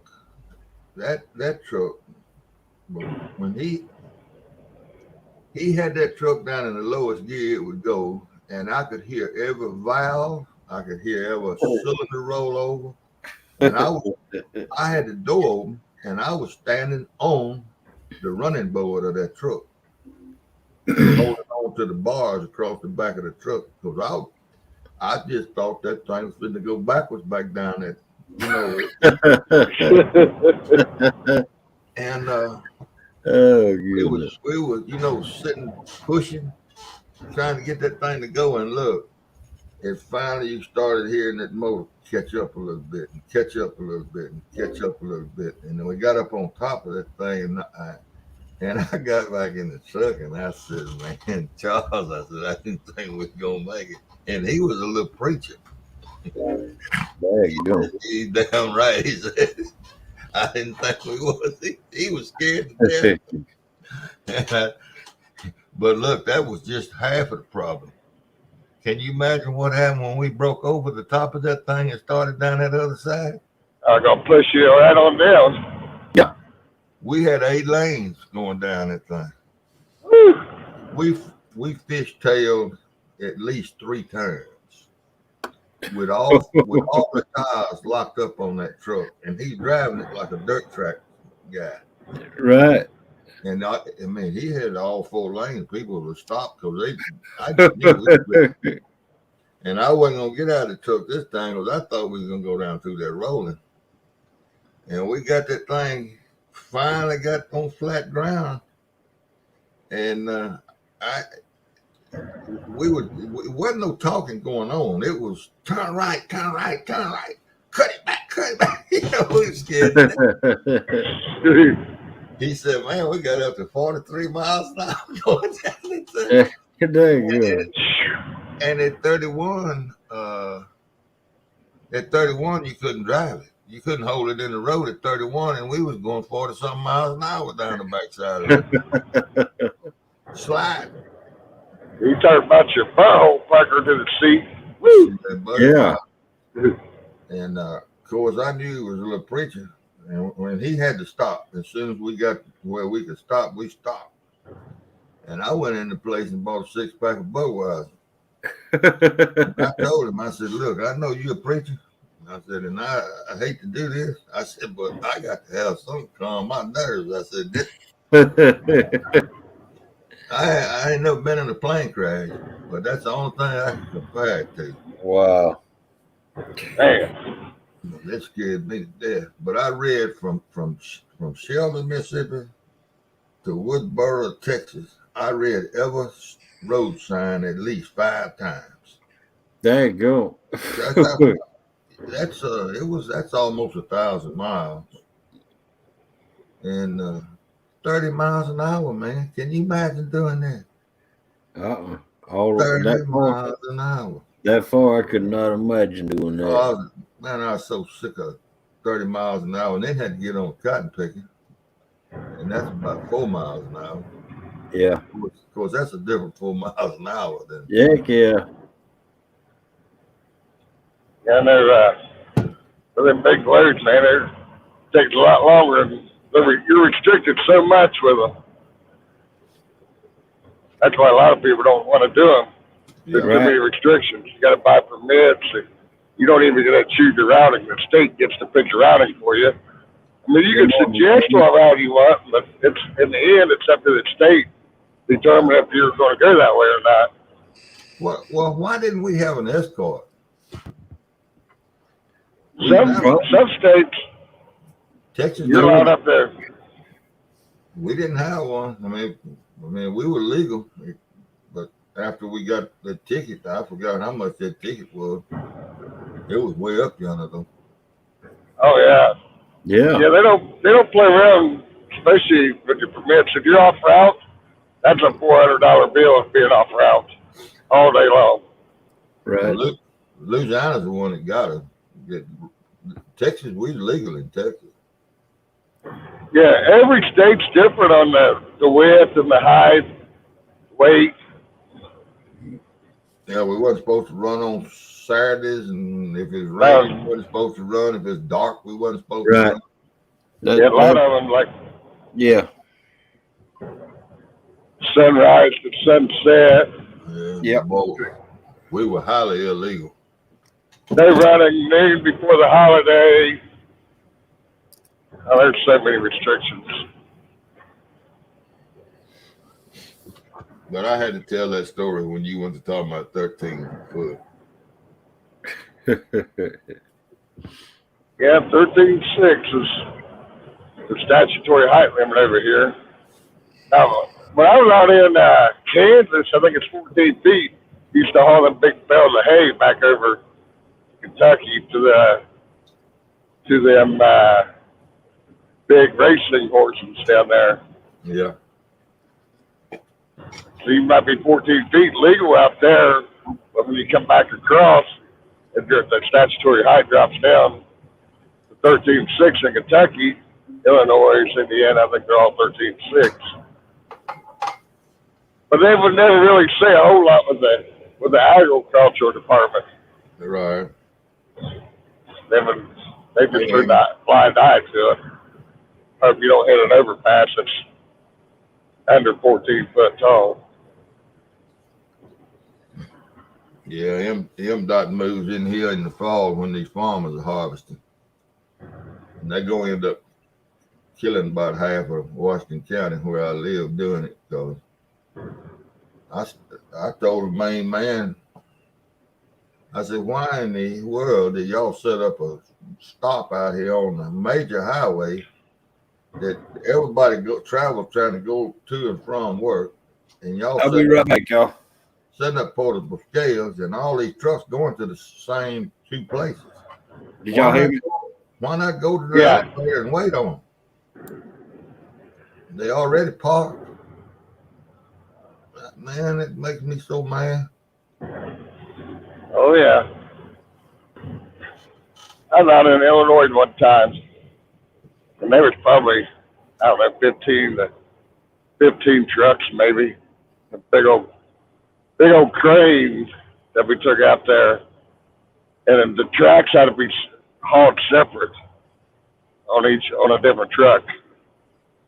The track was it was a huge crane, but the house would be on a truck by itself, and then you had the one set of tracks be on one truck, and the other set of tracks on another one, and it would literally, you'd have to haul another crane up there. They would assemble that crane to put the big crane, the mother crane together, which they'd use for the windmills. You see a lot of it for the windmills. Right. But we were out there, and it rained. It rained for a couple of days, and we sat out there for a couple of days because it was too muddy to get out in the field. And we had to get county permits to be out there on a county road in Illinois. Well, the permits expired while we were sitting out there. Permits expired, and it turned out to be a nightmare instead of done, because when we all ended up getting tickets for not having permits for the county. You know, of course, the broker's like, we'll take care of it. And we sat there for, I think it was 3 days we sat out there. The broker's like, yeah, we'll take care of it. They paid us $250 extra for the 3 days sitting there waiting. Well, how much was the permit? The permit for the county probably wasn't back. What was the tickets is what I mean. They paid the tickets? Oh, no, they never did pay the ticket. So they figured 250 was the recovered. No, I don't remember what it costs now. I know it wasn't nowhere near enough what they paid us for land out there. Yeah. Because we was on, and it was on a little cornfield road, more or less. Right. But it's still considered a county road in Illinois. So, yeah, the county got us. Where you going to go when you're oversized and you're waiting on the job site? You're all stuck there like sitting ducks. Right. Yeah. And, a lot of these places don't want the windmills in. And that happened to be one of the areas that they did not want the windmills to come in. Yeah, I understand. It was all about the money and what it amounted to. Yeah, that's if you can't figure out why something's going on, just follow the money trail. Yeah, that's what it's all about. DOT, the same way. It's all about the money. Well, so far we don't have any around here. None of them. We got a lot of solar going in. Yeah, and that's a big different story there. I delivered some solar panels out in Mountain Home, Idaho one time. Called the contractor out, and he met me down there at the end of the road off the ramp, escorted me back into the mountains. And there's not a house in sight back in Idaho, back up in there where we was at. As far as you can see, no houses nowhere. And all these solar fields are out there. Mm-hmm. And I'm like, what's the deal with these? He said, I don't know, but he said they sure do pay good. There you go. That's right. He says he knows what they're for, but he just couldn't say it. Well, the government's got underground facilities. There you go. Yeah. They're just not going to put solar fields out in the middle of nowhere. Nothing underneath it. Yeah. And especially if they ain't close to a big major transmission line. Right. Yeah. There's nothing in sight for miles, and all these solar panels are out there. Well, all that's fine and good, and I'm all for them. Now, I ain't for the windmills. I can't stand those. But now the solar panels, but what you gonna do with them things in 25 years when they no more they outlive their service? What you just creating another damn junkyard? That's all you're doing. Yeah. Because they don't last forever. Nah, there's no way. The sun, hopefully the sun lasts forever, but them solar panels are not. No. It's hard to tell about the solar system and the sun and its rays next 25 years. Solar storms and all that good stuff up there. They're an eyesore, Dan. Oh, yeah. Plus, and you're starting to see more and more of them. Well, I'm talking about the windmills. Dan asked what's wrong with the windmills. I just don't want them around me. Especially when we being sold a bill of goods on it anyway. In the name of the environment. Right. I was underneath one of them before, and I used to hauling things, and the noise and the wind that they put out for them blades, it's unreal. Yeah, I know it, and it's a hum. We stopped and listened to them in what's the name of that town in California? Oh heck, down the first they farm rice and cotton. What the heck? Big city, big town. Anyway, we stopped and listened to them. Yeah, I'm sure he made a lot of money, Dan. That's not what I'm talking about. I'm glad anybody can make money on anything, but I don't want them raising sugar cane behind my house. It's the same difference.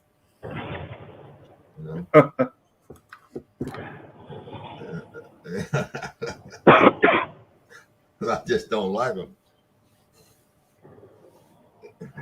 Yeah, I'm all about clean air energy. I mean, it makes it cleaner for our generation of children, grandchildren. Makes it better for them. But yeah, I'm all for it. Yeah, I would rather see all solar instead of the windmill. They shipping those windmills up and down the Mississippi now. I've seen a couple of boatloads of them go by. Wow. Headed north, all of them headed north. I said, well, y'all keep going as far as you can go.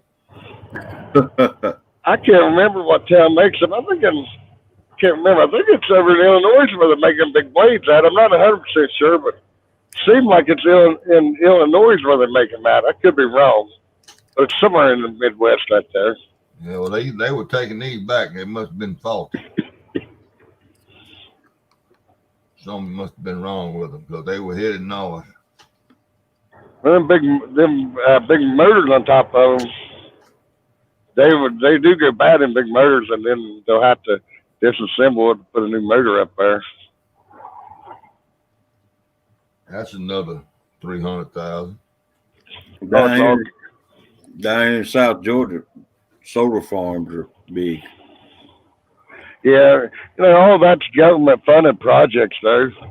The federal government's all funded anything to do with cleaner energy.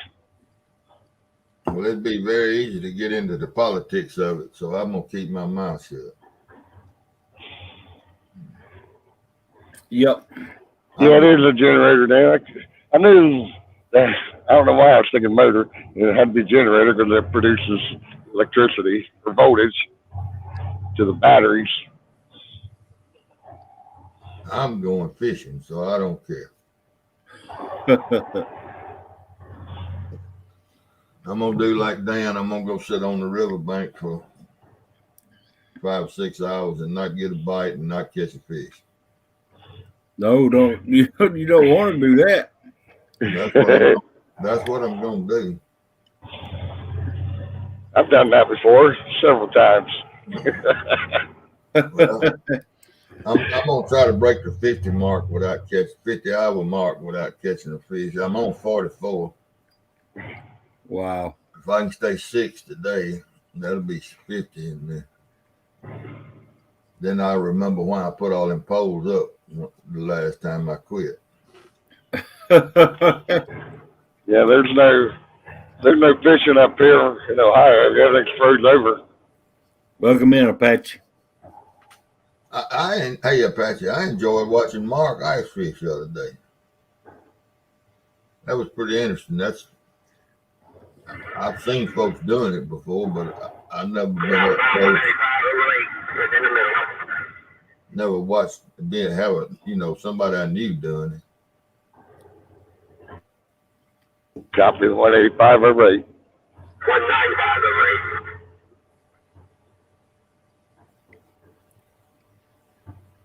8. Smokey. Diesel bears. It's a hideout right there. That's the worst ones, diesel bears. Yeah, diesel bear, they don't play. Yeah, I got pulled over back in the early fall.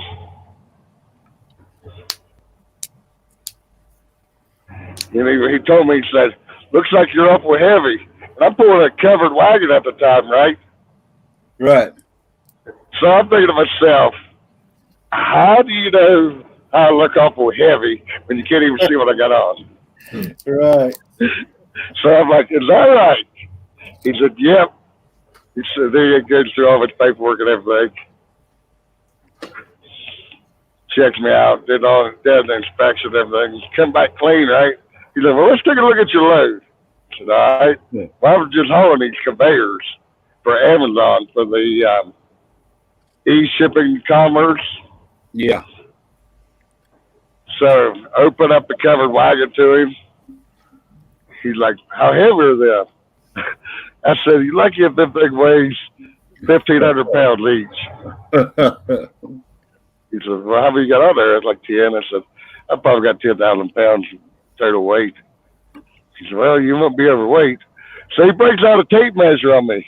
Oh, my God. So these conveyors are 10 foot long. So you can have two straps to strap them down. Anything 10 feet or less, you got to have two straps. All right, conveyor's 10 feet long. Breaks up the tape measure 10'4", where they built frames to put the conveyors in, and the angle iron on the corners where they bolt the frames to was 2 inches wider on each side. Ah. So he wrote me a citation, put me out of service for 4 inches, because he said, you don't have enough securement on that. It's 10'4". Oh, wow. I was like, tell me you wasn't fishing. He said, that's the law. I don't make the law. Mm-hmm. Wow. But that was a good old diesel bear. Yep. Man, I hate them. And the straps are rated for 5,400 pounds each, working load limit. 5,400 pounds. So I had 10,800 pounds worth of securement on 1,500 pound conveyors. Wow. 4 inches. I said, you're shitting me. Oh. I said, that's not even the conveyor. That's the frame that they're bolted to. I said, at that point, you might as well just shut up and let him do his thing and get on out of there. Yep. He said, you got to put another securement on there before you can leave. You're out of service right here on the road. I said, yeah, that ain't a safety issue. But, yeah, that didn't get me nowhere. It still cost me money. Yep. I ain't never seen but one. Well, no, I've seen two. One was a DOT coming out of Atlanta, Georgia, coming back down to Albany. Me and my buddy was running bobtail with each other. You know what? Yep. Going in Atlanta, you're not allowed over in the far left lane. Yeah, that's a no-no. Yeah. Well, we were going down and back to Albany on coming out of Atlanta, and and the traffic was rough. It was on Friday afternoon, and we were getting held up in traffic. And by that time, a voice come over the CB said, "Why y'all going so slow? What's up? Right. Come over here and fall behind me and let's go." And we looked in our rear view mirrors and couldn't see no truck driver. All we seen was a DOT, and that was him talking. So we fell in behind the DOT man. We followed him on through. And yeah, that was a cool one. But yeah, there's a few of them out there pretty cool, but a lot of your younger ones, man, I don't know. Yeah. And then I had a PSC man pull me over. Public safety, yeah. Yeah, Public Safety Commission. Mm-hmm. He pulled me over when I was pulling a pulpwood trailer. You know what pulpwood? Sideways wood. Oh, sideways. yeah. And man, that thing was ragged. Yeah, it had no landing legs on it. Oh, they like them long trucks. Yeah. Yeah, man, especially down there where you're at. I tell you what, by the time he got through writing me up on that trailer, he had 2 pages. Woo! And you know what? He gave me a warning. He said, "Don't let me catch you out here with this trailer again." Yeah, I know. Years ago, I was down delivering some machinery for was Georgia Pacific down there in Alabama. Deliver some machinery for their paper mill, and parked at the truck stop. I don't remember what town it was then. But in Alabama, parked at the truck stop like only a mile away, maybe 2 miles away. So I got up the next morning. I thought, well, I'll just sneak on over there. Don't even worry about doing a logbook. Just sneak over there, deliver. And, that was the day when you can do that. Don't have to worry about being tracked. Well, no sooner I get down there and make that right turn, Alabama, they don't have scale houses. They got portable scales. Right. So I make that right turn, and their DOT was set up right there on that road to the paper mill. I was like, oh no, there was like 3 of them, and they had the scales out in the road. Oh, And I had wow. my wife, in a sleeper. I threw my logbook back there to her. I said, "Hey, fill this out real fast." Yeah. Yeah. She's like, I don't know how to fill out that damn thing. I said, "Ah, hell with it. We're already caught." Yeah. But he never asked my logbook at one time. He checked everything else out, put me on scales, good, and let me go. Right. I'm glad he did look for my logbook, and I thought to him I don't have one. Welcome in, Fans and Foul. Hey, fans. Hey, fans. I'm fixing to go fishing here in about an hour or two, man. I'm gonna need some company. He don't want to sit out there for 6 hours. Hey, look, have y'all seen 3B in the last day or two? No, I ain't No. seen 3B in a while. You know, you used to seeing regulars in different chat rooms around, and I hadn't seen him in a day or two. I hadn't either. He lives up in Georgia around Atlanta. Yeah, he and I grew up about 15 miles apart. Yeah. Well, he lives in Georgia now. Yeah, he in Mississippi. He's in Clarksdale. And I'm from a little old town, Shelby, which is just south of Clarksdale. Yeah, he's up around Atlanta. Atlanta's got Georgia's got that Omicron going on real bad in Georgia right now. Oh, we got it over here. Yeah, the Omicron ain't no joke, that's for sure. No. Let's see here. Where's my trailer? There we go. They say the reason why they found out the reason why it's so contagious because people don't even know they have it. They don't have any symptoms or walking around spreading it. Well, it's just like a common cold, except Yeah. if it turns into pneumonia. Right. Well, no, I heard on the news this morning that OSHA are going to make it mandatory for these big employers that the employees get the vaccination. Yeah, they've been trying to do that. Gonna be a big kickback on all that. Yeah. And if they don't get them, they'll have to take a COVID test once a week. Now, who's going to pay for that? The great American taxpayer. Never, ain't nothing for free around here. Well, in Mississippi, we got an old saying down here. It's been around ever since I was a kid. It's probably the only state in the world that, I ain't gonna say the bad words the way it goes, but that SARS son of a gun needed killing is a defense. At a trial. Well, why'd you kill him? Because that SARS son of a gun needed killing. Well, there's a bunch of folks in Washington, D.C. that defense ought to be. There's a bunch of them folks up there need something happen to them. Be right back in a minute, guys. They just leave us alone, let us go ahead and build herd immunity. We'd be all right on all that stuff. But we ain't never going to get rid of it. Y'all going to live your whole life with it. You are too. Well, but y'all got a lot more years to go than I do. Nobody knows that. Well, nobody knows that, but this is something you ain't never gonna get rid of. You can get vaccinated every other week, and you still gonna have it. Yeah, I see what you're saying. It's just gonna be another strain and another strain and another strain until you build herd immunity. It's too close to the common cold. What's the word I'm trying to go with, Mike? You put it up on up.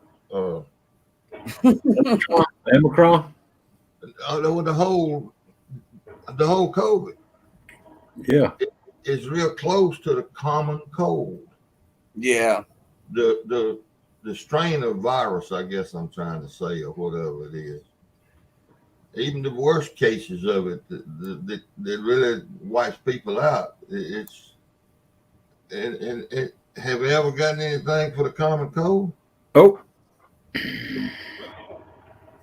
You know, we on here talk about you get a bad cold and cough and all, and moonshine, peppermint, and cinnamon. You know, that's about as good as you're gonna get.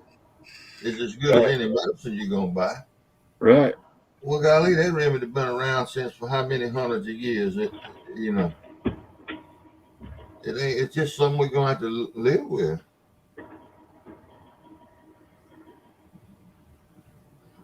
But I didn't get vaccinated. My wife's vaccinated, and but unless they cut off my government check, I ain't getting vaccinated. Well, me and Melissa both got vaccinated, and I don't know if we're gonna get. Melissa wants to get the booster, but I don't. I'm not too sure about wanting to get the booster. Well, you know, I'm not around anybody. I don't go to parties. I don't go to honky tonks anymore. I don't go to football games. You know, I go metal detecting. I go fishing. I've That's right. got a couple of places I pull up and visit with folks. A few farmers, you know, that I go and I like to go and sit around the shop and shoot the bull. But I've been like that ever since 2014 when I quit working. Right. So I'm not around. Now I go in and out of them stores, one or two stores. I don't go to Walmart.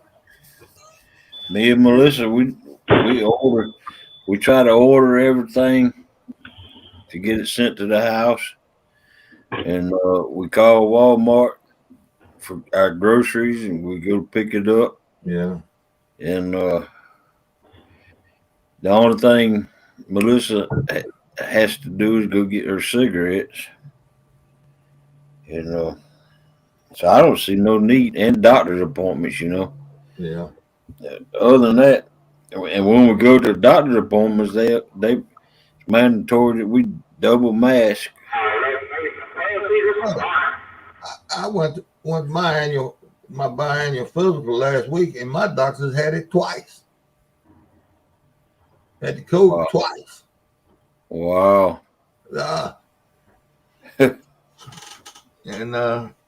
And she had to cancel my appointment 3 weeks ago, 2 weeks ago. She had to cancel. Didn't nobody tell me why.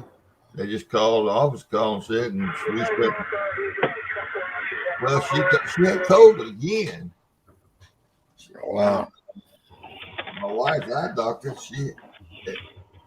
she had an appointment at the eye doctor. Went up there, and the next morning the eye doctor called the office, and her eye doctor had the COVID. So she had to go to work. He was at work when they called her, and she had to go up there and tell him what was going on. And he went to the Sugar Bowl. He's a big old Miss fan. Yeah. And he went to the Sugar Bowl. Well, that's exactly where he caught it. Yeah. And look, that guy's 85 years old. How old? 85. And he's 85. It looks like 65. It acts like 65. He's a super guy. I'm crazy about him. Plays golf every afternoon. Basically plays golf every afternoon year round because he's got plenty of money. He's got him a heated golf cart, you know. Right. Why are you so quiet over there, Mike? I just got a couple things on my mind. I'm getting tired. Don't let them worry you. You hear me? When y'all stay up all night, y'all sleep all day? We try.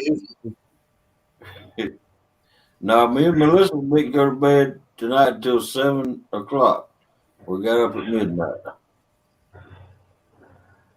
7 Well, o'clock. we had the alarm set for midnight. It was about 12:30 before we ever rolled out of bed. Wait a minute, that's 7 o'clock in the morning or 7 o'clock at night? 7 o'clock at night. Stay up all day. Up all day, and Y'all days and nights done got mixed up, hadn't they? No, if I jumped off panel now and went to bed, I'd be back up by probably noon. And I'd do it all over again tonight. Yeah, I'm about 11 o'clock. I wake up right for lunch. I got an internal clock that won't let me miss lunch. And that's if I don't get woke up by people knocking on my door and phone ringing. And Well, I went to bed early last night because I need Buddy to stay up because I'm going fishing today. I should have gone yesterday and exposed myself to the misery yesterday instead of today. what's up, Rustic? Welcome in, Rustic. say Rustic. Hey, Rustic, I see. Where's Aaron? I don't know. I can sit here and watch this chat, and I still miss people. That happens when you're on the panel.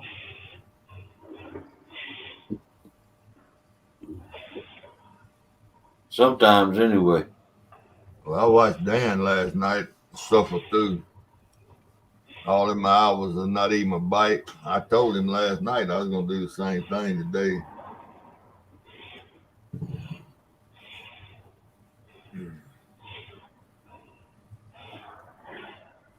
I did too, hit bed at 7 and back up around 5. Well, doggone, Ernie. You got plenty of sleep then. He got plenty of sleep. But I skip plenty of sleep. I can't sleep past 5 hours anymore. That's right. 5, 6 hours, that's it. Yeah, when we got done yesterday morning, I was up till about 10 o'clock and went to sleep and was up at 2. I'm going to tell you something else, John. All of the older you get, the less sleep you get. I believe you. Yep. My daughter, she's 30, 29 now, I believe. Good morning, Rustic. She sleeps like 10, 11 hours a day. Like, Yeah. I ain't never slept. I can't ever remember sleeping that long. I told her, I said, when I was your age, I've never slept for days. Every day there'd be like, I'm that way now, and I used to sleep for 10, 12, 15 hours a day. Well, back when you was a teenager and 20, 30 years or 20 years old, I didn't do it too much after I got 25, 26 years old. But there's many a morning I come in, change clothes, and go get on the tractor. Yep. I'd slip in the house and go in there and lay down and have my work clothes on under the covers. My stepdaddy coming there and shaking the door, shaking and hollering, "Get up, time to go to the field." And look, I wouldn't even be asleep, man. Lord have mercy. Look, out there on that tractor, you do pretty good till about dinner time. And Right. 1:30, 2 o'clock when that hot sun beating down on you, and you running along there about 2 miles an hour cultivating that little old cotton or little old soybeans, man, Right. you about to sleep. But I could pull up on the end and lay my head on that steering wheel and catch about 15 minutes, and I was good to go then. that's a bad habit to do, Steve. What's that, taking a nap? Lay your head on the steering wheel. Heck Well, yeah. I'm talking about parked now, not running. I must have missed something in there. And no, when you're a truck driver, Yeah. you don't never sleep on your steering wheel. Is that right? No. A lot of times you don't even remember how you got where you was at. Like, how the hell I get over here already? That's right. One time I drove, I was coming out of North Carolina back into Georgia, and I drove slap through South Carolina and don't remember it. I mean, Oh yeah. That little, Anybody who drove a truck long enough, they know exactly what we're talking about. yeah. that little purple man wasn't sitting out there on the hood ornament, was he? That little purple, Yeah. that little purple guy hollering, "Come on, let's go!" No, that green monster was out there hollering. That little green, he was green on your truck. Yeah, he was green on my truck. I've heard all them stories. Ain't no lie though. I had a little old, what do you call them? Uh, troll sitting up on my dash in the windshield. Uh, One of them little trolls. the pink with the keep it with the hair, or yours was Yeah, green. yeah, mine was green. You got those bushy hair sticking up everywhere. Yeah, and one of Old them. troll.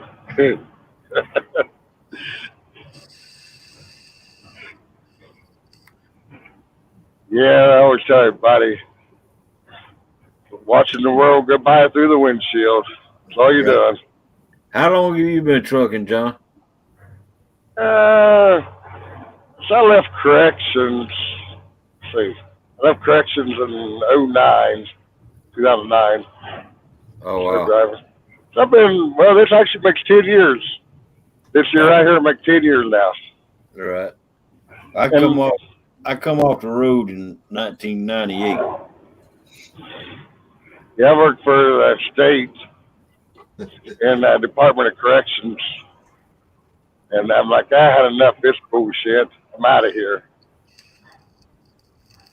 You know, the state, man, there's something else. Yeah. So you was paroled in 08? Parole in 08. That's what Dan just said too. Left correct. That's the way I got it from day. I tell you, yeah, it seemed like that. Yeah, that's what I know, Gigability. But I'm gonna get it too. I'll get it before Hogleg gets it, I imagine. I'll let you know how bad it is.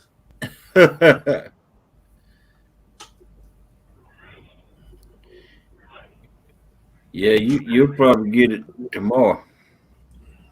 No, I think it's That- Sunday night, Saturday night and Sunday. yeah. This is what my wife said yesterday. I paid a little attention to it. What I'm going on with this fishing is the river is fixing to crest along about the time this storm hits. It's been rising 2 foot a day for, Jeez. Wow. and it slowed down to about 6 inches a day. And Wow. supposed to crest in a day, and I think Saturday night or maybe Sunday morning. And that's the kind of reason I'm going fishing this morning. There's a train. Yeah, that's only the second one this morning. I'm surprised. Hey, I Joe, hear it. you're gonna have to quit calling me Powder Steve. You ain't never seen me powder. Welcome in, Eric B.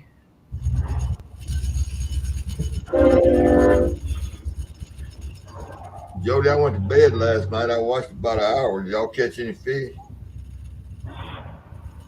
Y'all was trying to learn how to run a depth finder last night when I went to bed. That was pretty interesting. I thought those three. Did you watch that, Hog Leg? Jody? Yeah, when Roger, they were looking at depth finder. Eric B. I caught last couple hours of it, maybe. This was early on. I thought 3 of those fish were catfish. The first 3, and then they went a few feet behind those 3. There was a bed of fish. I mean, there was hundreds of fish. Wow. On the bottom, and they went back over them. But those first 3 fish, it was out in front of the pack. That they were airtight to the bottom. Those looked like 3 catfish to me. But I don't know. I don't know if they caught any fish or not. I went to bed. Morning, Chad. Welcome in, Chad. Say, Chad. Oh, yeah, there he is. Hey, Chad. The morning shift starting to come in. Yep. Well, did they not catch any fish? Is that what y'all saying? Yeah, they didn't catch no fish.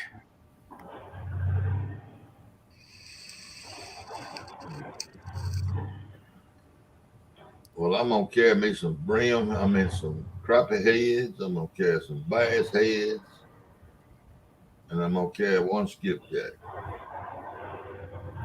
And I'm gonna throw them 4 lines out, and I'm gonna get in the truck and go back to bed.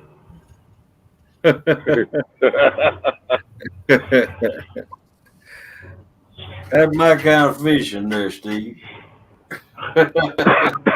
Well, I'm gonna be in a pretty spot. Y'all gonna enjoy it. If you happen to catch any of it, you're gonna like where I'm gonna be fishing. Get you some bite alarms and just shut the eyelids down. Let the alarms do the job. Take me some trot line cord and tie them all to the trailer hitch on my truck. Look in the mirror every once in a while, and if all 4 of them still there, go back to sleep. If one's missing, I know I got a fish on. Yeah, no doubt. There he is. Good morning, Ricky. Welcome in, Solo. Hello. Skunked again. All right, well, put one more skunk up there for me, Jody.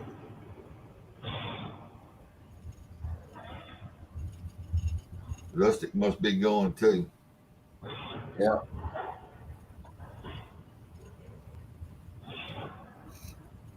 Oh, Rustic got a show. He's doing a chatterbox.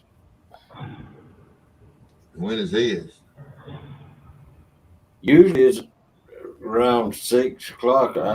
What time's your show usually? Put your show in there, Rustic. AM or PM? PM.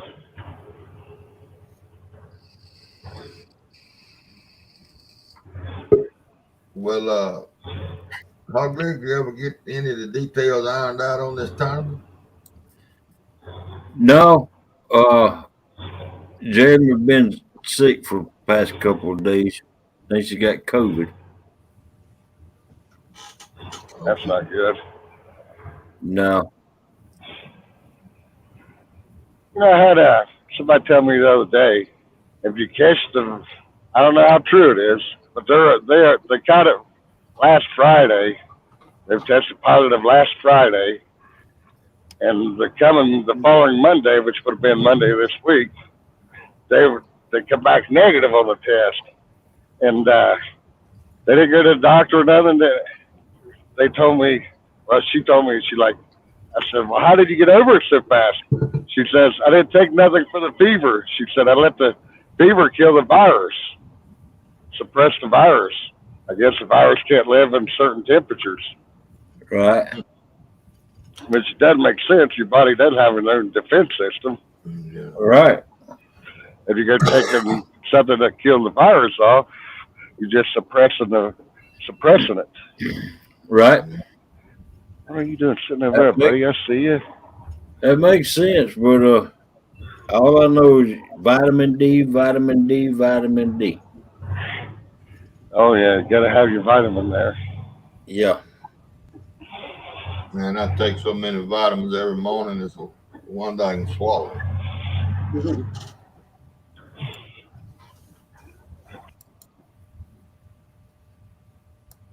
Oops. Water, water, and water. You there, Rustic? One more mile, and I'm gonna hit the destination. One more mile. Yeah, it's only a 12-mile run, but I can't with it being oversized. Wait a minute now. All this time you've been talking, you ain't run but 12 miles? Now the load itself is 12 miles. I had a deadhead over here to Toledo, about 57 miles, I think. Oh, okay. Let's swing by the yard, grab the double drop trailer.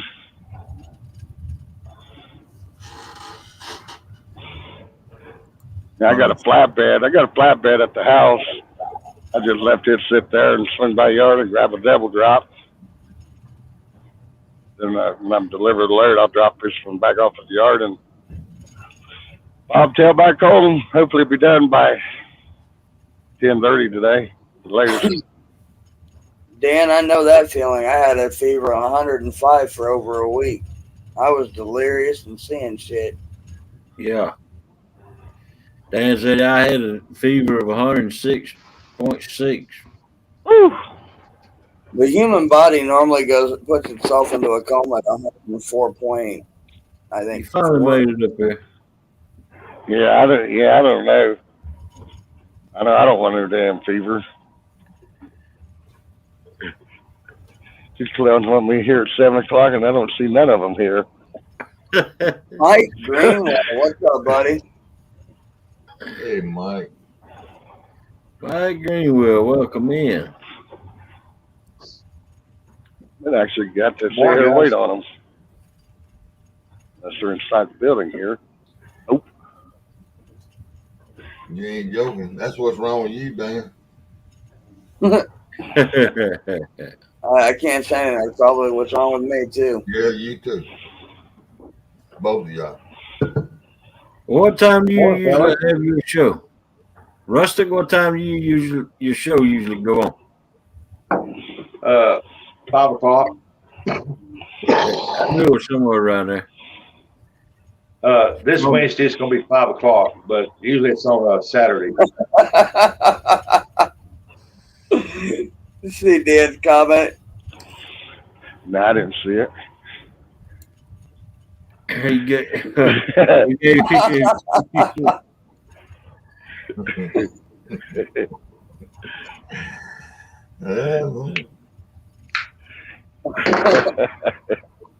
Yeah, buddy. Y'all want to stay tuned this Wednesday. Y'all want to tune in this Wednesday because that's when I have the giveaway. What you giving away, man? Shad?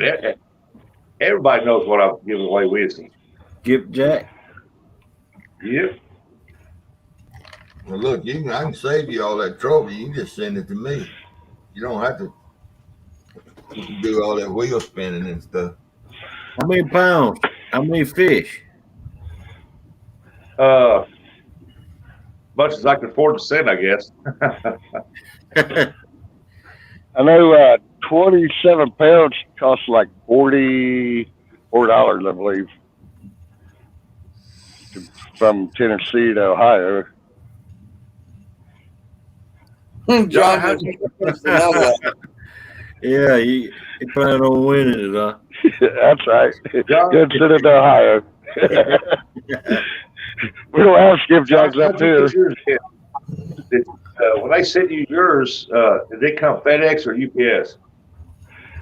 I actually Catfish Terry caught them down there in the river, and we put them up in a cooler, not a styrofoam cooler type, in a box, and we shipped it U.S. mail, USPS. Oh, wow. You put dry ice in it? No, we put two ice packs in it, and we had the skipjack frozen. Yeah. And they made it in 2 days, and they were still frozen. Well, there's a company in Haskell, Oklahoma that sells skipjacks. I'm fixing to buy some from them this spring. Yep. And check them out and see how theirs are. They ship them overnight express. I'm gonna try some of them. Haskell right on the Arkansas River. I'm assuming that's where they catching them. Steve, where exactly do you live at in Mississippi? Greenville. Greenville. Yeah. Early Brown, that's nice to know, John. If I win, I will share with you.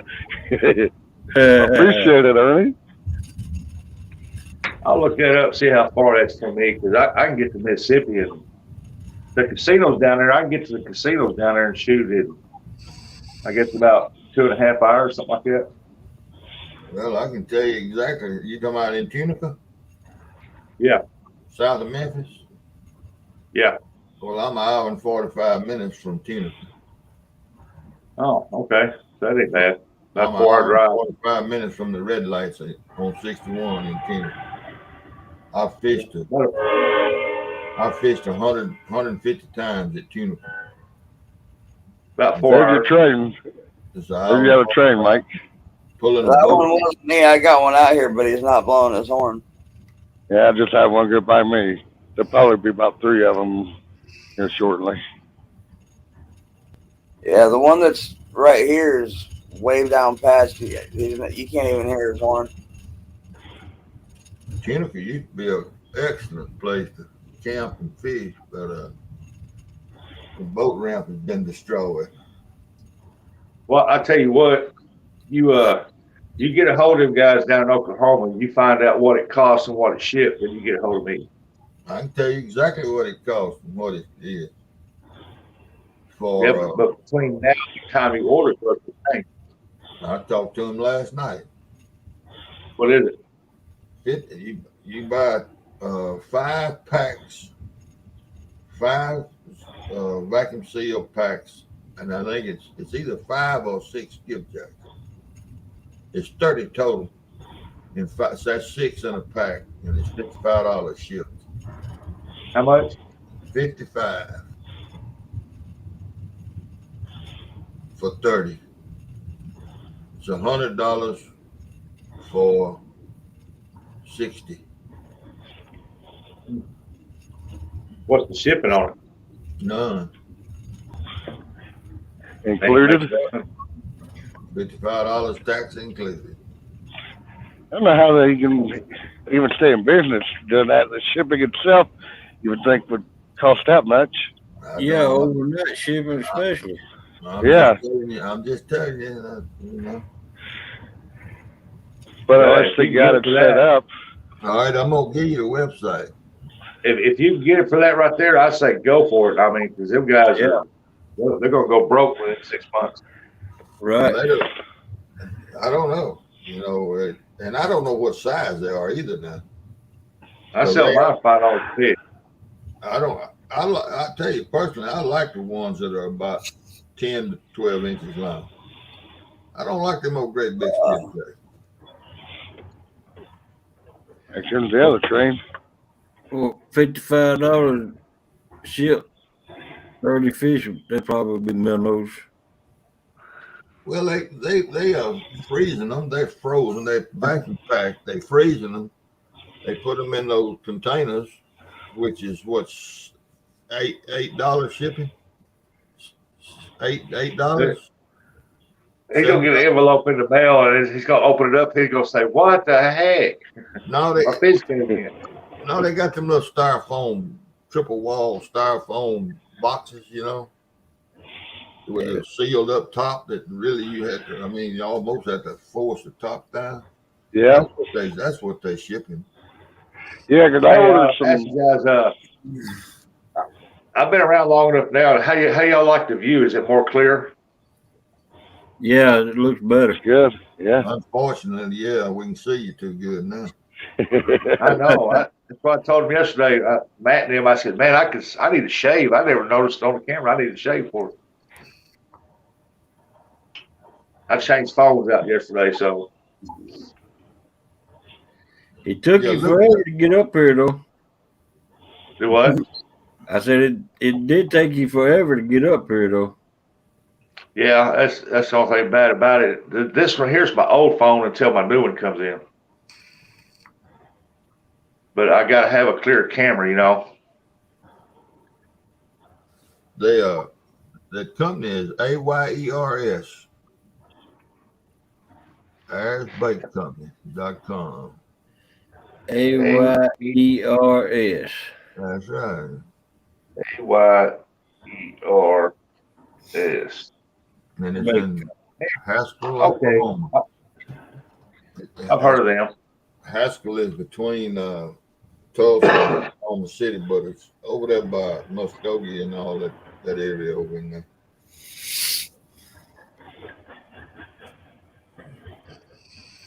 I had some people that come up from Oklahoma one time and bought 1,500 head of skipjack off of me. I don't know if it was them or not, but that name sounds awful familiar.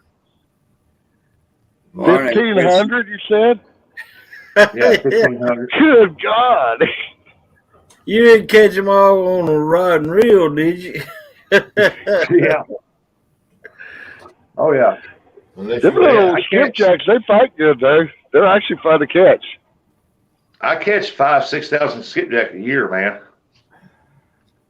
Good God. Oh, gone.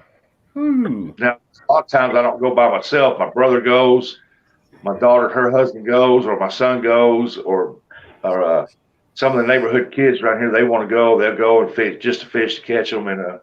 But the biggest part of the time I go by myself. Welcome in, 205. There definitely ain't no catfish eating them. That many of them. You catch them all in one place. Where's your predator fish? They go all over the place. I set them all over the place. Oh, gotcha. Man, I think that's a lot. Here, I'm gonna get lacing one. I got 12 I supply. Welcome in, Chris. Hey, Chris. Hey, Chris. That's why if you see me on camera and I'm set back like it's right here, if you notice my right arm's a little bigger than my left because I'm constantly doing this. Whipping that pole out. Yeah, All right, take it easy, Mike. See you, Mike.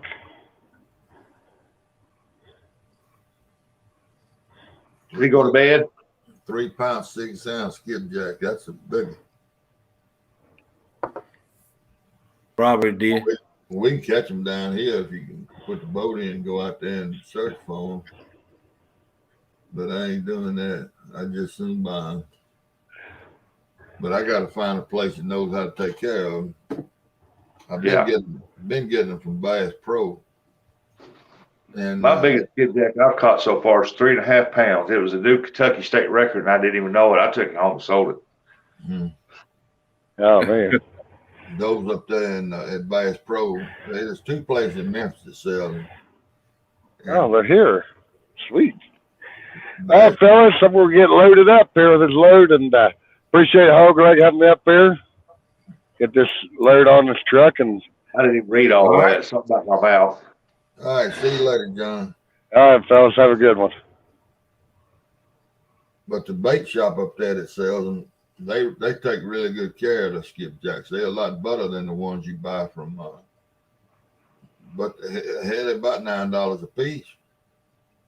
Yeah. And Bass Pro sells them cheaper, but they don't take care of them. Whoever catches them for them, they don't know what they're doing. Jody's awake this morning, ain't she? Yeah. But I'm at the point where I just soon buy them as I had to go catch them, but I'm still having trouble. 3 hours to Memphis to go up there to buy them. So, you know. Well, don't get me wrong. I love to catfish, man. But when it comes to skipjack, I'm on top of that stuff, man. I mean, it's become now to where when I show up down here and the skipjack are running, everybody hollered at me. Hey, Rustic, or hey, David, or because they know the old fishing van when I pull up there, because it's on the back glass, it's got big white letters, it's Rustic Outdoors, it's got a big catfish in the center of it, and right. So they know when I pull up, or when they pull up, I'm usually the first one they look for when they come down there because they want to holler at me or whatever. Well, it won't be long. They'll have a limit on them. You know, they don't put a limit on them in Tennessee. And they need to put a limit on them everywhere, actually. Well, there's a 500 a day limit in Kentucky. So, and let me tell you, there's when they're up in there by the millions. Yeah. Now I'm talking about they in the same big shape. 2 pound, 3 pound big ones.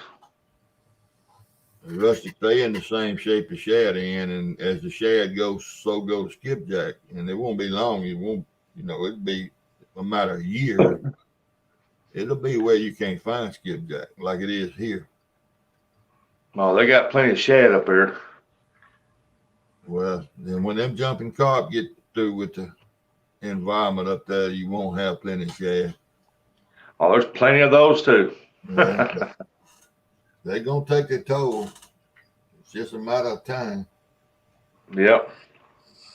I've been trying to talk to the DNR here in Missouri, and about being the first to be in innovations to get them carp out, find their DNA strand, find something that will affect only their DNA strand, no other fish, but just theirs, and release it in the water, and it would kill them fish off. Well, you make them. You put sterile males in the water. They can do that. They can put sterile males out there that'll breed, but hybrid males, or whatever you want to call them, they'll breed, but they won't reproduce. And eventually, but and the jumping carp have decimated, and they so thick down here. When a towboat lay over against the bank to have tow work done here at our port, I've seen the deckhands have to go out there and throw the jumping carp off the barges. Had to go walk through there, kicking them back in the water. Yeah. No, it's just that's pitiful. Oh yeah, we be fishing and or me and Danny Stone be fishing on the bank, and a barge will come by and when there's two of them come, so one comes a little closer to us because we're on the deeper side of the Mississippi, and you'll see them. I mean, they just start jumping out of the banks everywhere, man. Jumping out of the water real close to the bank. Dan, if you don't think the population can't get decimated, when in the 80s, when I would go fishing, starting in the 80s, when I go out there, I didn't even, all I carried was skipjack pole. And if we was floating 100 jugs down the river, or if we was just going rod and reeling, we just stopped and caught the skipjack, depending on how much bait we needed. Yeah. Right. I didn't even know how to freeze them. Didn't know. I mean, we used them fresh every day. I mean, if we went 3 days in a row, we caught skipjacks every morning. Yeah. Right. You don't do that no more, buddy. I'm gonna tell you. And look, Mississippi River is a big fishery. And if it can happen here, you get up to one of them dams, because where them fish can't go no further, and you going up there and catching them at that dam, I'm just telling you, they can slowly but surely disappear. Oh yeah. There won't never be where you can't catch some, but it's gonna get, because everything started in, it's just moving on up the north to up the fishery. Oh yeah, you can go back and watch my videos of where I'm skipjack fishing, and you can look at the dates on it and see when the skipjack are running in there. You can see when the shad start running up in there. Because I talk about how there's on some days, man, I look down and there's like gazillions of shad floating down through there. And then there's times where there's videos on there where on these dates right here is when the carp move up in and you just can't fish for that. See, they do what? Say, welcome in, pork chop. Hey, pork chop. Skipjack breed in this lake here that where I live. Morning, pork chop. And then I can't remember. I believe it's June or July. I believe it's June. There's a boat. It used to be a boat ramp. It's covered up now, but it used to be a boat ramp put in the mouth of the lake when we go out the river go fishing. And when those baby skipjacks are leaving the lake and going to the river, it lasts for, I don't know, a week. It's millions of them come out of that lake. And they school up just like shad when they come out. And I thought they were shad. Now, well, I'll tell you what I thought it was first time I saw it. I thought it was shrimp. And I threw a sabiki rig. I got it out of the boat there, the boat ramp threw out there, and I caught 6 skipjacks. Little old bitty things, but heck, they wasn't that long. And I said, "Damn, this is skipjack," and that's what. So then after that, through years, I used to go up in the lake back in there, and I found where they spawned. I found a nest, and I know exactly where they spawn. And they get up in the lake, and we got a barge graveyard here that's in a hole they dug out with big drag lines and dredges. And Yeah. they must be 50 old barges out there tied together and anchored, and that's where they gonna rot and go, and that's where those skipjacks are spawning. So that's what I like about up there at Kentucky, over at Barkley. There's 3 days a year that they don't know when, but you'll notice it that at Barkley Dam, that along the rocks, all the spoonbill cats come up in there and they start spawning. And they'll just have their backs and tails out of the water, spawning right there on the rocks, and they don't allow them to take them out of there at that time. That's a pretty big gizzard shad right there. Whenever the water goes down, the eggs are out of the water. Well, is that good or bad? That's bad when the eggs are out of the water. Sounds like that'd be bad. Yeah. I just learned that on a new Oklahoma record for gizzard shad, 2 pounds. Yeah. Yeah, the biggest one I ever caught was about a ½ pound. Yeah. It's the biggest one I ever caught. Well, them big old shrimp start running here shortly. Have you ever ate them shrimp? At one time, I got a buddy that. Well, he's dead now, but when they ran, they easy to catch. And you know them traps John Orla using? Yeah. Not John Orla, John Parker. Well, you know they make that trap, but they make an extension that goes in the middle of it that makes right. Okay, right. He got several of those traps, and he uses them just like hoop nets. He don't bait them anything. You don't have to bait them. You can if you want to. I think they I believe they put cat food in there, a can of cat food. Yeah. I can't remember, but anyway, he throws about 5 or 6 of them along the bank in the big old gray rock. And he catches some monsters. I mean, some of them shrimp, pretty good sized shrimp. Right. And they good. I mean, And, I always thought those were the same shrimp that came up here and spawned and then went back to the Gulf, but they're not. Don R. set me straight on. I believe it was Don R. set me straight on all that. Gigability. Is that who it was? Yeah, it was Gigability. Okay, he's a commercial fisherman down in the Gulf. Yeah, that's right, in Florida. Yeah. I sure thought that was all the same shrimp, but they go back to the marsh in Louisiana. Yeah, Chris Olson, that's a good shad. That's a big shad.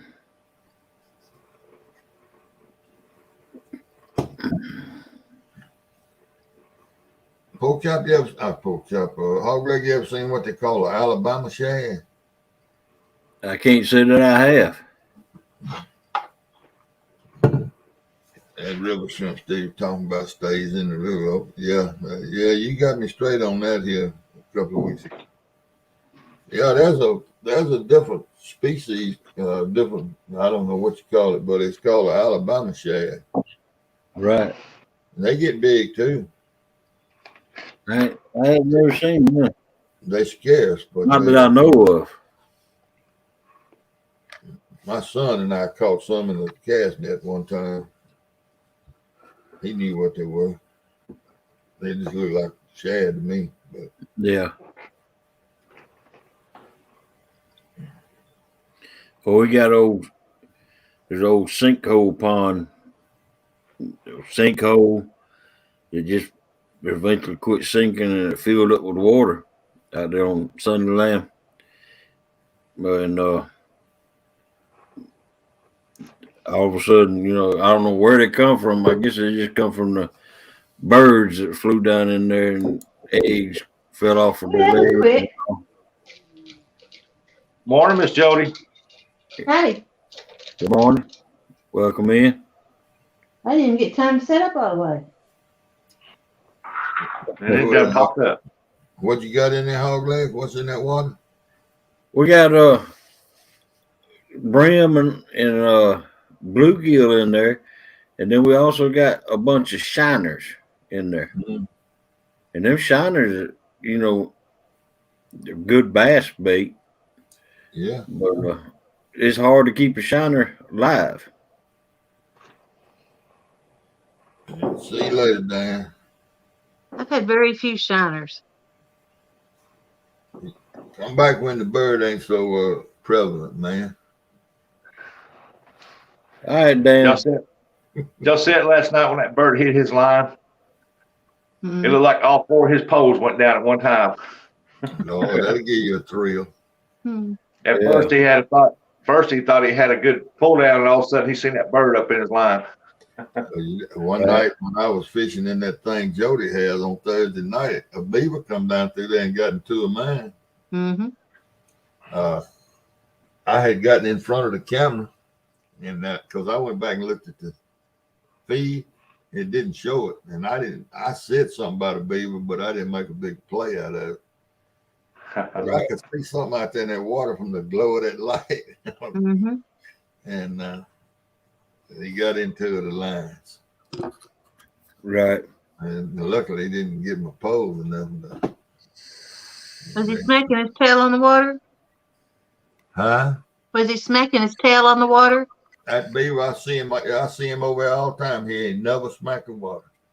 Wow. I don't know what's up with him. He's used to seeing people. Ain't scared.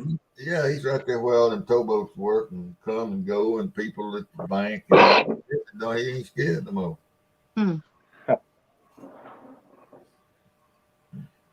I have them swimming in the boat. I have them swimming on the boat, smacking their tail at me all the time. Yeah, they'll pop that water now. Yeah. Oh yeah. You haven't catch nothing last night? I had one bite that I could tell. Well, we pull the bait in, the bait would be eat at by little ones. They'd holler out that skipjack. Well, they're so small you couldn't even tell you had a bite. Same thing gonna happen to me today. I just hope I get a bite. I'd be happy with a bite. Really? Bite. I just hope I can find a place to get into the fish. You know, I got landlocked for just a little bit last night. Yeah, early on. Yeah. When you run up on that sandbar? I wasn't on a sandbar. I was in 52 feet of water, and it rises up into that flat and hit it 1.5 foot deep within like 10 seconds. I'd have to fish that all the way around. Mm-hmm. I'd have to stay there. I couldn't leave it. Right. Yeah. It just tickled me to fish and be sitting in a boat in 1.5 feet of water, knowing it's 50-foot water all around. Yeah. Yeah. Mm-hmm. Just that's what I've come to learn. My buddy, fishing buddy, he likes to fish in the deep hole, but I like to fish on the edge of the deep hole. So I put the front of the boat where he fishes, I put it in over the deep water, and I fish right on the edge, and I catch fish there. Mm-hmm. They're coming up to feed. Yeah. Yeah. I try to fish on Mississippi. Took the front of my boat, pulled up on a sandbar, and fish off the back of the boat in the deep spot, and it's like spot lock. It keeps you right there in that one place. Yeah. And then when you get done, you take a big old pole and you have to push yourself off of it. Mm-hmm. I wasn't about to stay there. I was making sure I get off of it.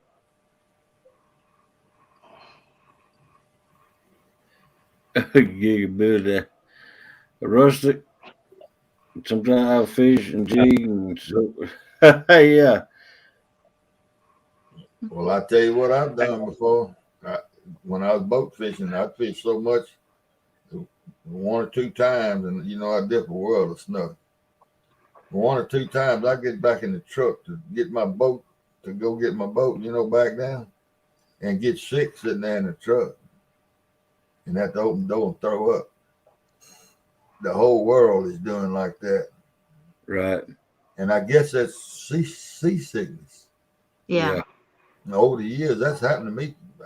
I know 3 times. This happened 3 times here in Greenville.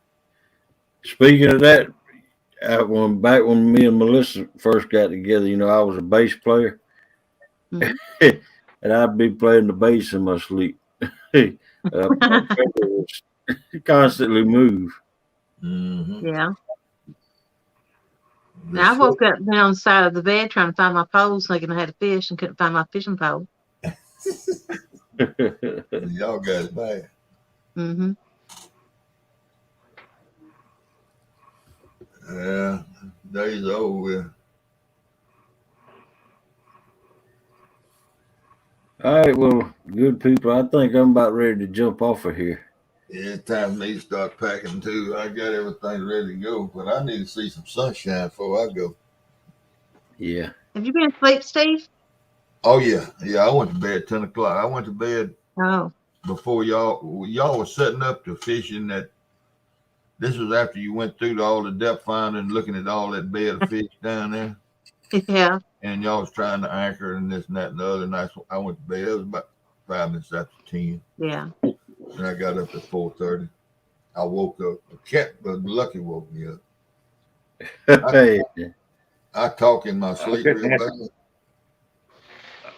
And I couldn't answer gigability because my phone messing up. when I get to But talking, Lucky comes over and wakes me up. Yeah. gigability, I did that one time when I was crappie fishing. We was catching some giant slab crappies, and they was in there so thick that, I mean, just as soon as you throw it out, you just pulling them up. And so I'd wake myself up in the night because I'd sit there and all of a sudden I'd pull up on that pole like that, and I was asleep. Yeah.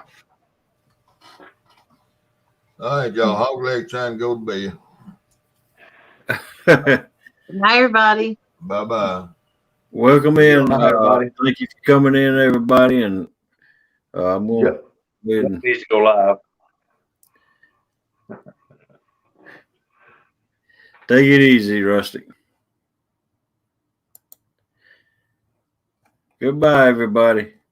Thank you for coming in.